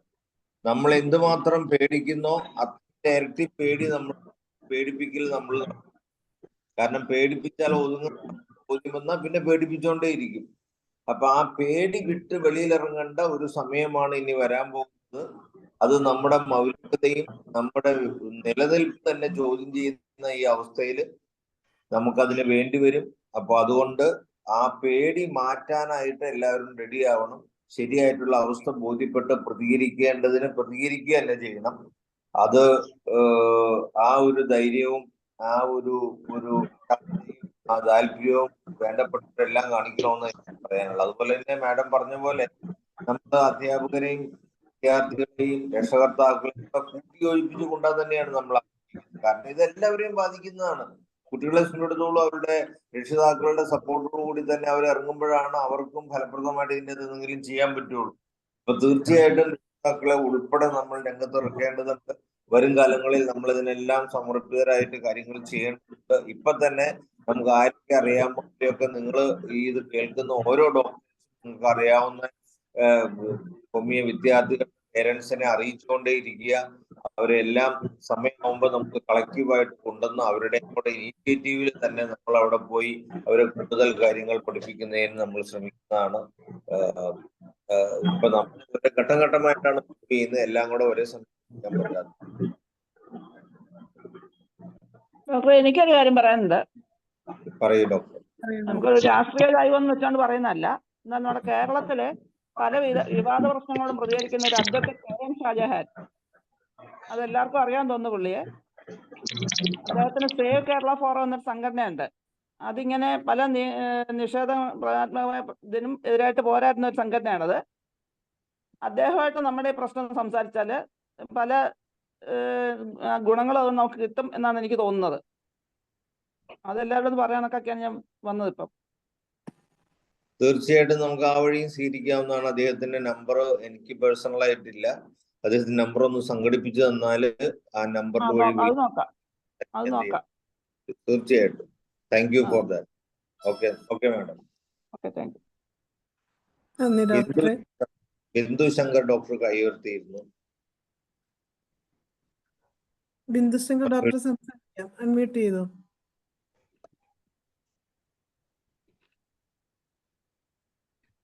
എല്ലാവർക്കും അൺമ്യൂട്ട് ചെയ്യാവുന്നതാണ്.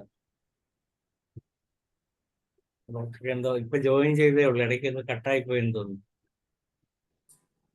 ബിന്ദു ശങ്കർ ഡോക്ടർ ഉണ്ട്, കൈ ഉയർത്തിയിരുന്നതാണ്.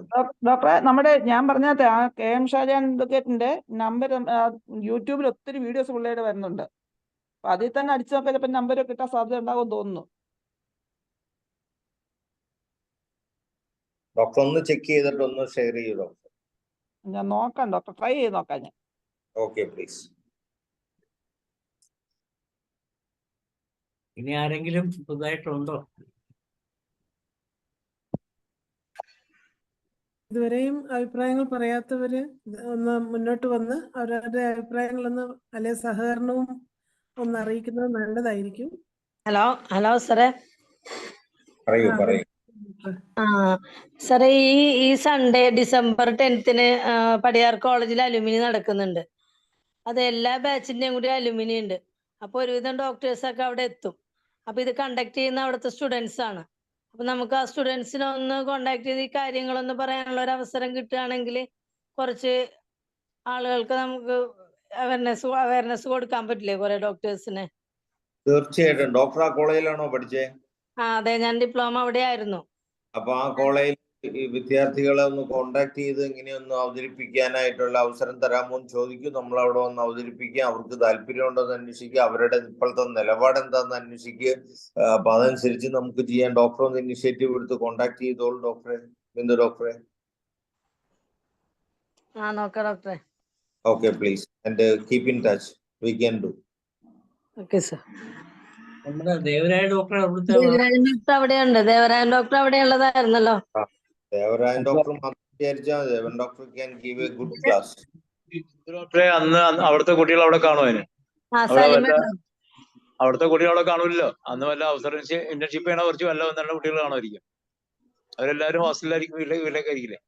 അല്ല, അവരല്ലേ സലിം ഇത് കണ്ടക്ട് ചെയ്യുന്നത്? അവരാണ് കണ്ടക്ട് ചെയ്യണ? അതായത് കുട്ടികളാണല്ലോ. അല്ല, അതെനിക്കറിയില്ല. ഞാൻ സംഘാടകരാരാണെന്നുള്ള അറിവില്ല. സാധാരണ കോളേജിന്റെ ആവശ്യമായതുകൊണ്ട് കോളേജ് നടത്തണമെന്ന് ഞാൻ വിചാരിച്ചിരിക്കുന്നത്. ഇല്ലില്ല, കുട്ടികളാണ് സംഘാടകർ എന്നാണ് ഞാൻ മനസ്സിലാക്കിയത്. ഓക്കെ. അല്ലാതെ അങ്ങനെയാണെങ്കിൽ അതിന്റെ കുറച്ച് പേര് കാണും അവിടെ. എന്നാലും ഇതിനു മുമ്പ് നടന്നപ്പോഴും കുറച്ച് പേര് ഉണ്ടല്ലോ. എന്നാലും കോളേജ് യൂണിയൻ ആണ് സംഘടിപ്പിക്കുന്നത്. College union. പറയുകയാണെങ്കിൽ അവര് അതിനൊരു അവസരം തരുമല്ലോ. നമ്മൾ സ്ട്രോങ് ആയിട്ട് ആവശ്യപ്പെടണം. അല്ല, അവൻ തന്നില്ലെങ്കിൽ അവനൊക്കെ പിരിവിനും പറയുമ്പോ തന്നെ നമുക്ക് പണി കൊടുക്കാം. അപ്പൊ സലിമുണ്ടല്ലോ, നമുക്ക് പോകാം. രാവിലെ ഓക്കെ, ഞാൻ വരാം. ഈ കല്യാണം വന്നിട്ട് പോകണം. ദേവൻ ഡോക്ടർ അവിടുത്തെ ഓൾഡ് സ്റ്റുഡന്റ് ആണെന്ന് ഞാൻ മനസ്സിലാക്കുന്നത്. ദേവൻ ഡോക്ടറെ ദേവൻ ഡോക്ടറൊക്കെ ശക്തമായിട്ട് ഇടപെടണം. ശ്രമിക്കാം. കാരണം ഡോക്ടർക്ക് അവിടുത്തെ ശക്തരായ സ്റ്റുഡൻസ് അല്ലേ? സഹാക്കളാണ്, തീർച്ചയായിട്ടും. അവിടുത്തെ സഹാക്കളാണ്.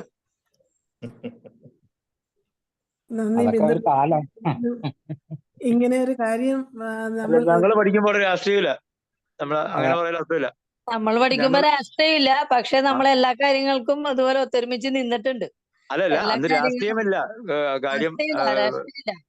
അപ്പൊ ഇങ്ങനെ അങ്ങനെ ഒരു ചിന്ത അവിടെ ഉണ്ടായിരുന്നില്ല. കാരണം ഞാൻ ഒരു ഡിഗ്രി കഴിഞ്ഞിട്ട് അവിടെ വന്നപ്പോഴത്തേക്കും ഞാൻ പഠിച്ച കോളേജിലെ പാർട്ടിയുടെ നേതാവൊക്കെ ആയിരുന്നുകൊണ്ട് എന്നോട് അവിടെ യൂണിറ്റ് ഉണ്ടാക്കണമെന്ന് പറഞ്ഞു. പക്ഷെ ഞാൻ സമ്മതിച്ചില്ല.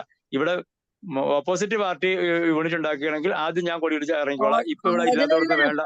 ഒരൊറ്റ രാഷ്ട്രീയമുള്ളൂ, സ്റ്റുഡൻസ് മാത്രം. എല്ലാ കാര്യങ്ങളും അങ്ങനെ അല്ല, എന്നോട് യൂണിറ്റ് ഉണ്ടാക്കണമെന്ന് ആവശ്യപ്പെട്ടു. ഞാൻ പറഞ്ഞു ഓപ്പോസിറ്റ് പാർട്ടി ഉണ്ടാക്കിയാൽ ആ നിമിഷം ഞാൻ ഉണ്ടാക്കിക്കോളാം. അതുവരെ ഇപ്പൊ ഇവിടെ കളക്കാൻ സമ്മതിക്കില്ല എന്ന് സ്ട്രോങ് ആയിട്ട് പറഞ്ഞാണ്. എനിക്ക് അനുഭവം ഉണ്ട് അവിടെ. ഇപ്പൊ അവിടെ രാഷ്ട്രീയമുണ്ട്. ഇപ്പൊ ഉണ്ട് നമ്മളോട് കാര്യം പറഞ്ഞു. ഇപ്പൊ തന്നെ രാഷ്ട്രീയമാണ്. രാഷ്ട്രീയത്തിന് അതീതമായിട്ട് ഹോമിയോപ്പതിക്കും മനുഷ്യനും വേണ്ടി നിലകൊള്ളേണ്ട ഒരു കാലഘട്ടമാണെന്നും ആവശ്യമാണെന്നും അവരൊന്ന് ബോധ്യപ്പെടുത്തേണ്ടതുണ്ട്. അല്ലെങ്കിൽ അവർക്കും ഇമ്പാക്ട് ഉണ്ടാവും അതിന്റെ. അല്ലെങ്കിൽ അവരോട് തിരുത്തി തരാൻ പറയൂ. അവരെ കൂടെ ബോധ്യപ്പെടുത്തി കൊടുക്കുക.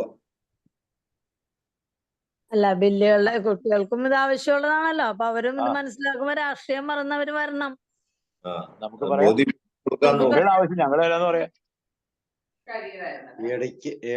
ഈ ഇടയ്ക്ക് അവിടെ SFIയുടെ നേതൃത്വത്തിൽ ഒരു പരിപാടി നടക്കി. ഡോക്ടർ നന്ദകുമാറൊക്കെ അവിടെ ക്ലാസ് എടുക്കുകയും ചെയ്തതാണ്. അപ്പൊ അത് രാഷ്ട്രീയമാണോ എന്താണെന്ന് അറിയില്ല. രണ്ടെണ്ണം കഴിഞ്ഞ അങ്ങനത്തെ ക്ലാസ് ജയകൃഷ്ണൻ നടത്തി. അതെ. ആ 2 വീഡിയോകളും ഞാൻ കണ്ടതാണ്. അങ്ങനെയാണ് എനിക്ക് മനസ്സിലായത്. ആ 2 വീഡിയോകളും കണ്ടതാണ്. പിന്നെ നമ്മുടെ പ്രകാശ് ഡോക്ടർ അവിടെ ഉണ്ടല്ലോ. ഡോക്ടറോട് കൂടെ അഭിപ്രായം ചോദിച്ചിട്ട് എങ്ങനെ നമ്മുടെ ആരെങ്കിലും അവിടെ പങ്കെടുപ്പിക്കാൻ പറ്റുമോ എന്നുള്ളത് കൂടെ നമ്മൾ അന്വേഷിക്കുന്ന അറിയാൻ പറ്റിയ പറയുന്നോടൊന്നും വിചാരിക്കരുത്. നമ്മുടെ അടുത്ത് ഇങ്ങനെ കളിക്കുന്ന ആൾക്കാരൊക്കെ അവിടെ ചെല്ലാൻ വേണ്ടല്ല. അവർക്ക് വേറൊരു ഫേസ് ആണ്. ഞാൻ ഇതായിട്ട് ആരും ആക്ഷേപിക്കല്ല. അവിടെ ചെല്ലുമ്പോ എന്നുള്ള രീതിയിലായിരിക്കും. എനിക്ക് പറഞ്ഞു പോണതാണ്. വേറെ വിചാരിക്കരുത്. എന്തായാലും നല്ലൊരു അഭിപ്രായമാണ് ബിന്ദുശങ്കർ ഡോക്ടർ പറഞ്ഞത്. അതും നമുക്ക് നല്ലൊരു അവസരവുമാണ്. നല്ലൊരു അവസരമാണ് നമുക്ക് ഉപയോഗിച്ചാൽ നമ്മൾ ഡോക്ടേഴ്സ്. കാരണം എല്ലാ ബാച്ചിലെ സ്റ്റുഡൻസിനെയും കൂടെ വിളിച്ചിരിക്കുന്നത്. അലുമിനി എല്ലാ ബാച്ചിന്റെയാണ്, ഓരോ സെപ്പറേറ്റ് ബാച്ചിന്റെ അല്ല, ഓൾ ബാച്ചസ് ആണ്. അപ്പോ ഒത്തിരി ഡോക്ടേഴ്സ് ഉണ്ടാവും. ഇതിലേ ഒരു കാര്യം നമുക്ക് നോക്കാം. ഇത് യൂണിയന്റെയോ അല്ലെങ്കിൽ കോളേജിന്റെ ഒരു ആവശ്യം, കോളേജിന്റെ ആവശ്യം യൂണിയനെ കൊണ്ട് ചെയ്യിപ്പിക്കുന്നതായിരിക്കും. എന്തോ ഈ നാക് അക്രഡിറ്റേഷൻ ഒക്കെ വേണമെന്നുണ്ടെങ്കിൽ ഓൾഡ് സ്റ്റുഡൻസിന്റെ യൂണിയൻ എന്തൊക്കെ വേണമെന്നുണ്ട്. അപ്പൊ അങ്ങനെയാണെങ്കിൽ ഇവർ അതിനോട് എതിര് നിൽക്കുകയാണെങ്കിൽ നമ്മൾ ഒരു പരിപാടിക്കും പങ്കെടുക്കാതെ നമുക്ക് ഇറങ്ങിപ്പോവുകയോ അല്ലെങ്കിൽ ബഹിഷ്കരിക്കുകയോ എല്ലാം ചെയ്യണം. അങ്ങനെ ഒരു നിലപാടെടുക്കാം. വേറൊരു ഇതില്ലേ ഡോക്ടറെ, നമുക്ക് IFPH എന്നുള്ളൊരു പേര് പറഞ്ഞാൽ ചിലപ്പോ ആരും വരൂല്ലെന്ന് എനിക്ക് തോന്നണം. നമുക്കിപ്പോ അങ്ങനെ പറയണ്ട.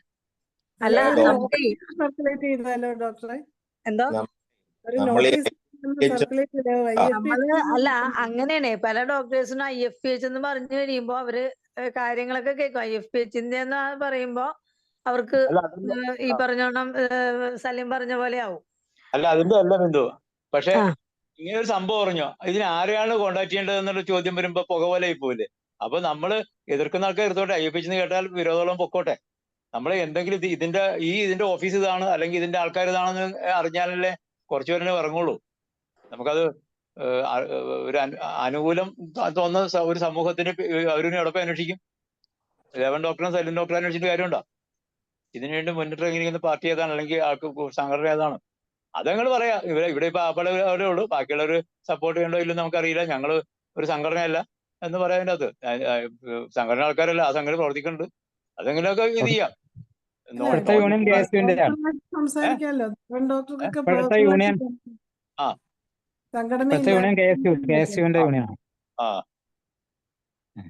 ഏതായാലും നല്ല രീതിയിലുള്ളൊരു ചർച്ചയാണ് ഇന്ന് നമുക്ക് നടന്നത്. ഈ ചർച്ചയിൽ സജീവമായി പങ്കെടുത്ത എല്ലാവരെയും നന്ദി അറിയിക്കുന്നു. പ്രത്യേകിച്ച് Devan doctor, Sreedharakurup sir, Eliya major doctor, Shaji Kudiyar doctor, Manju Gopinath doctor, Nisha doctor, Bindu Shankar doctor, Saleem Kumar doctor, Prashobhan doctor, Dhanesh doctor, അങ്ങനെ ഈ എല്ലാം സജീവമായി പങ്കെടുത്ത എല്ലാവർക്കും നന്ദി അറിയിക്കുന്നു. ഇനി പ്രത്യേകിച്ച് ആർക്കെങ്കിലും എന്തെങ്കിലും പറയാനുണ്ടോ? ഇല്ലെങ്കിൽ നമുക്ക് സമയം ഇത്രയായി. ഷാജി കുടിയർ ഡോക്ടറെ, ഇനി വൈൻഡപ്പ് ചെയ്യാനായോ? ഇല്ല, വൈൻഡപ്പ് ചെയ്യും. ഒന്നുമല്ല, ഇന്ത്യൻ നേടിയെടുക്കേണ്ട കാര്യങ്ങളാണ്. അപ്പോ ഇനിയിപ്പോ പ്രത്യേകിച്ച് ഇപ്പൊ എല്ലാവരും അഭിപ്രായം പറഞ്ഞല്ലോ, നമുക്ക് ഇത് കണ്ടിന്യൂ ചെയ്യാം. ഓരോ കൂടെയുള്ള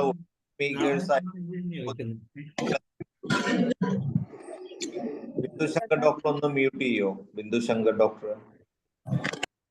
അപ്പൊ അതിനു വേണ്ടിയിട്ട് നമ്മള് ശ്രമങ്ങൾ നടത്തുക.